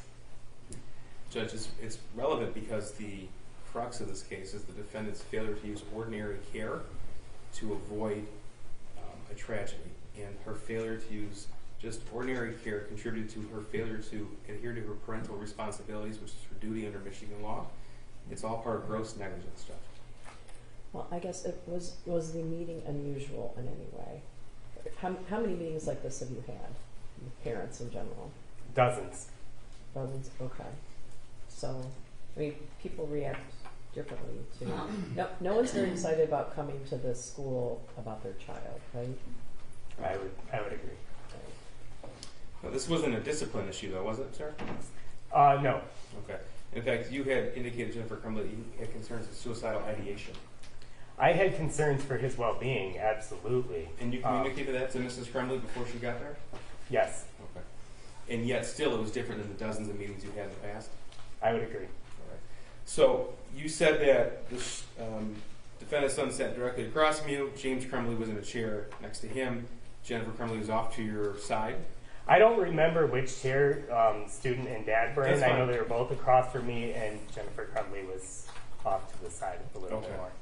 So you were asking them to confirm the voicemail, information left in the voicemail November the 29th, the day before? Yes. Okay, specifically what information were you asking them to confirm? I asked first that they received the voicemail because I didn't know at that point whether they had or not.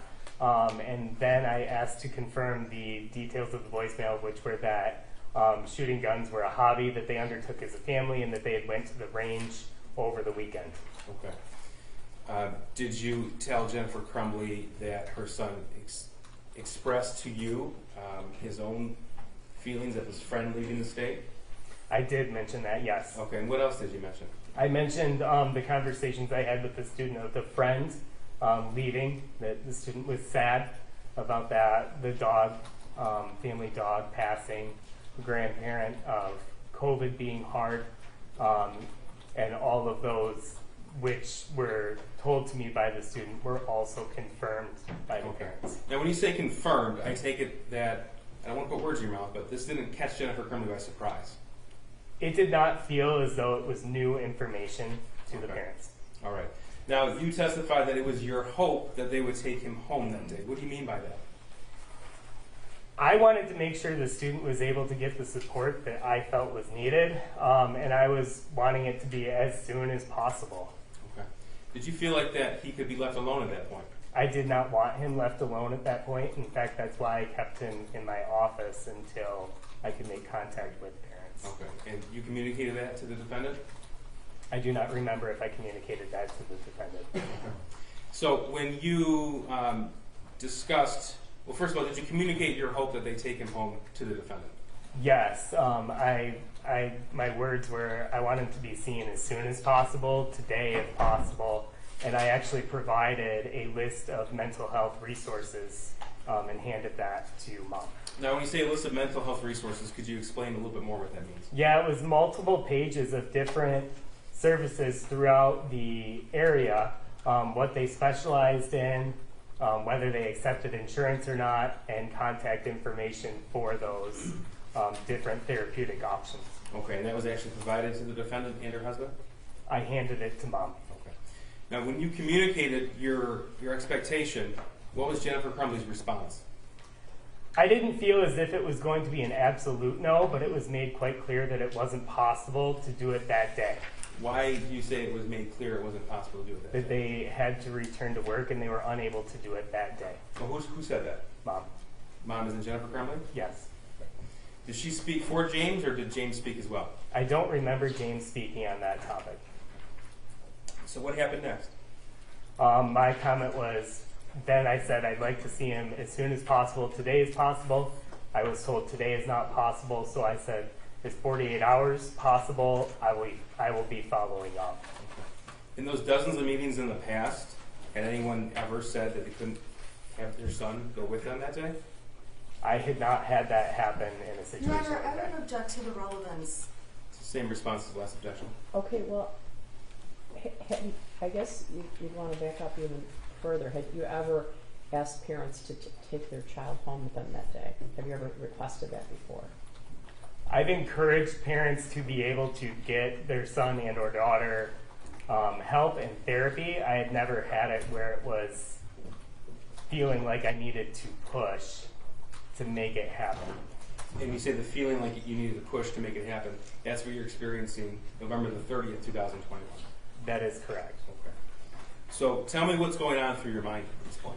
I was a little caught off guard and a little confused because it was something that I wasn't really expecting that type of response, especially when parents came, and in fact both parents came, which I wasn't expecting nor did I request. I was a little surprised at their willingness to come, but then not completely follow through. Okay. Now, you told the defendant and her husband that your opinion was this drawing showed suicidal ideation. Is that right? That was my opinion, and I did not. I saw it as somebody who was showing signs that could be associated with suicide, and so I took that, and out of just an abundance of caution, wanted to make sure that the student was able to get help.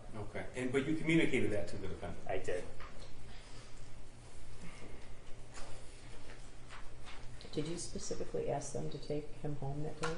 I did not specifically ask them to take them home. I asked them to take him to get help and therapeutic help. Now, when it was made clear to you that Jennifer Crumbley was not going to take her son home, and neither was James, what is your next step? My next step was to try and think of what is best for this student in front of me in this moment. Okay. And tell me about your decision process. When I looked through it, it was clear they weren't going to take him that day. So my first thought was, I don't want him alone. I want to make sure somebody who's experiencing... Why didn't you want him alone? Because I don't want a student who may be suicidal alone. Okay. I cut you off. Please continue. I then, after determining I didn't want him alone, I went through different options of what needed to happen. At that point, the student had requested to be able to stay in class. And parents were on board with him staying in class as a good placement. I was with our dean, who would be the person who does discipline, and of the 4 adults in the room, I'm the one who can't remove a student from class.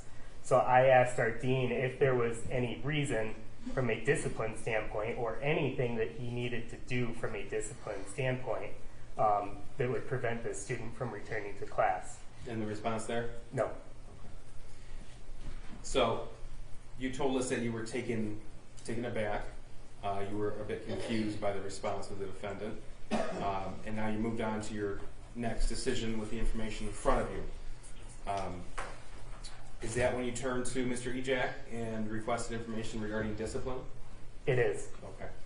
And how did the meeting end? Tell us about that. The meeting at that point ended fairly abruptly. What do you mean by that? Well, at that point, we had a student wanting to return to class. I knew that he wasn't going to be able to be removed to go get therapy that day. So I was kind of left with an option of, okay, this student, I can't keep a student from class if there isn't a reason to keep him from class.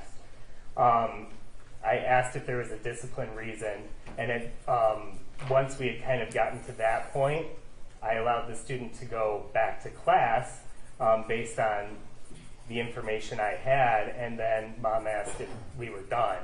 Those were her words, are we done? Yeah. Okay. Yes. What was your response to that? My response was, I guess so. Now, you let her son go back to class before James and Jennifer left your office, is that right? There was a short time overlap of maybe 1 minute. Okay. So tell us what happened when it was communicated to the defendant's son that he could go back to class and he left. What happened in that time span? There wasn't anything noteworthy or different than any other student I've had leave my office. I wrote a pass to allow him back into the classroom, and he had his belongings and went to class. When he left, did either James or Jennifer hug him? Not to my memory, no. Did they say anything to him? Not to my memory. Did you say anything to him? I did. What did you say? When I handed him his pass, I just let him know that I cared about him. And why did you say that? Because I do. Like I did. It was an hour and a half with a student who was sad, with a student that we were talking about future plans. Now, in the time span from when you wrote him a pass and he went back to his class and James and Jennifer were still there, did they continue discussion without him? I don't remember any. Okay. So what happened next? I had handed them the sheet with referrals, and to my memory, they gathered up belongings and left. Now, what was your plan as far as follow-up? Have this attack not happen?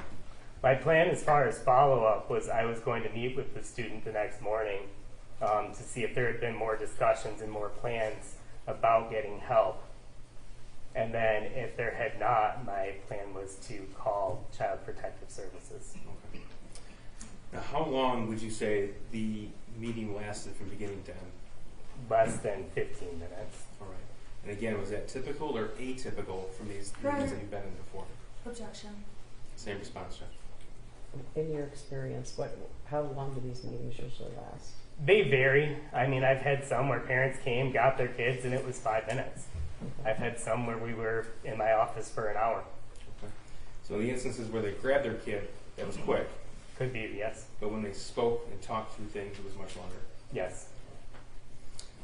May I have one more, Your Honor? Nothing further, thank you. Thank you. Good afternoon, Mr. Hopkins. Good afternoon. My name is Shannon. I represent Mrs. Crumbley. When I'm asking questions today, if I ask anything confusing, can you please slow me down and let me know? I will do so. Okay, thank you. I appreciate that. It's true that you are licensed as a school counselor, correct? That is correct. What does it mean to be licensed as a school counselor, or what does one have to do to obtain a license? You have to graduate with a degree from an accredited university and meet all of the standards of the state of Michigan to become a school counselor. And obviously you did that. Yes. Can you give us the example and some examples of the standards?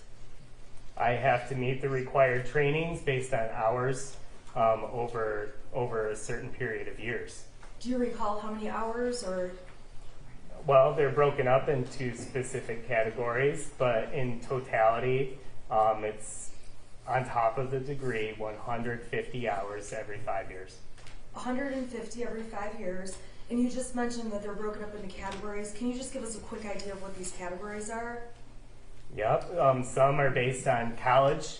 They have to be hours specific towards helping students get to college. Some are based on careers, and some are more general. Are any of those based on suicide prevention or danger at school or discipline? Those hours are not, but a degree in counseling is. Aside from receiving your degree and those 150 hours of training, or hours that you had to obtain your license, did you have any other additional training or continuing type education regarding becoming a counselor? Yes. Okay, tell us about that.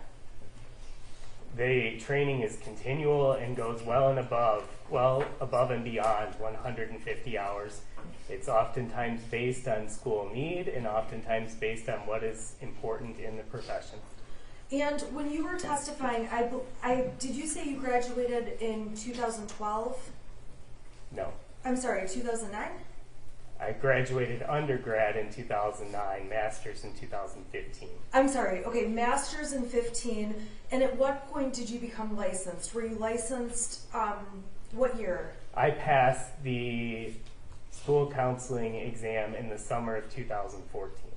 Okay, so starting in summer of 2014, you had to do at least 150 hours every 5-year period, correct?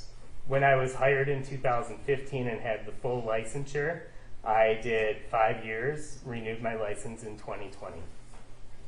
Did you do the 150 hours or did you do more hours? More. Can you give us an idea of how many hours? Significantly more. Okay, when you say significantly more, are you talking double the number of hours, 50 extra hours? I wouldn't keep track of all the hours that far beyond, but significantly more. Okay, I understand, I just don't know. More than 200. More than 200, okay. And then, again, you've continued since that time when you renewed your license in 2020 to keep getting more and more hours, correct? Correct.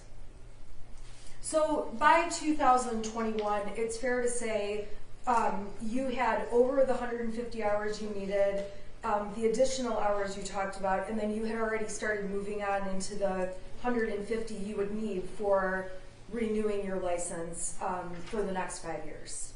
Yes. Okay, did I say all that right? I believe so. Okay, thank you. Now, when I want to go back through the exhibits that Mr. Keast admitted while you were on the stand, and if you need to see any of the exhibits, please let me know. I'm going to start with 155, which were the emails that started off with Ms. Is it DeRiker? It is DeRiker. DeRiker. Do you need to see that in order to? I would like to see that. Okay. Yes, please. Your Honor, may I put it up on the screen, what's been admitted? Sure, I'm sorry, what exhibit number is it? This is going to be number 155, and I just need to. Okay.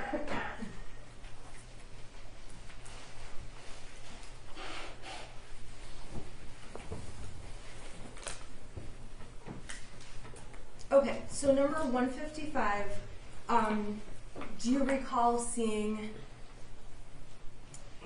this exhibit when Mr. Keast was speaking with you? Yes, he showed the bottom email portion.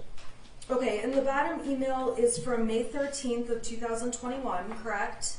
That is correct. And the issue on this day was a teacher wanted you to speak to Mrs. Crumbley's son to see how he's doing because he was failing class and trying to sleep all the time, correct? Yes, it states he is failing my class and tries to sleep all the time. Now, on this issue, on May 13th of 2021, I may have missed it. You don't recall meeting with Mrs. Crumbley's son to see what was going on, do you? I do not have memory of this meeting. Do you not have memory of the meeting, or did you not meet with him? Do you even know? I do not have memory of the meeting. Evidence that has been researched suggests that I did meet with him. At that time, in May of 2021, you did not call Mrs. Crumbley to discuss this falling asleep and failing of class, correct? To my memory, I did not. Thank you.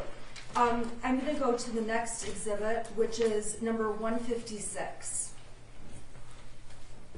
Okay, and it's popping up on the screen. So number 156, this is from September of 2021, so a couple of months later, correct? Yes, and the next school year. Oh, that's what I was going to say. So the May would have been the end of one school year, and September would be the beginning of the next school year. Yes.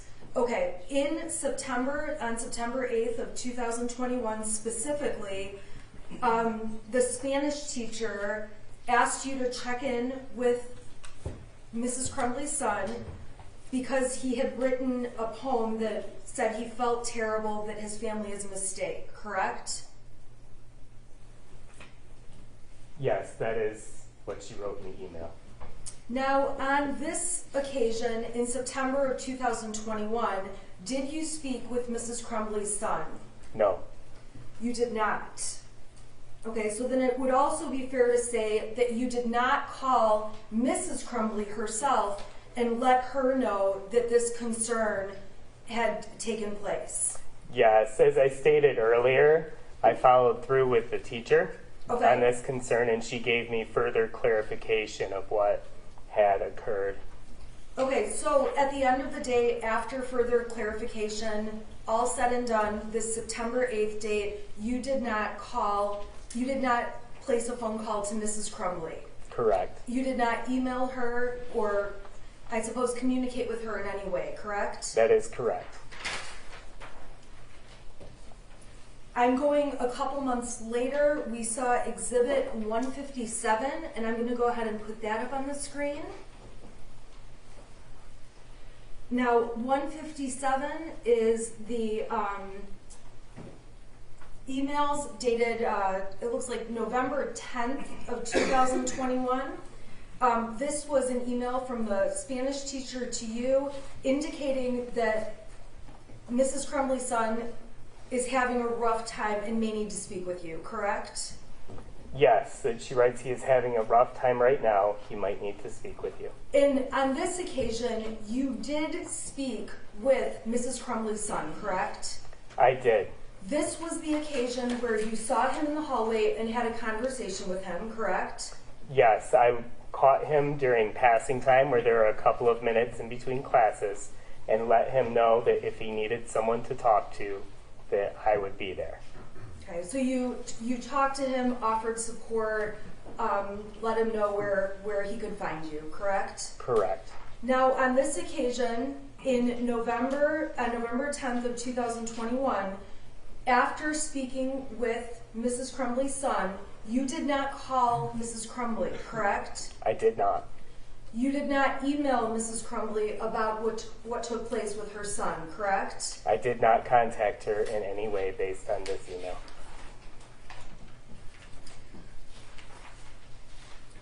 Now I'm going to go to November 29th of 2021.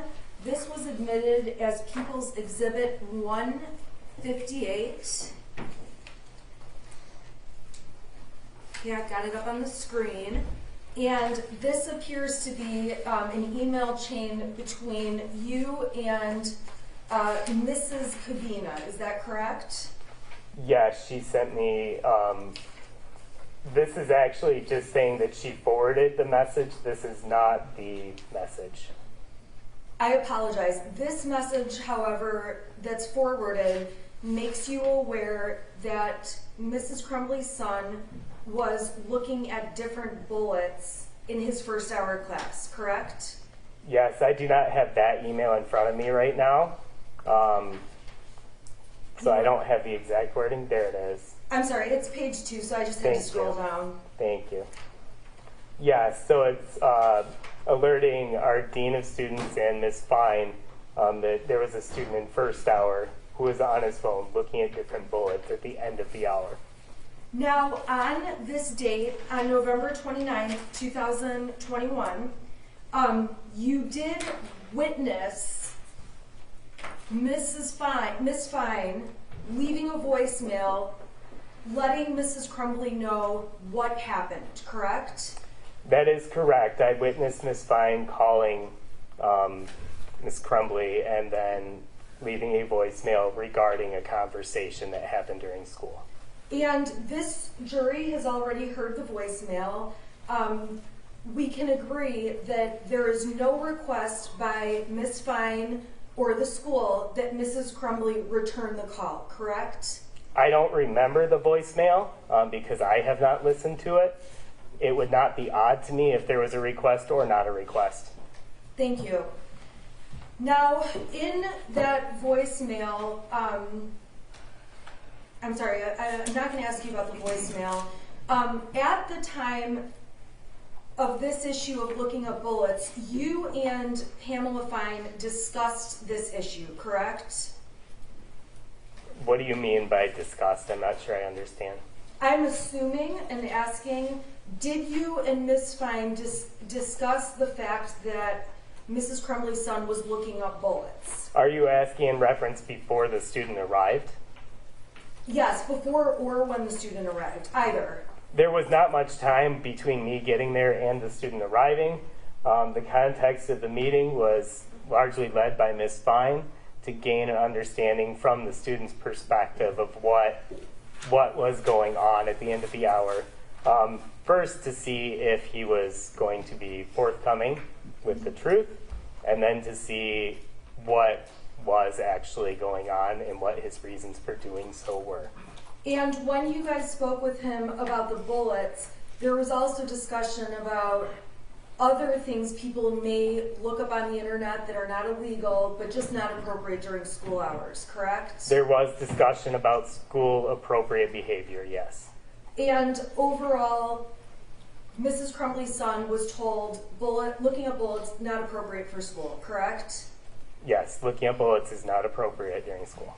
And beyond that, there was no further disciplinary action taken by the school other than just a notification phone call, voicemail to Mrs. Crumbley. To my knowledge, but I would not be the one making the disciplinary decisions. As far as you know, though, that was the end of it. That was the end of my involvement in it. Okay. Now I'm going to turn to Exhibit 159. This was admitted when you testified, and this is an email that appears to be between Allison Karpinski and this was sent to you by Ms. Karpinski. Do you recall this email? I do. Now, this email is dated on November 30th, 2021. Yes. Correct? And we agree, November 30th, 2021 is the day that ultimately becomes the shooting, the day of the shooting. Yes. And this email was sent at 8:05 a.m. by the teacher to you. Yes. And specifically mentions that Mrs. Crumbley's son was watching videos on his phone of a guy gunning down people, correct? It says that today he is watching videos of his phone of a guy gunning down people, and to continue, she writes, it looks like a movie scene and not security footage / a real event. Okay, so she represented that it looked like a movie scene. It doesn't look like a real event. Okay, but she mentioned that it's definitely still concerning, correct? Yeah, she says when taking into account some of his other behaviors, that she found it definitely still concerning. Now, when did you become aware that Mrs. Crumbley's son was watching these concerning videos? When I read the email. At 8:05 in the morning? I did not read the email at 8:05. I believe I read it approximately 30 minutes later. Okay, so you would have read this email at approximately 8:30 that morning. Around that time, yes. Now, when you read the email at 8:30 that morning, you did not call Mrs. Crumbley's son down to the office to ask him about these videos, correct? I was on the phone at the time with other parents. So you did not call Mrs. Crumbley's son down to ask him about the videos. That's fair, correct? I did as soon as I was able to. Okay, so there's a time lapse between when you got the email and when you were able to speak with Mrs. Crumbley's son. Yes.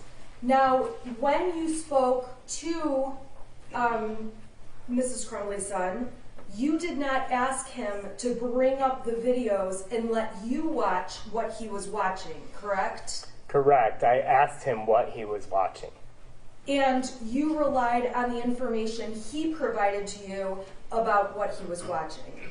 Exactly as I would if I asked him to show me the videos, yes. I'm sorry, I don't understand what that means.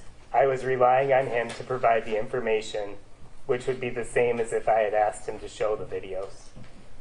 Okay, but if you saw the videos, you would know specifically what they look like. You are instead relying on what Mrs. Crumbley's son says was on the videos, correct? Yes, I asked him what they were, and he told me what they were. And I relied on the information he gave me. When he told you what the videos were, the information you relied on, did he tell you where he obtained those videos from? No.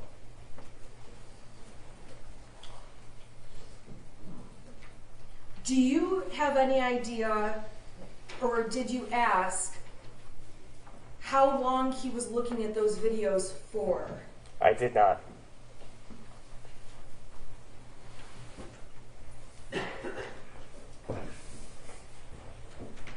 Now, on November 30th, so about an hour after the time period we just discussed, that was when Miss Morgan made you aware of this math paper that we've discussed extensively in this trial, correct? Miss Morgan did not make me aware of the math paper. She made Mr. Ejak aware of the math paper. I apologize. And then was it Mr. Ejak that made you aware of it? Yes. Okay, thank you. And thank you for clearing that up. Now, your testimony, you testified about the math paperwork, your observations, your thoughts about it on a couple of occasions over the last couple of years. Is that a fair statement? Yes. And when you saw the original photograph, or the original math paper, we can agree that there is a gun drawn on the math paper. Which one are you referring to as the original? I'm speaking about the one, let me put it up on the screen. It's within Exhibit 160, and it's the prior to alterations, the math paper. Do you recall seeing this? Oh, thank you. Yes, I was sent this in an email approximately 30 minutes into our meeting. Okay, now when you saw, did you see the altered math test first, or did you see I called this the original. There's also one, because let's just be clear here. The shooter drew on a math paper, and what we see on the screen is that original drawing and writings. Is that correct? What you see here is the photograph taken by the math teacher. Of the original paper. As it was when she had it, yes. And then after she had it, the shooter wrote more on the paper, and we ended up with a second math paper that is essentially the original math paper plus some writings on it, correct? Well, it's doctored. Doctored. Okay, right. So I'm going to call this the original, and then I'm going to call the other one with the additional writing the altered version. Is that okay with you? Understood. Okay, for the purpose of questioning. Okay, now I'm going to open up the altered version as well, which was admitted as Exhibit 123. Okay? So it's fair to say that you are familiar both with the original math paper and with the altered one, correct? I was able to look at both of them over the course of our meeting, correct. And when you look at both papers, it's very clear that Mrs. Crumbley's son drew a picture depicting a gun, correct? Yes, and the one especially that has no scribbles over it, I would not say that without context that it would be very clear on the altered one that that is a gun. Without context of the original. Okay, I agree with you. So you're saying that the first photo on the left of the screen, it's clearly a gun, but when he altered the drawing, he crossed it off so much you might not know that had been a gun drawn there. Correct. Okay, when you saw the gun drawn on the sheet, seeing that gun, even just seeing the gun, that was not enough to make you believe that Mrs. Crumbley's son posed a risk to himself or other students, correct? I wasn't sure whether he posed a risk to himself, so that is why I called in the parents. Okay. I was concerned, and I wouldn't call in parents unless I was concerned. Okay, so you called the parents in because you were concerned, but we can agree that seeing the drawings, just the drawings alone were not enough for you to conclude there is something dangerous to other people. When I take that in context, that is only a piece of the information I had. I also was looking at his demeanor throughout it. I also was asking questions to him, asking if he was a threat to himself or others, and taking his response of sadness, which is not a common threatening response. Okay, and it's in all fairness, and you've had lots of training on this, correct? I have had training on this. So you've been trained, you've been formally trained on how to assess this kind of information and how to deal with it, correct? Correct, and the number one way that I would be dealing with it would be to entrust the care to parents. To entrust the parents with the care of their child. Correct. Okay, so there was talk at some point in the materials from this case about a step 1, step 2, step 3. Do you know what I'm talking about in terms of evaluating a suicide risk? I don't know what direct thing you're referring to. Okay, are there certain steps, if you do have concern, that you follow if a student is exhibiting what you called suicide ideation? Well, suicide ideation is very different than actively suicidal. Okay. So I wonder if what you're describing might be an active suicide checklist as opposed to what we do if we see suicidal ideation. Well, what do you do if you said in this case you were concerned about suicidal ideation, correct? Yes. So what do you do when it's a concern of suicidal ideation? I call the parents. Call the parents. Okay, and that's what you did, obviously, in this case. Yes. Okay, and one of the questions I do have for you, and I I'm just going to page 72 from the civil deposition. This is just for you guys. Page 72 of the civil deposition is where I'm getting this question from.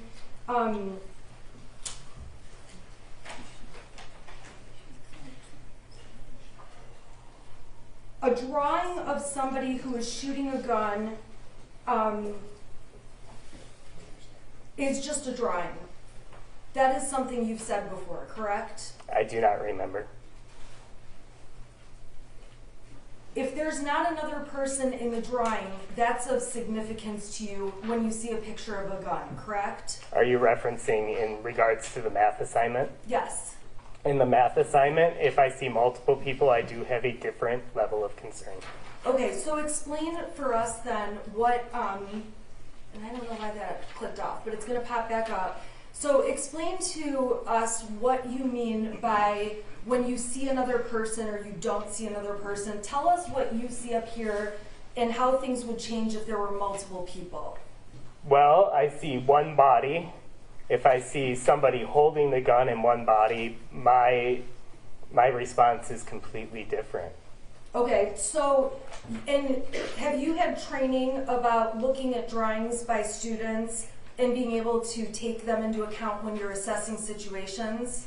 I've had training in how to assess situations. I would not say I've had training in students' drawings. Okay, but your conclusion was that because there's not a second person, seeing a gun on these pages in and of itself alone would not be enough to cause you concern. Again, you're taking a very small piece of that. That is just a piece of what I saw in totality. Okay, so you were asked before, you didn't see anything that suggested that there was a gun in the hand on this drawing, and your answer was no, correct? In regards to this drawing? Yes. I do not see a gun in someone's hand on this drawing. Okay, you were asked, that's a pretty important thing for you to know or not. Do you agree? Your answer was a drawing of somebody who is shooting a gun. Still, there's not another person. It's just a drawing. Do you recall testifying that way when you were previously asked about this drawing? That was not in regards to this drawing. It's fair to say that, which drawing was it in regards to then? Not this one. So you testified at a deposition on September 14th of 2022, correct? I believe that was the date, correct. And there are, the discussion prior to those questions was about the drawing in class that day, and the drawing being on the violent side. Do you recall that? In regards to the email from the teacher that we discussed earlier, yes. Okay, so at the end of the day, your prior testimony that seeing a drawing of a gun, that in and of itself, by itself, does not create enough of a concern that something more sinister is happening, correct? We are looking at a total picture and not just a piece of a picture. And you are trained to look at that total picture, correct? I took the approach to look at the total picture. In addition to looking at the total picture, and by picture I'm saying the picture that was drawn, you also look at the picture in terms of the demeanor of the person you're speaking to, the way the person is presenting, the way the student is behaving, a number of factors, correct? I try to take in as much information as I can. And taking in as much information as you can is certainly something that you have learned to do through, in addition to your training, your experience, correct? Yes. This is not the first time that you're calling a student down to your office to talk to them about something that may be problematic, correct? Well, and that's why I was not the only one in the meeting, was I didn't want to take the approach of I was the only one making the call. I also had our person in charge of discipline with me. And so you are in the meeting, and when you're saying the person in charge of discipline, you're talking about Mr. Ejak, correct? Yes. And Mr. Ejak is going to testify, but your understanding is that Mr. Ejak has also had training on dealing with these kind of situations, correct? I do not know his total background. You would assume that as the assistant dean of school of the school, I'm just he's got objecting to training. the question of this witness. Mr. Ejak will testify. It's appropriate for him. I'll withdraw the question, Your Honor. Yeah, he can answer that, Mr. Ejak. Now, when you asked Mrs. Crumbley's son about the videos he was watching, he indicated to you that he wanted to be a video game designer, correct? He did. And he actually had a detailed conversation with you about an opportunity that Oxford has for students to get training to become video game designers, correct? I showed him a program through Oakland Schools that could lead him into that area. Okay, so you and Mrs. Crumbley's son had a conversation about if he was interested in pursuing a video game designer career. The school system even has opportunities for him to further that interest. Yes. And in that conversation, when you were speaking to Mrs. Crumbley's son, you believed he had a genuine interest in this video game designing future. Yes, I did. If you believed that Mrs. Crumbley's son did not have a genuine interest in becoming a designer, or that he really was drawing pictures with a plan to hurt people, you would have certainly taken different actions, correct? If I believed that he was a threat to people, I would have taken different actions. Now, you testified about when the parents came in and this meeting that you had with them. You obviously recall that, correct? I do recall the meeting. Now, when you met with the parents, they were present for approximately 12 minutes out of the entire time you spent with Mrs. Crumbley's son. Yes. And you testified that you were with Mrs. Crumbley's son for approximately an hour and a half, correct? Correct. So it would have been an hour and a half, including those 12 minutes. Yes. Now, prior to that hour and a half spent with Mrs. Crumbley's son, you had never spent any kind of time, really, aside from short conversations with Mrs. Crumbley's son, correct? Correct.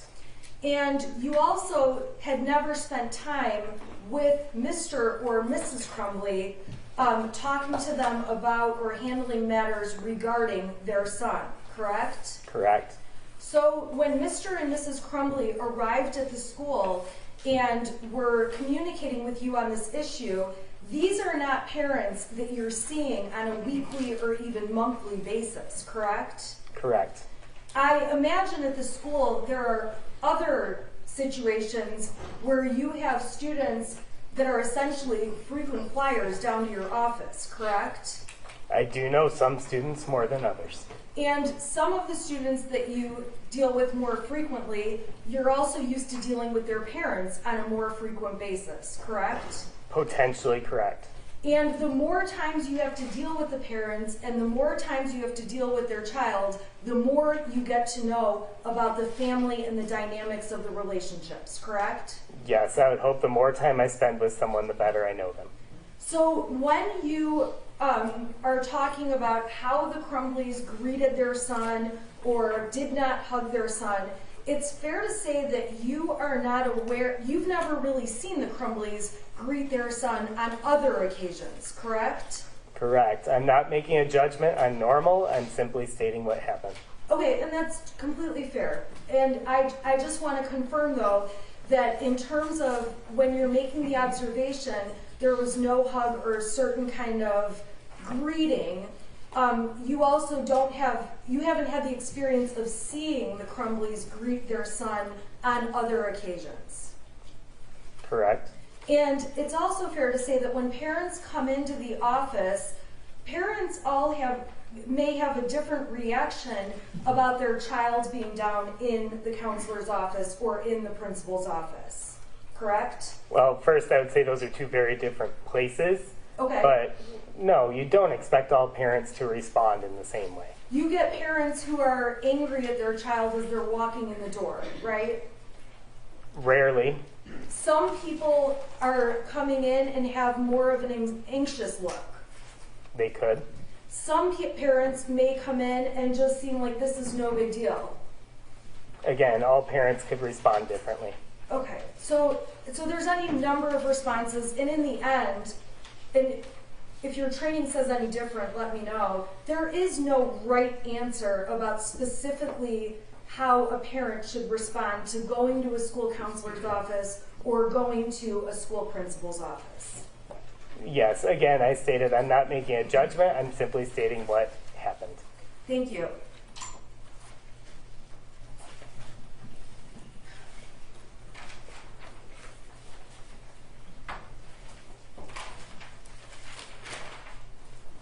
Now, the dates that we talked about are dates where, obviously, through the course of this investigation, you identified emails where you were involved with Mrs. Crumbley's son. Is that a fair statement?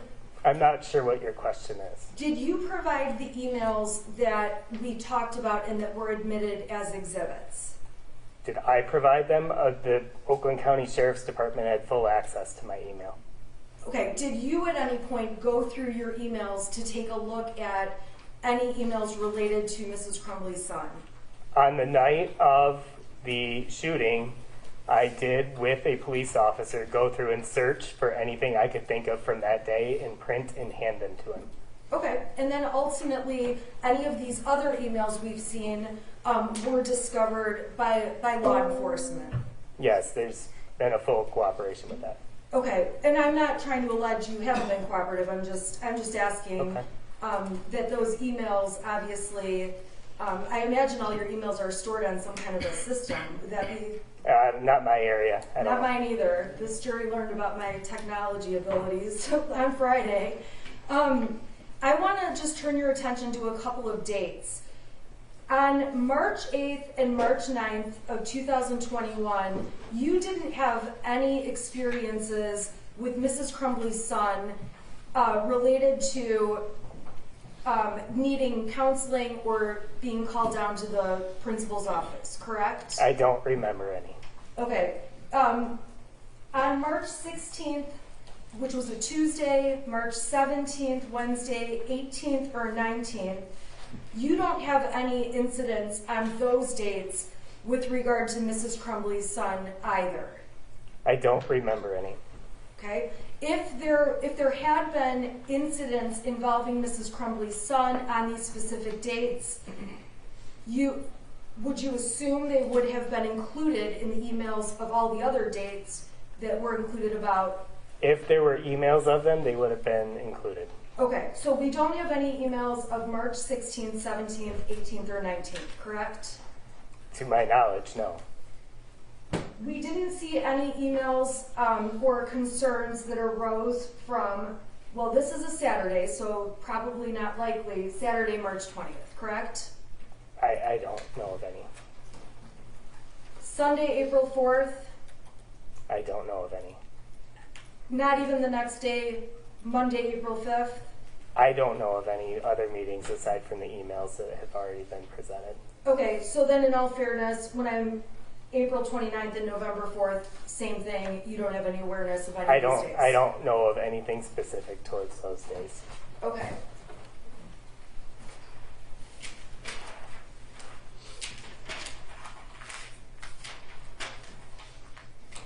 Now, you testified that it was your hope that Mr. and Mrs. Crumbley would take their son home and get him into a counselor that day, correct? Yes. When you had that hope, you gave them a list of counselors to suggest they call, and noting which ones took various insurance programs, correct? Yes, I provided a list of resources.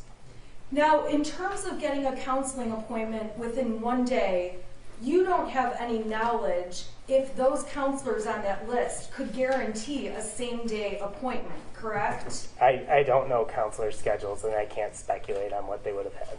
Is it fair to say that in the post-COVID time of 2021, mental health services have become more difficult to obtain appointments? And if you don't know and you're not the right person to ask, just let me know. I don't work in community mental health, so I can't make that statement. Have you personally had to call to schedule therapy type appointments for anyone? I experienced a shooting. I called to cancel to get therapy for myself. Okay. And when you called to get therapy for yourself, it was obviously a very, very urgent situation. I mean, it was a pretty impactful situation, yes. Okay. And did you end up seeing a counselor on the 30th?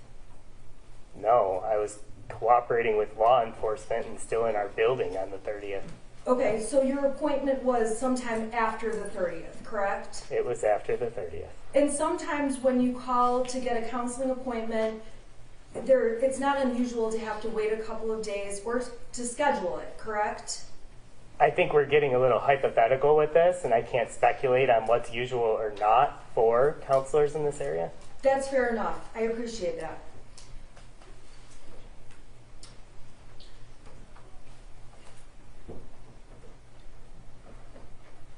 When you were speaking with Mrs. Crumbley's son, it's fair to say that you and Mrs. Crumbley's son discussed whether he wanted to stay in school that day or go home prior to the arrival of Mr. and Mrs. Crumbley. Is that correct? That did come up, yes. And Mrs. Crumbley's son's position was, I want to stay in school, correct? Correct. COVID had been hard on him. He didn't like virtual learning. Was that your understanding? He did state those two things, yes. And there was discussion when the parents arrived that missing school is a source of anxiety for Mrs. Crumbley's son. Do you recall that? I do. So before Mr. and Mrs. Crumbley even got there, the option for Mrs. Crumbley's son to stay in school was on the table. Well, there is no option of staying in school. School is a requirement unless you meet certain standards in which it is no longer available to you. Okay, if a child gets sick at school, at Oxford High School, and vomits, okay, are they allowed to stay in school the rest of the day? I don't know. That's not something I deal with. Are you aware if a child has a temperature, if they are allowed to stay in school? And if you're not aware, let me know. If they are allowed to stay in school? Yes. If we didn't, again, hypothetical, but not my area, I don't send students home. Okay.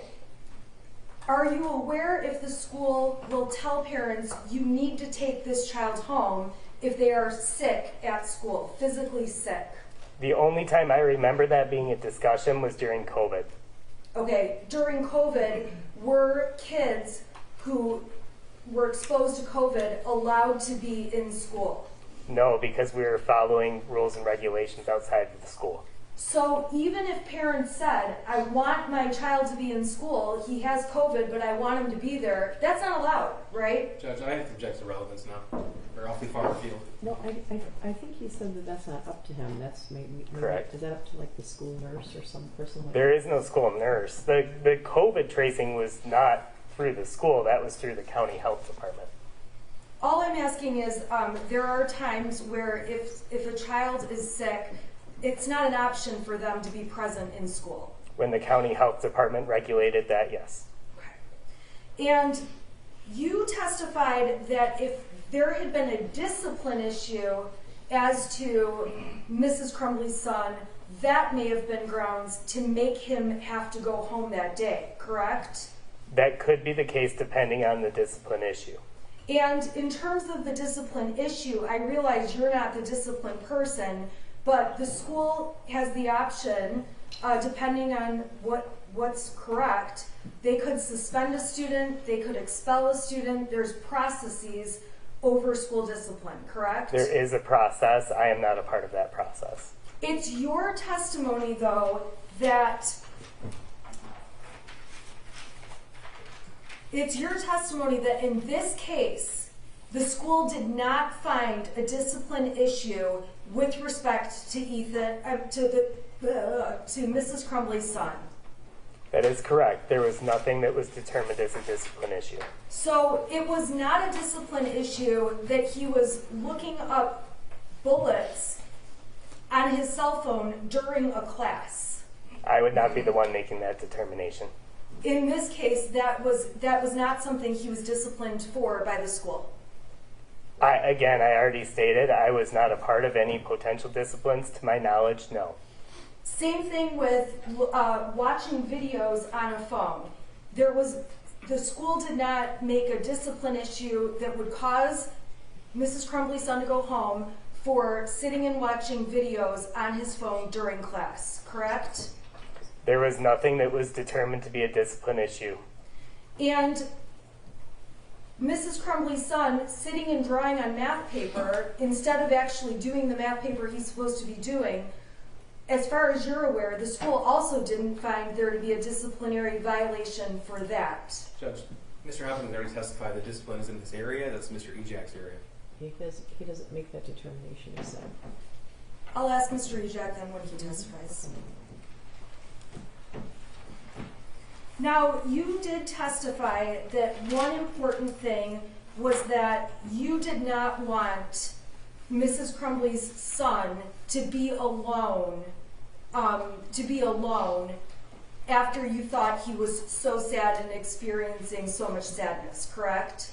I did not feel that it was wise for a student with signs that could be suicidal ideation and things that I saw as suicidal ideation to be alone. Now, when you spoke to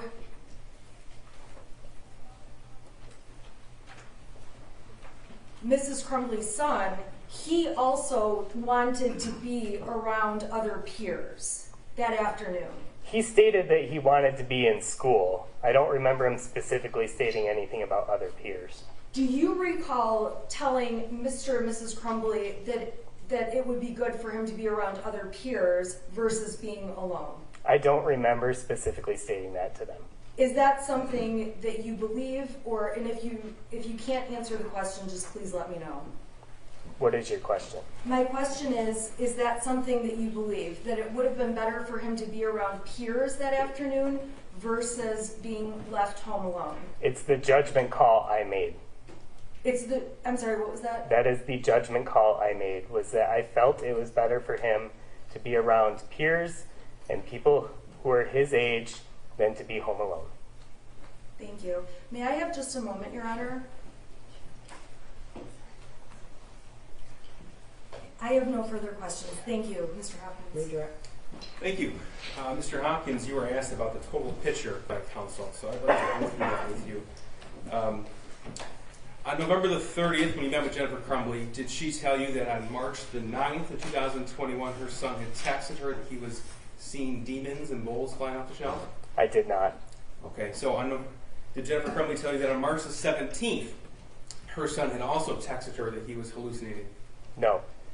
Did Jennifer Crumbley tell you that on March the 20th, he had texted his mother that he was hallucinating? Your Honor, I would ask that the prosecution stop the leading questions. Judge, I'm just trying to get through redirect in a timely fashion, and this is specifically in response to her. I don't know how you can ask it another way. I'm not suggesting the answer, Judge. I'm just...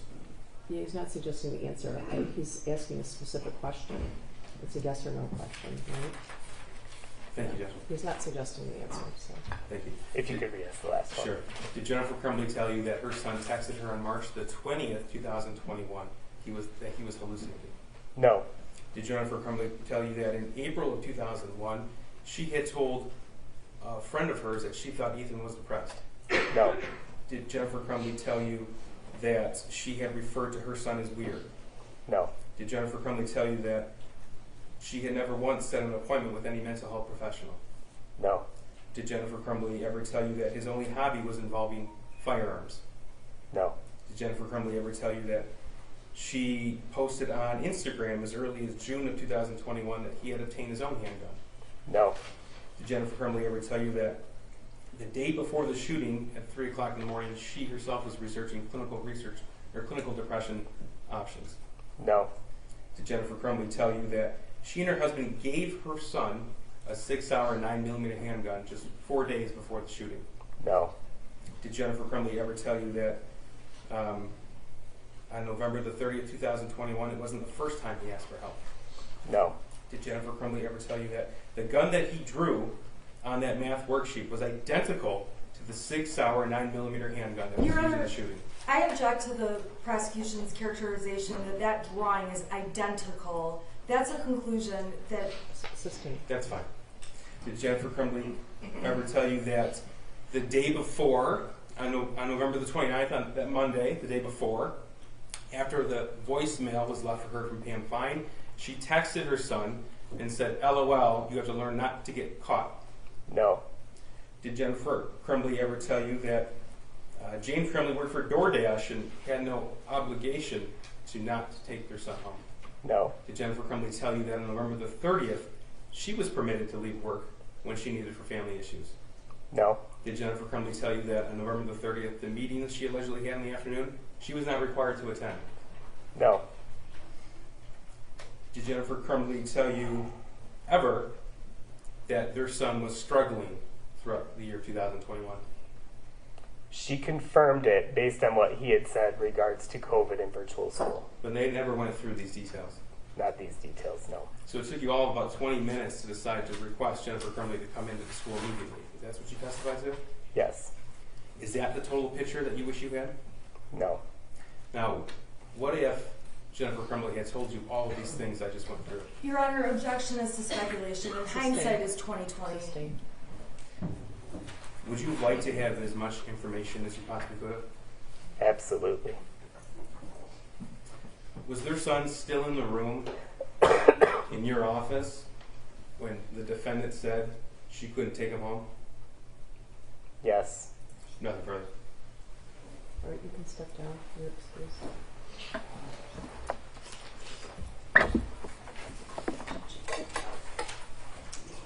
You guys want a break?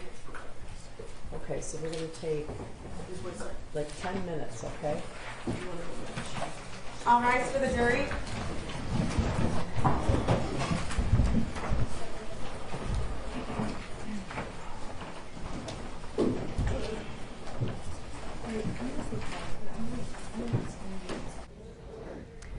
Okay, so we see court has now gone for a short, are they on a short break, or are they switching witnesses? They're going on a short break, a 10-minute break for the school counselor. There another hour of testimony. Rick, what was your take?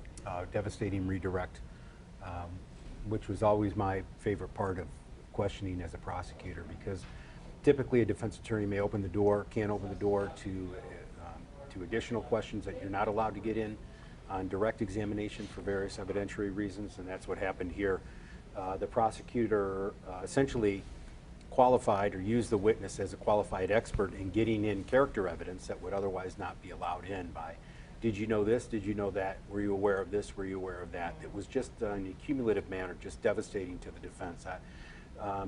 You know, the defense attorney has a very unique way of losing substantive points that may be somehow made in the midst of chaos and disorganization, where after a cross-examination there may have been points made, but they're seemingly lost to I think a jury in this case, and then that juxtaposed by the prosecutor's very direct, very concise, very rapid fire.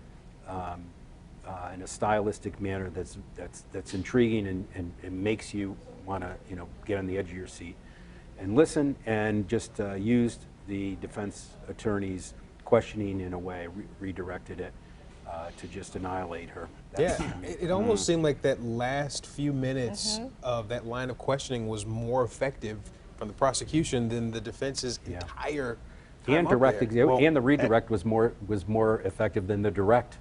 But the question comes down to this. You have direct, you have cross. Then you saw a redirect. You should be able to get recross. I would never ever let a witness who just devastated me like that leave the stand like that. Stand back up and ask questions such as, when you talk to other parents, do you always get their medical information of their child? How many others have done X, Y, and Z?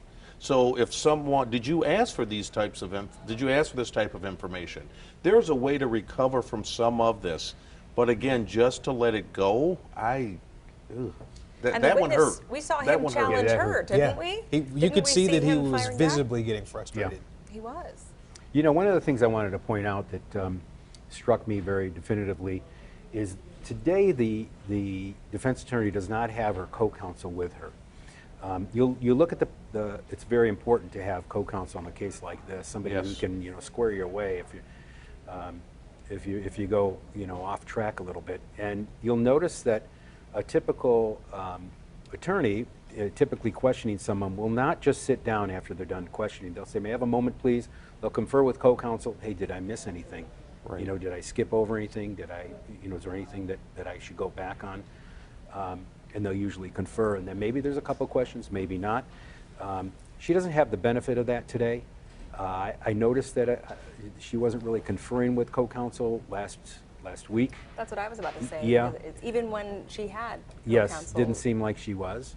You look at the prosecution's table, there's, of course, co-counsel, there's an officer in charge, and the officer in charge in a case, typical case, and certainly a case like this, he is the one, in this case it's a gentleman, he has the most information about that case. He is the person who has more information about the case than the witnesses, more information about the case than the prosecutors.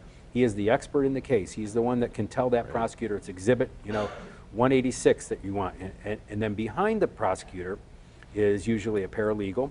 You have another officer in charge. He's the special agent, BATF agent. He's sitting behind them. This is all support that the prosecutors have, that they can turn to someone else. As I think there's an appellate attorney in there. So huge advantage in that aspect. When you have a sole practitioner who now doesn't have benefit of a co-counsel and is taking advice mainly from her client, that is to say the client thinks this is a bad look to redact things, so we ought to get in all 2,000 pages, that is going to be devastating. That decision was horrible to allow all of those unredacted documents to be admitted. There's a reason that the defense attorney fought to keep that stuff out. Yes. And here's the funny part. It was granted. The judge agreed with her. We're going to keep this out. Why in the world would you come back later, again, in the course of trial, and that just really screws up your trial strategy. But I want to go back to something you were saying. In a case like this, you're absolutely right. You need another person there, whether it's a law student. When I do cases like that, I normally have my private investigator there with me. They're allowed to sit up there. So it's like your officer in charge. That's my officer in charge, absolutely. Because I need, it's strategy. If I'm focusing on the witness, either my private investigator or someone who's second chairing is looking at the jury saying, "Hey, you scored some points here. Hey, they're nodding to this. Hey, you, like Rick said, you forget to do this, or you need to go back and clean this up." This is a very high-profile trial, and it's very difficult to do alone. Yeah. The prosecution clearly painted a vivid picture with those questions that, this counselor's here saying, "I made the decision that he needs to be around other peers because he may be depressed," whatever the case may be. But the point that we got is that Jennifer did not give him all of the factors of everything that was going on at home. But here's the thing, and listen, Mark Keith, great attorney, great guy, great attorney, does a good job. Asked the proper questions, but again, the question should have come after. Did you ask these questions of Ms. Crumbley? Right. Did you say, "Hey, listen, before I come to this decision, has he had any other mental health issues? Is he sleeping? Has there been other suicidal threats?" This guy did none of that. And again, if we can show that there's equal culpability, and I understand where you're going, but where I'm coming from here is, if we can show that no one caught this, as opposed to just pinning it on Jennifer, it opens that door for reasonable doubt. Sure, and that's the point that I was going to make. I could see that that was the message they were putting forward. Do you feel like the defense had a point? I really, with her questions, I was left a little confused by what she was even trying to get to. I think she scored some points, and I think she was rolling. I mean, it was a little choppy, but she got some very good points in. However, I think the biggest mistake made at the end was in the redirect and her not recrossing. A lot of judges won't allow recross. You know, you have to justify it. Because direct is broad, cross is more narrow, redirect is narrower. It just is you have the opportunity to redirect on information that was brought out in cross, and then recross will be focused on redirect. So as you go with questioning, it becomes more narrow and narrow. And many judges, in my experience, will not allow recross. And if they do, you have to justify it. And then sometimes there's a redirect. I've only seen that with one judge. Happens a lot in federal court. Yeah, I've only seen that once, and there was a high-profile case, and the judge would not allow recross. And that, you know, I thought that was an issue for appeal, but again, it just all depends. All right. Well, we know court is in break. We are going on a short break as well. We'll be back soon when the trial for Jennifer Crumbley resumes.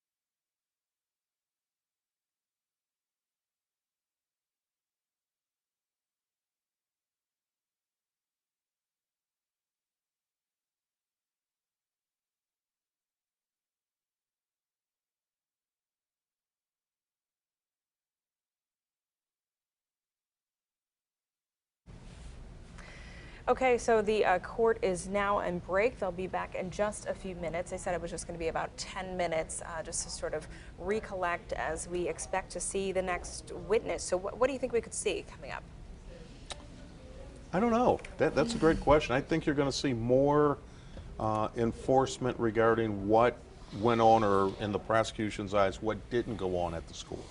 I think this is going to be another, again, I don't know, but my guess is another school witness. Well, before we move on to this next witness, let's have a quick recap of some of what we've heard so far. The counselor who was up speaking, just getting off of the stand. Let's listen to that now.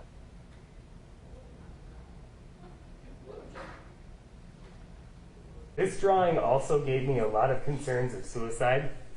When I looked at it and I saw one body, when I looked at it and saw words that were internalized of "the thoughts won't stop, help me," I started becoming concerned about the students' well-being and made the decision that I needed to involve parents.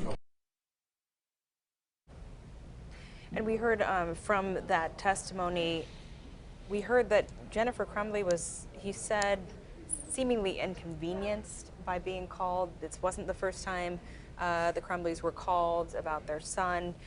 Just speak about some of the testimony he gave. He talked in detail about the emails that he received and what he did as a result of receiving these emails. And remember, on redirect, the prosecution did a great job of showing that they, one of the things I would do as a prosecutor is I would hammer the use of the word sliver, which the defense attorney used the first day, because that's exactly what she is doing in her defense. Is she's taking slivers of incongruent, out of context information and not looking at the totality of the circumstances, which is the whole prosecution's case. And that's what she was questioning about, these slivers. So with that last exhibit, the math sheet, as they refer to it, I would have asked, well, you don't know that if I were the prosecutor. He said there was one body, one drawing of one person on there. Well, maybe he didn't have time to draw more. Maybe he was interrupted when he said he was worried about himself, or that he had thoughts of harm or needed help. Maybe that was the period of the time that he got, quote unquote, caught drawing it. So there's a lot left to be drawn out from that one document. I think the prosecution did a thorough job. I also think, based upon these last few witnesses, I think the witness list now will be truncated. I think we're going to start to see a faster trial. I think we're going to start to see less witnesses, and I think we're going to start to see less cross-examination on substantive issues. Terry, you brought up a good point, just in terms of the counselor being asked about whether or not Jennifer warned him about some of the troubles at home. The fact that he didn't ask whether or not there could have been any more extensive troubles, how much of a problem do you think that is, even though that's something that wasn't highlighted on the stand?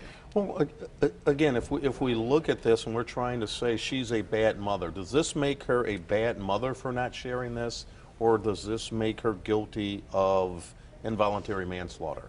And what the people are trying to do again and again is say she's a bad mother, therefore if she would have told the counselor these things, then guess what? He probably would have come up with a different decision. I firmly believe that, again, I don't know that the prosecution at this point has a slam dunk.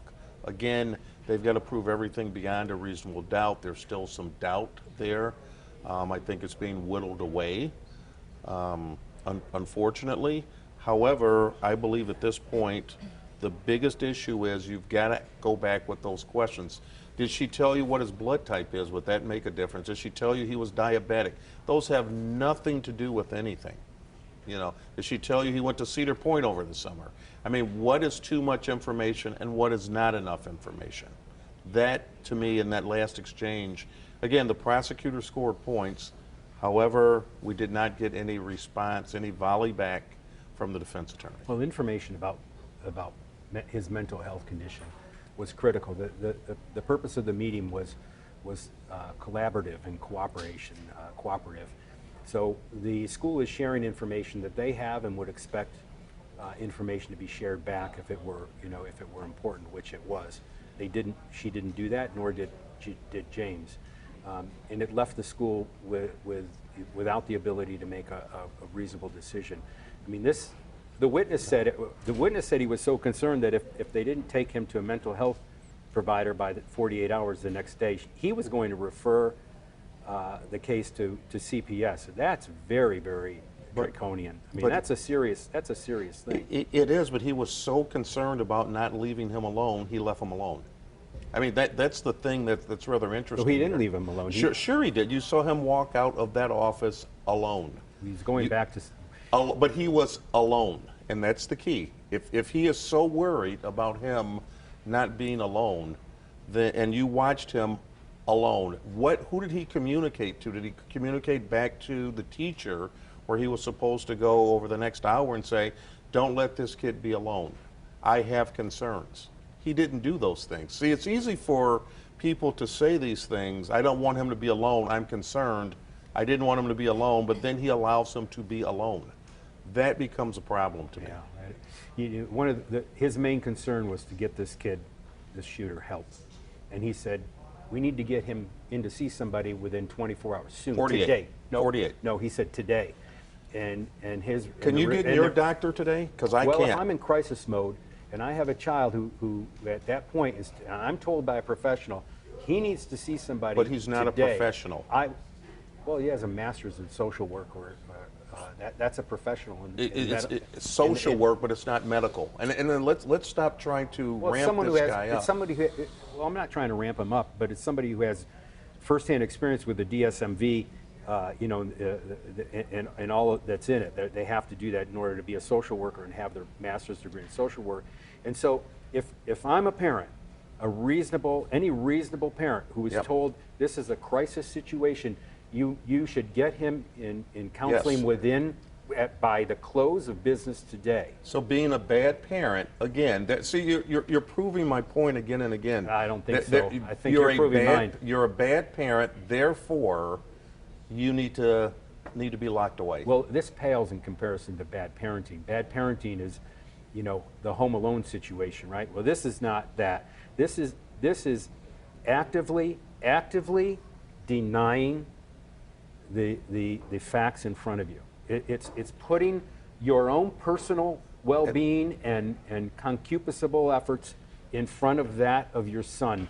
It's telling caregivers and your son, I'm more concerned about Mr. Ed than I am about you. And I can't wasn't true either. I can't take my kid to a mental health provider today because I have riding lessons tonight. Oh, and my horse needs to have her foot rubbed too. Look at the text messages. The text messages said he can't be left alone. She said that she being Jennifer Crumbley said that in the text messages. He's coming with me tonight. He can't be left alone. So she had no reason to leave him alone. The one who did leave him alone was that counselor. And let's talk about that horse for a moment. As much as the prosecution has said she loves this horse, guess what the first thing she tried to do? Sell that horse. To save her?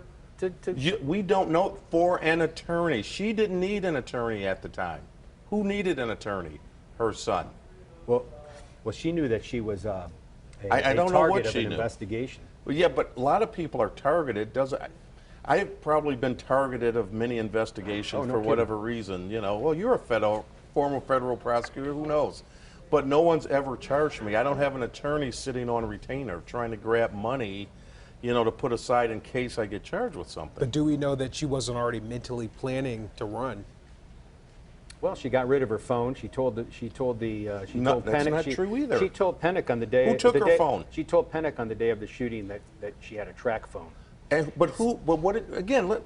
be real in what we're talking here. She gave her phone to Oakland County sheriffs. And had a track phone before she did that. No, she didn't. Yes, she got it. If you listen to the testimony that came out, she got 2 phones after that. One was a track phone, so she can access her accounts and things, and then she found out they couldn't do it there, so they had to go back and get another phone. That's why they had so many phones. It came out in testimony. Yeah. And again, this is the problem that we run into here. These slivers of information, we start running down this road because they're bad parents. They are never going to get Parents of the Year. I would never leave them alone with my kid. But based on what I've heard so far, I could not convict them beyond a reasonable doubt of involuntary manslaughter. It's just not there at this point. Yeah, absolutely. Well, I'd have to go back and contemplate whether it's there at this point or not, but I'm convinced beyond all peradventure by the end of this trial it'll certainly be there. I think the evidence up to this point has been overwhelming, and I think there's proof beyond a reasonable doubt at this point, if they shut it down right now, that this jury would convict Jennifer Crumbley of involuntary manslaughter on all 4 counts, beyond a reasonable doubt. Well, see, again, I think it goes back to the beginning when we had the Taylor Swift opening, right? Instead of having the Taylor Swift opening, we should have had a separation. They are bad parents.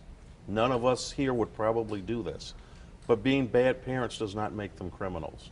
And that, to me, still has not been separated yet in this trial. Yeah, I think that's the first thing I agree with you on 100%.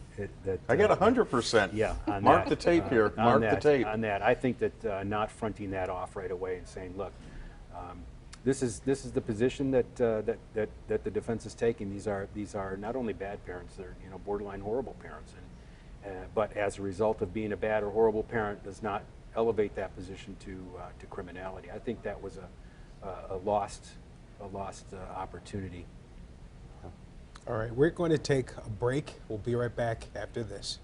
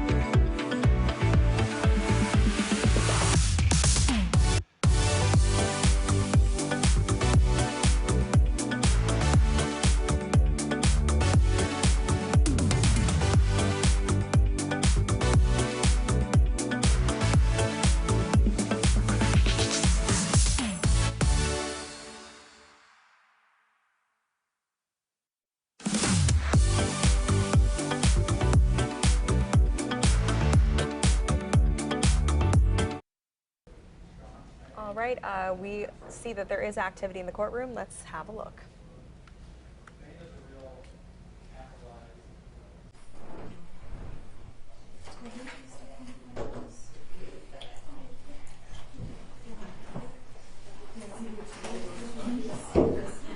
May I approach your clerk, Judge?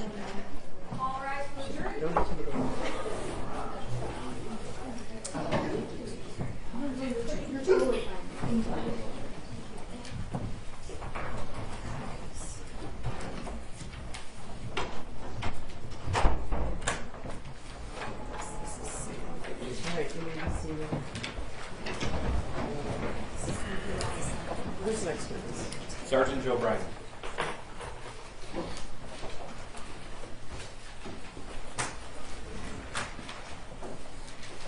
Do you swear or affirm the testimony about to give, or is it please I'll help you out? I do, Your Honor. Okay, so step up, have a seat, and state your name for the record, spelling your first and last name. Joe Bryan, Joebrian. Go ahead. Thank you. Sir, how are you employed? Employed as a detective sergeant with the Oakland County Sheriff's Office. Okay. Can you keep your voice nice and loud for us, please? All right. Thank you. Sergeant, where do you work within the Sheriff's Office? I'm assigned to the Special Investigations Unit. Okay, what do you do there? We conduct major investigations, internal affairs, assist a lot of other departments. Anything kind of big we at least help out with. Okay. Now, November the 30th, 2021, were you working that day? I was. Okay. Were you assigned to assist in the investigation of the Oxford High School shooting? I was. Okay. And at this time, how long have you been with the Sheriff's Office? At that time, 27 years and some change. Okay. So you're with the Special Investigative Unit now. Where did you work prior to that? Same spot since 2011. Okay. What about prior to that? I ran the Computer Crimes Unit for about 8 years. Prior to that, sergeant in jail, detective out in Highland, and then the jail and road. All right. So, did you actually respond to the Oxford High School shooting scene? Did you respond to the shooting scene itself? Not initially. Okay. Were you directed to the Oxford substation, the Sheriff's Office? I was. Okay. And for what purpose? To attempt to do some interviews. Okay. Now, by the time that you had arrived at the Oakland County Sheriff's Office substation in Oxford, was the school shooter already in custody? Yes, he was. Okay. And was he brought to that location? He was. Okay. And during the course of your investigation, did you learn who the school shooter's parents are? I did. Okay. And his mother is Jennifer Crumbley? She is. She's in court today? Yes, she is wearing the dark blazer. At the defense counsel. The record will reflect the in-court identification of the defendant, Jennifer Crumbley. Thank you. Once you learned who the school shooter's parents were, did you attempt to speak with those individuals? I did. Okay, and tell us how that came to be. I called him up and had him come to the substation to talk to me. Okay, so you learned the identities of James and Jennifer Crumbley and you made a phone call? Correct. Okay. So on Friday, we introduced evidence of call logs that showed you contacted James Crumbley about 1:50 in the afternoon, November the 30th. Does that sound accurate to you? That sounds about right. Okay. And when you made that phone call, what did you tell them to do? Just come to the substation. In Oxford? Yes, sir. Okay. And did they arrive there? They did. Do you recall approximately the time they arrived there? Probably around 2. We didn't wait much for them to get there. Okay. And again, on Friday, there was evidence of their GPS data locations that indicate they were there at 1:58 p.m. Does that sound accurate to you? Yes, sir. All right. When you conduct interviews with individuals pertaining to investigation, a criminal investigation, are those interviews generally recorded? Most of the time. Is that audio recorded as well as video recorded? When available, yes. Does the Oxford substation, the Sheriff's Office, have the capability to record interviews in such a fashion? They did and do, yes. So on November the 30th, 2021, did you interview both James and Jennifer Crumbley? I did. Okay, and was that interview recorded? It was. Have you had the opportunity to review that recording? Yes, sir. Okay. Does that recording fairly accurately depict your interview with James and Jennifer Crumbley on November the 30th, 2021? It does. Judge, that's People's 340. People move to admit. We have no objection. 340 is admitted. Thank you, Judge. I'm going to play it for the jury, but before we do, I just want to confirm with you, Sergeant, that the recording that we're going to introduce as evidence is Exhibit 340. It has a date and time stamp. Is that right? Correct. Okay, but that time stamp is actually an hour off? That's correct. Okay, is that daylight savings time? I don't know why it's off an hour. I really don't. That's fair. But we know that they arrived at 1:58 in the afternoon, and did you speak with them immediately after they arrived? Yes. Okay, so that would be the time you spoke with them, not 2:58. Correct. Okay, thank you. How long is it, Sergeant? Do you know? The video? Yeah. Like 15 minutes probably. It's not very long. Around 20 minutes or so. Okay.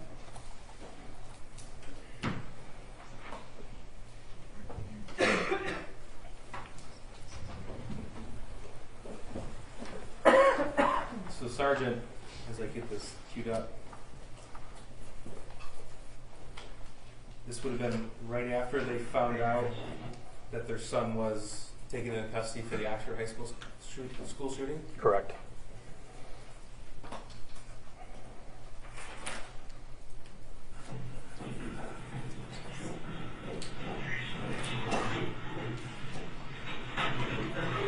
Just so we can identify everybody. This is you in the blue shirt? Yes, it is. And the individual to your left in the video is who? My partner, Rob Miller. Okay. Individual with the hat? James Crumbley.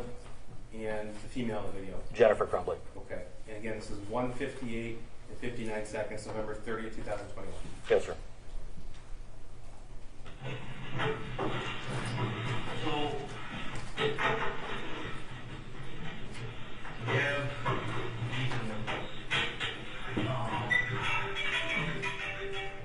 Obviously, we don't know all what happened yet because everything's still ongoing.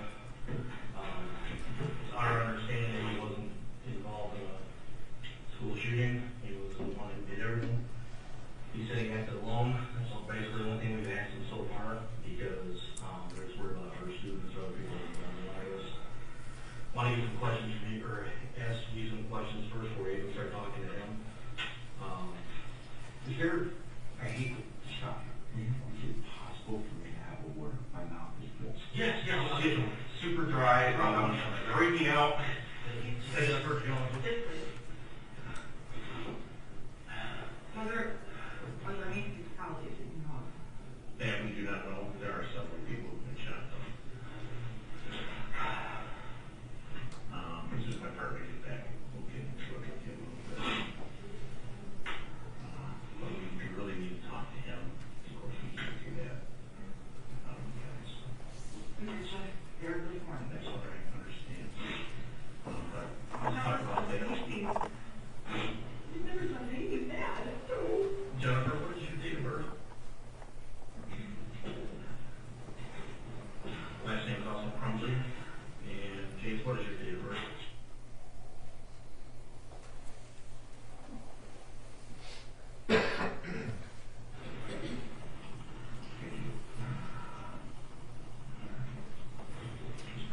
So, we're coming in this very early, but when I say there was an issue this recently, was that?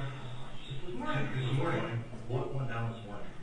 Well, he was, I have a picture. He was writing, yes, so there's a picture.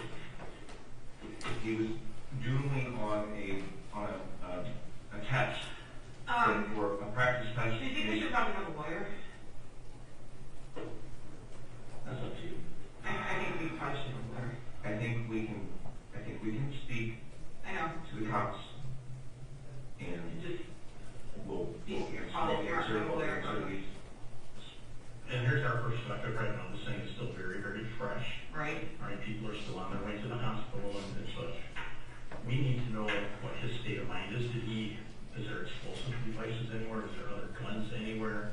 Did he hide guns, ammunition, explosive devices? Are there any other victims? We need to know these things quite rapidly. I was in town. I saw all you guys go to, I don't care about. When I see 5, I start concerned. I headed to the high school, obviously couldn't get to the high school, turned into the Meyer parking lot, and I saw these kids standing outside. I'm trying to call my son, make sure he's okay, and He texted me that he loved me. he texted you that. And somebody said that there was an active shooter. 35 minutes I before he called me, immediately freaked out I was because down of to the school. the He situation. was drawing that on the paper and the counselor called us down. So really, what did the text say?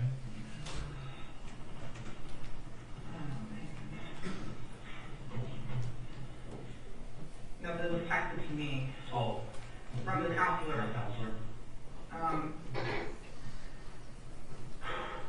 I texted Ethan at 12:21, you okay? He said, yeah, just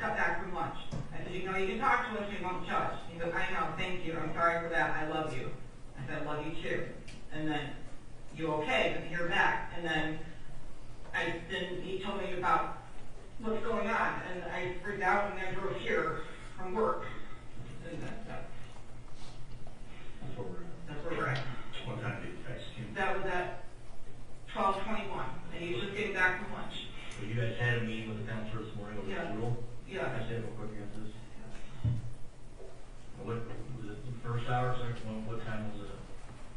I got to school at 10:30, I don't know whatever. So it would have been earlier, first or second hour, I don't know. And what did he say? I mean, he just said he was sorry, he just said, you know, does he have an issue, like you met them? No. No. Not that we know of. His best friend, his parents just sent him somewhere to Wisconsin for an OCD rehabilitation. That was his only friend that he had. They hung out all the time, hung out at school. Our dog, our Great Pyrenees, just passed away a couple months ago.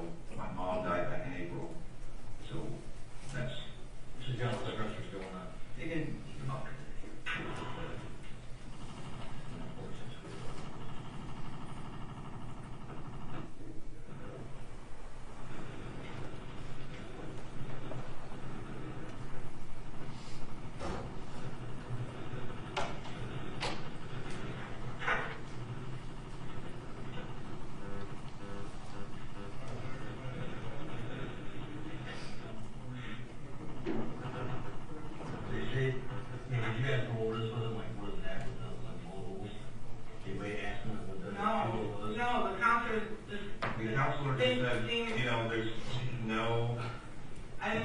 Honestly, I didn't even think about that. I mean, it's Ethan. Ethan's he's a perfect kid. He doesn't do anything. He doesn't get in trouble at school. He doesn't Is that how? That's your what kind of? Just say so. It was hidden in our in the case, and the bullets were hidden in a completely different spot underneath some jeans. I raced home, and I got this under. You saw the cops. After I saw the cops, after I found out I was an active shooter, after what went on this morning, I immediately raced home and found the gun in his hands when I called you guys. I called you guys right away, let you know. How far away is your guys' house from the high school? Right. We live on the street. I'm not familiar with that street. He walks between from school. It's really right in the village.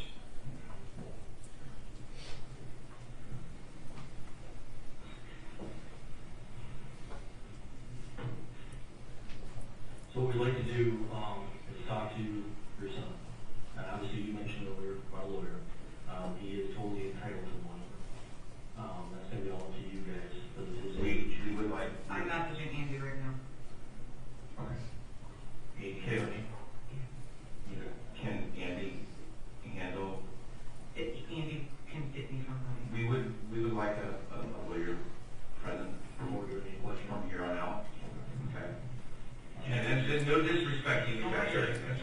It's just we don't. I don't want to have on this one. I only see this stuff on TV. That's cool. All I know is I got a call from the counselor about that. He texted me, and we went down there and met with him. That's all that was about. That's all it was about. And he didn't seem worried about it. And he said he was more welcome to stay at school or he could go home. And I really wish we would have taken him home.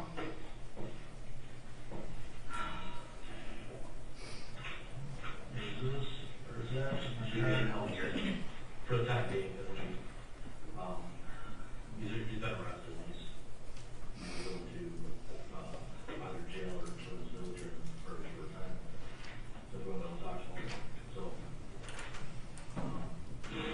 that's what we're. Any medical conditions? Any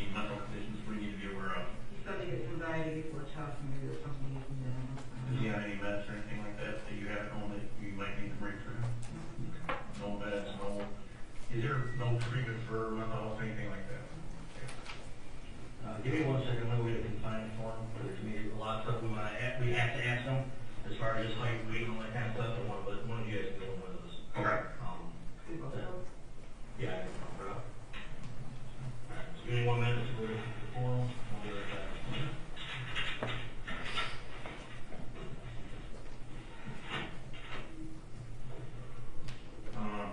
You're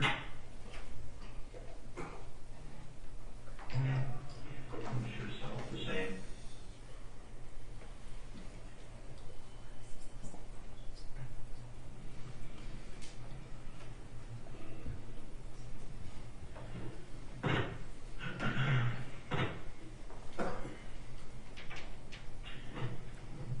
Any trouble with the law or anything?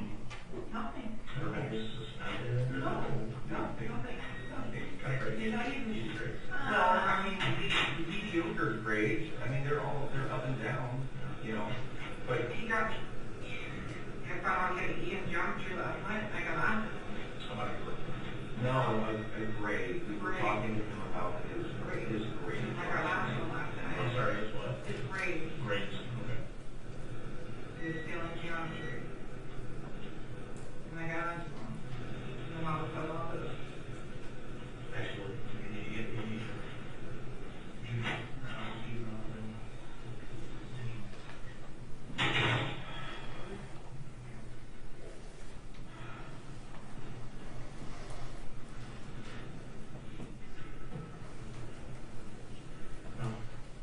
he's going to be safe, okay?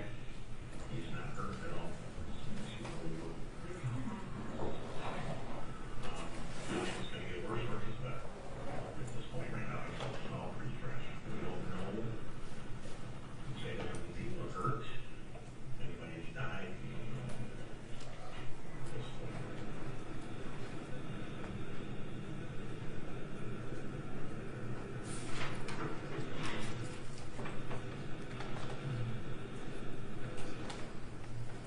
Do you have any other children? Family members we should check on? Any family members we may be concerned about? Was he angry at any family members that you want to hurt? Yeah, well, I mean, she's not being. It's just fine. He's in the school. He apologized about last night. We talked about his grades. Told him, like, listen, we just want you to drop. Make sure you have, uncompleted assignments. That's all we want to do. You sound great.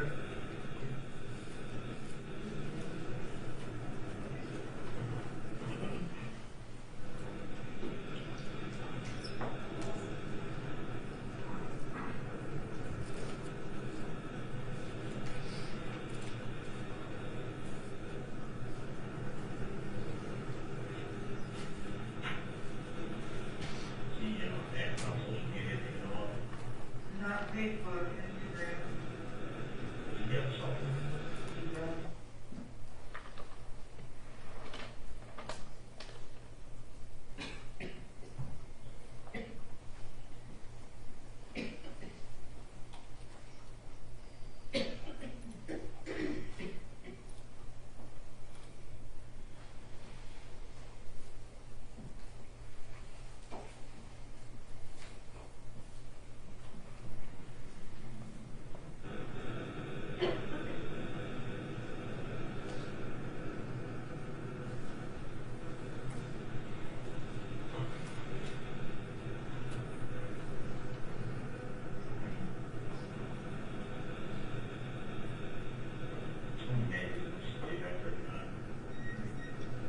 Were they loaded bags?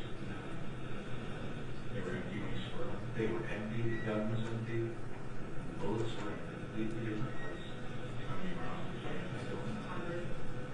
No. You guys bought 100 when you went to the shooting? We bought 200. I thought it was just a box of food. Oh, I don't know. You didn't. I don't remember. It wasn't an exorbitant amount of money? Because you were going to know. $56. Okay, then he only bought 100 rounds. And so you guys spent 50. So, yeah, and we go to the shooting range all the time. He goes with you. So he knows how to work the gun. He knows, yes. I've been trying to teach him safety. And, I mean, it was a hobby that they did together.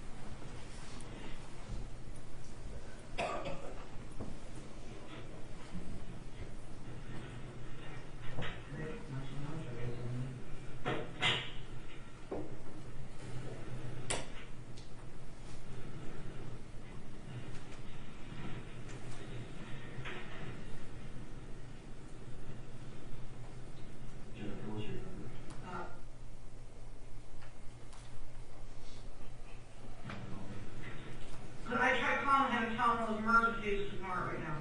I don't.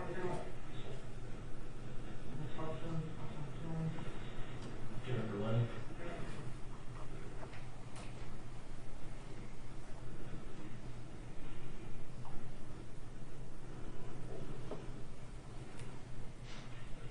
You guys still get her, all right?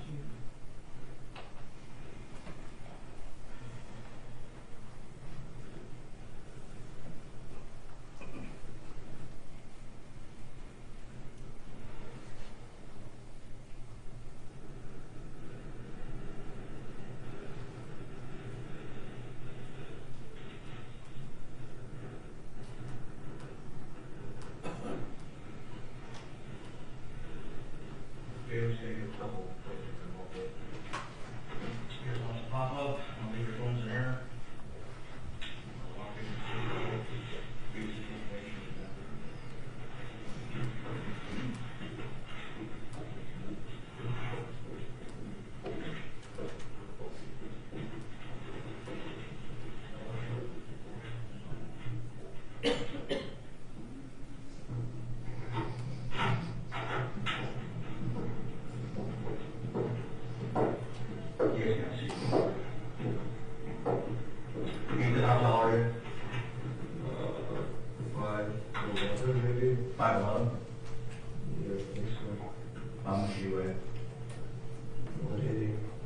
Eye color?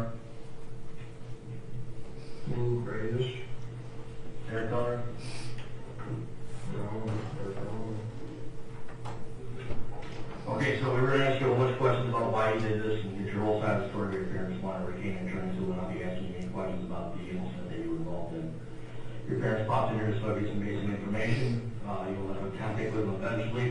We'll be taking you to either Oakland County Jail or Children's Village forthwith. Get you live after we take all your clothes and everything else you have on you. Any questions for me? You have to ask. It's up to you. If you want to ask me something, go ahead. I don't think we need to ask any questions right now. Okay, pop up. I'll back up. Please take your extra. Why? Why? I love you. I love you. I love you. I love you. Yeah.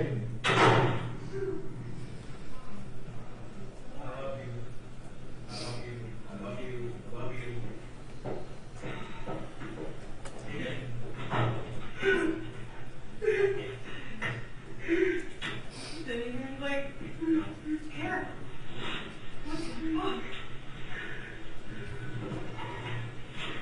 Before we freak you, you have our information. Do you have any questions for us? So typically what happens is, now we haven't done you. Somebody contact us and let us know where you're going to be. The corporal. Yeah. When? A day or two. Could be today, could be tomorrow. Look what he did, right? So right now, I really don't care about. We understand, right? So somebody will be in contact because of his age. Yeah. Okay. I'll walk you out.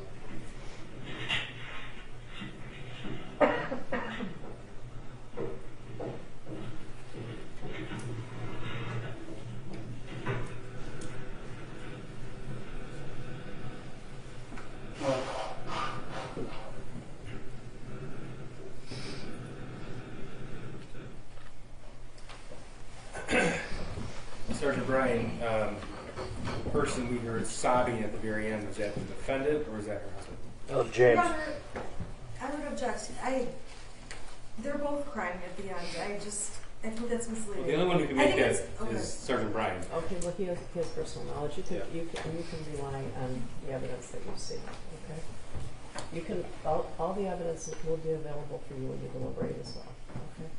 And Sergeant, we had some pauses in there. That's because personal information was being obtained from the defendants? Correct.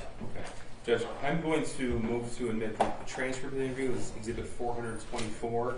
The audio is a little bit garbled over the two TVs that the court has in the courtroom. Any objection? Your Honor, I have not seen 424. They have not sent it to me. We can feel free to take a look at my copy while we We can. Okay. The court can withhold the resident. Subject to review. You can let me know in the next 2 days. Okay. Yeah, absolutely, and likely, no objection, but I need to see it. Thanks. This is a transcript. Yes, Judge. All right. That would be 424. We'll revisit tomorrow. Yeah, let me know. Let me know this. Okay, we'll do. Certainly. Sergeant Bryan, what was your impression of the defendant's demeanor throughout the interview? Atypical from what I'm used to on something like that. What do you mean? Your Honor, I would object as to the foundation, lack of foundation for this. Sure. Sergeant Bryan, you've been in the Sheriff's Office for 29 years now? Yep, a couple months. Okay. And you've been with the Special Investigative Unit for over 10 years? Yes. Okay, and you already told us that that is the unit within the Sheriff's Office that handles the major investigations? Yes. Okay, that includes internal affairs? Correct. And it includes homicides? Correct. How many interviews of either witnesses or suspects of crimes have you think you've been a part of? 5,000, maybe more. This is something you do on a day-to-day basis? Every day. Okay. And you described the defendant's demeanor as atypical? Correct. Okay, and tell us why. Your Honor, I would object as to this witness's opinion when the jury can see what's in the video. Every person in life reacts differently. This is very grossly unfair and prejudicial. That's argument. The counsel's free to make that the best argument. evidence of how she reacted to the video itself? I think an officer with 30 years of experience is in a unique position to give that testimony. I think the jury can decide for themselves. The jury's going to see the evidence. They saw the videotape. They can decide if that her behavior is normal or not normal. Thank you, Judge. How do people? I guess you can ask, how do people react when your children? You know, you've had other cases with children being charged. Yes, not a school shooting, but yes, I've had many cases where kids have done bad things. Okay. And I've had to tell the parents. And you've had to tell the parents that? Yes. Okay. And what you experienced on November the 30th was not consistent with your Your Honor, experience in the I past? objected on same thing. That was the court's question. I didn't hear the question. I was just following up with the court's question, Judge, that in his experience, he's had the opportunity to interview parents of a juvenile who's done something illegal. What's a common reaction that you experience? Crying, disbelief, why, those kind of things, Your Honor. Again, I object. It's irrelevant and it's prejudicial, and no other parents have had their child commit a school shooting. He just said, this is such a different case. Well, he said in his experience, he hasn't talked to anyone else with a school shooting.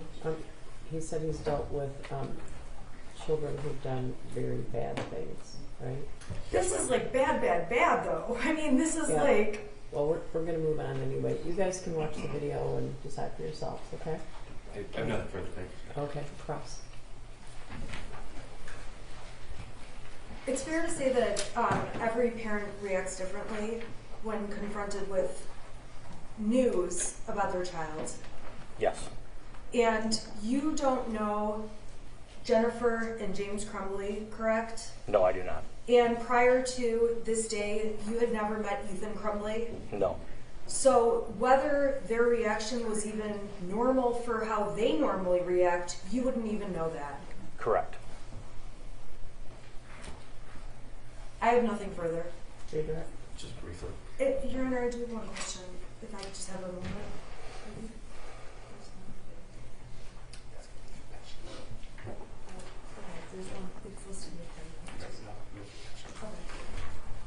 I was just asking about an exhibit, Your Honor, that's listed through Sergeant Bryan, but it's coming in through a different... Okay. Okay. I'm just trying to make sure I'm keeping track. Okay, yeah. Thank you. That was only, the video was and the transcript were the only ones. Correct. Correct. Okay. In your experience, you ever deal with a parent in this situation who was scrolling through her phone during this interview? No. Nothing further. Your Honor, I object as to relevance, and she's giving the phone to him. I at least asked for recross. You can ask him another question if you want. Go ahead. While Mrs. Crumbley is showing you things from her phone during the interview, correct? She showed me the picture, yes, ma'am. and she's trying to zoom in on the picture, and the thing won't zoom in, correct? Correct. And she's sitting there scrolling, looking for it on other messages and threads. Or I don't know. You don't know? I don't know. Fair enough. Thank you. Okay, you can step down. Thank you, Your Honor. Thank you. Who's the next witness? Just may we approach?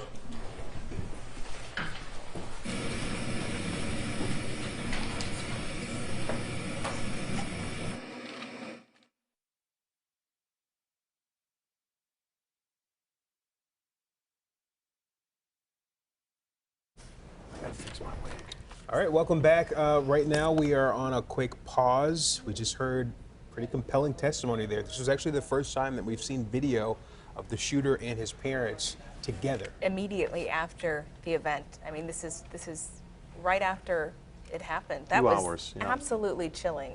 Absolutely It was. chilling to see. And we keep reacting to so many different things. And Terry, you keep bringing it back to the fact that we're not arguing whether or not these are bad parents or maybe that they didn't handle it the right way, but you keep bringing it back to that charge. Well, yeah, I mean, listen, my kid's there in handcuffs, and there's a reason I don't do a lot of juveniles. Seeing a kid in handcuffs just literally breaks my heart. And I can only imagine watching my own child in handcuffs after such a horrific thing. But what they did is bad parenting. That's not a crime. And what I mean by that is she didn't respond, she didn't cry, and she said, why, and Dad's saying, I love you, I love you, I love you. Again, I don't understand the relevance of this other than to vilify the parents as being bad parents, which, again, if you're a bad parent, you must be guilty of involuntary manslaughter. But it also seemed to draw a contrast between the woman who's sitting in that courtroom, emotional, watching all of this, and the woman we saw on her phone scrolling through in that video. Yeah, she's pretty cold, disattached, kind of seemingly, self-absorbed. And we were talking at the break, you and I, about mirroring up the text messages. You brought out that you thought she was texting. I went back and checked my notes, and the notes I have coincide with the type and the time of her text messaging the Mrs. Pennick, the horse boarder. So while she was sitting in there, she's texting about Mr. Ed again, and she was scrolling through the phone, seemingly not looking for the photograph that she showed the detectives about 3 or 4 minutes earlier. So, as you pointed out, what is she scrolling for? It wasn't looking for that particular picture, as the defense attorney just said. Again, because she had provided that almost as soon as she came in there. There's something I wanted to point out that you had asked about during the break. Why is the defendant 2, or James, why is his testimony, why is he saying in an interview, why is that allowed into evidence? There is an issue, it was Crawford v. Washington. It's a Supreme Court case that would seemingly disallow that evidence of a non-party person giving testimonial statements. The Sixth Amendment Confrontation Clause.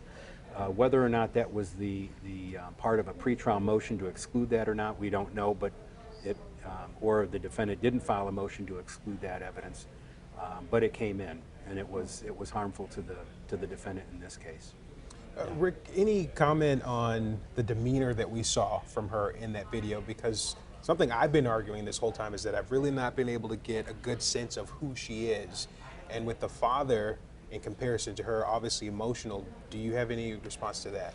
Yeah, there's a very important rule of evidence, Rule 404B, which excludes other evidence of character. Evidence of character is not admissible to show that a person is a bad person, or, as Terry emphasized, a bad parent. And so that's very important that that be excluded if that's the purpose of the admission of the evidence. Here, the evidence does show that she is, a bad character, somebody who's seemingly been told that her son just assassinated in cold blood 4 students, wounded 7 others, and she's sitting in this room, disaffected, unconcerned seemingly, only about herself and you know, does she need a lawyer? That was one of the first things she said. And then scrolling through a phone. You notice that when they went in to see their son for the first time after this horrific act, there's no physical contact. She didn't address her son at all. She didn't say, "How are you?"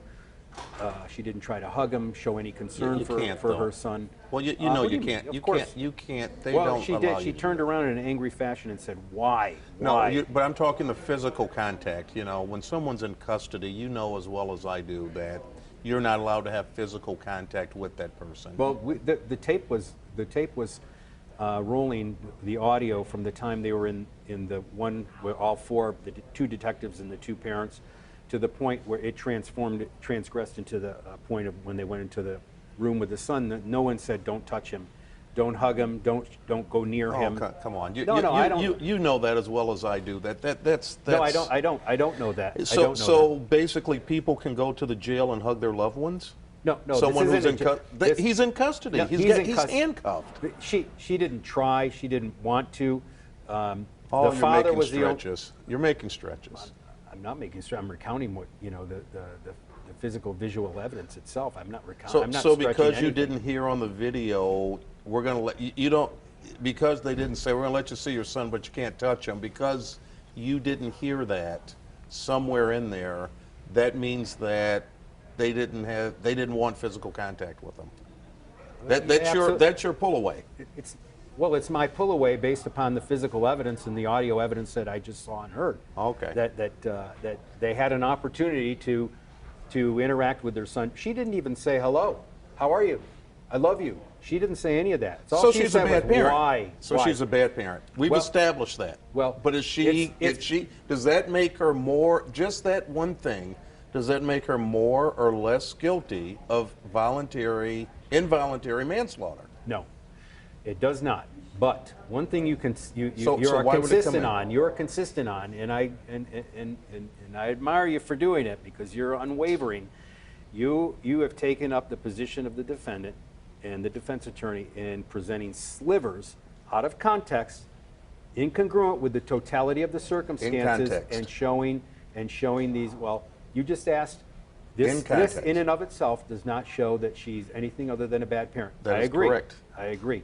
But when you take all of these things and you agglutinate them together, it shows, I think at this point, that she is guilty of involuntary manslaughter. In other words, had an awareness of the potentiality and ignored it. Much like the school. No, I don't think the school didn't have all of the information.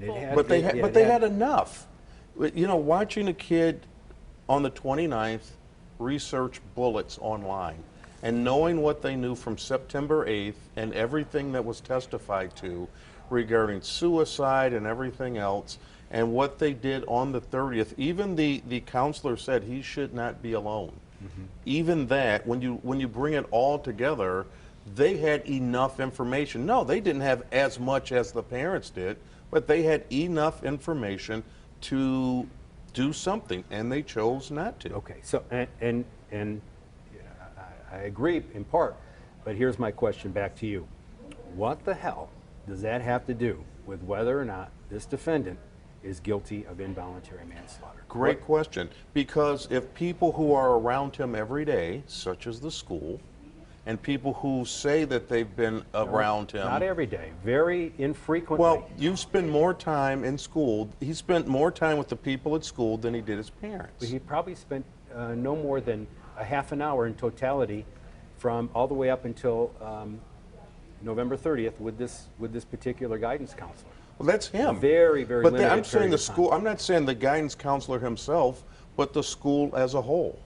Okay, and again, we talk about certain things. For example, how did these people communicate, right? We take the slivers that you talk about, you know, we've got text messages. That's the only way these people communicated. No. Were there any questions about, did they communicate in other ways? Did you sit down, did James and Jennifer sit down and talk about their son? There's no evidence to show that they didn't. We're making these leaps again and again. There's no evidence to show that they did, and that's why you're going to see. But where does that lie? It lies with the prosecution. That's That, coupled with some other information that we've gleaned so far, has me to believe that Jennifer Crumbley will testify in this trial. Oh, she's going to. Yeah, and I think that that's going to be. I hope we're both here that day. Yeah, I'd we love need to be. we need to hear from her. Yeah. And they've actually dismissed the jury for the day. Oh, Yes. great. They've been dismissed for the day a little early on. No reason was given. Just Yeah. they were dismissed Interesting. for the day. So we will continue our coverage starting at 4 o'clock here on CBS, but we will also take a brief break as well.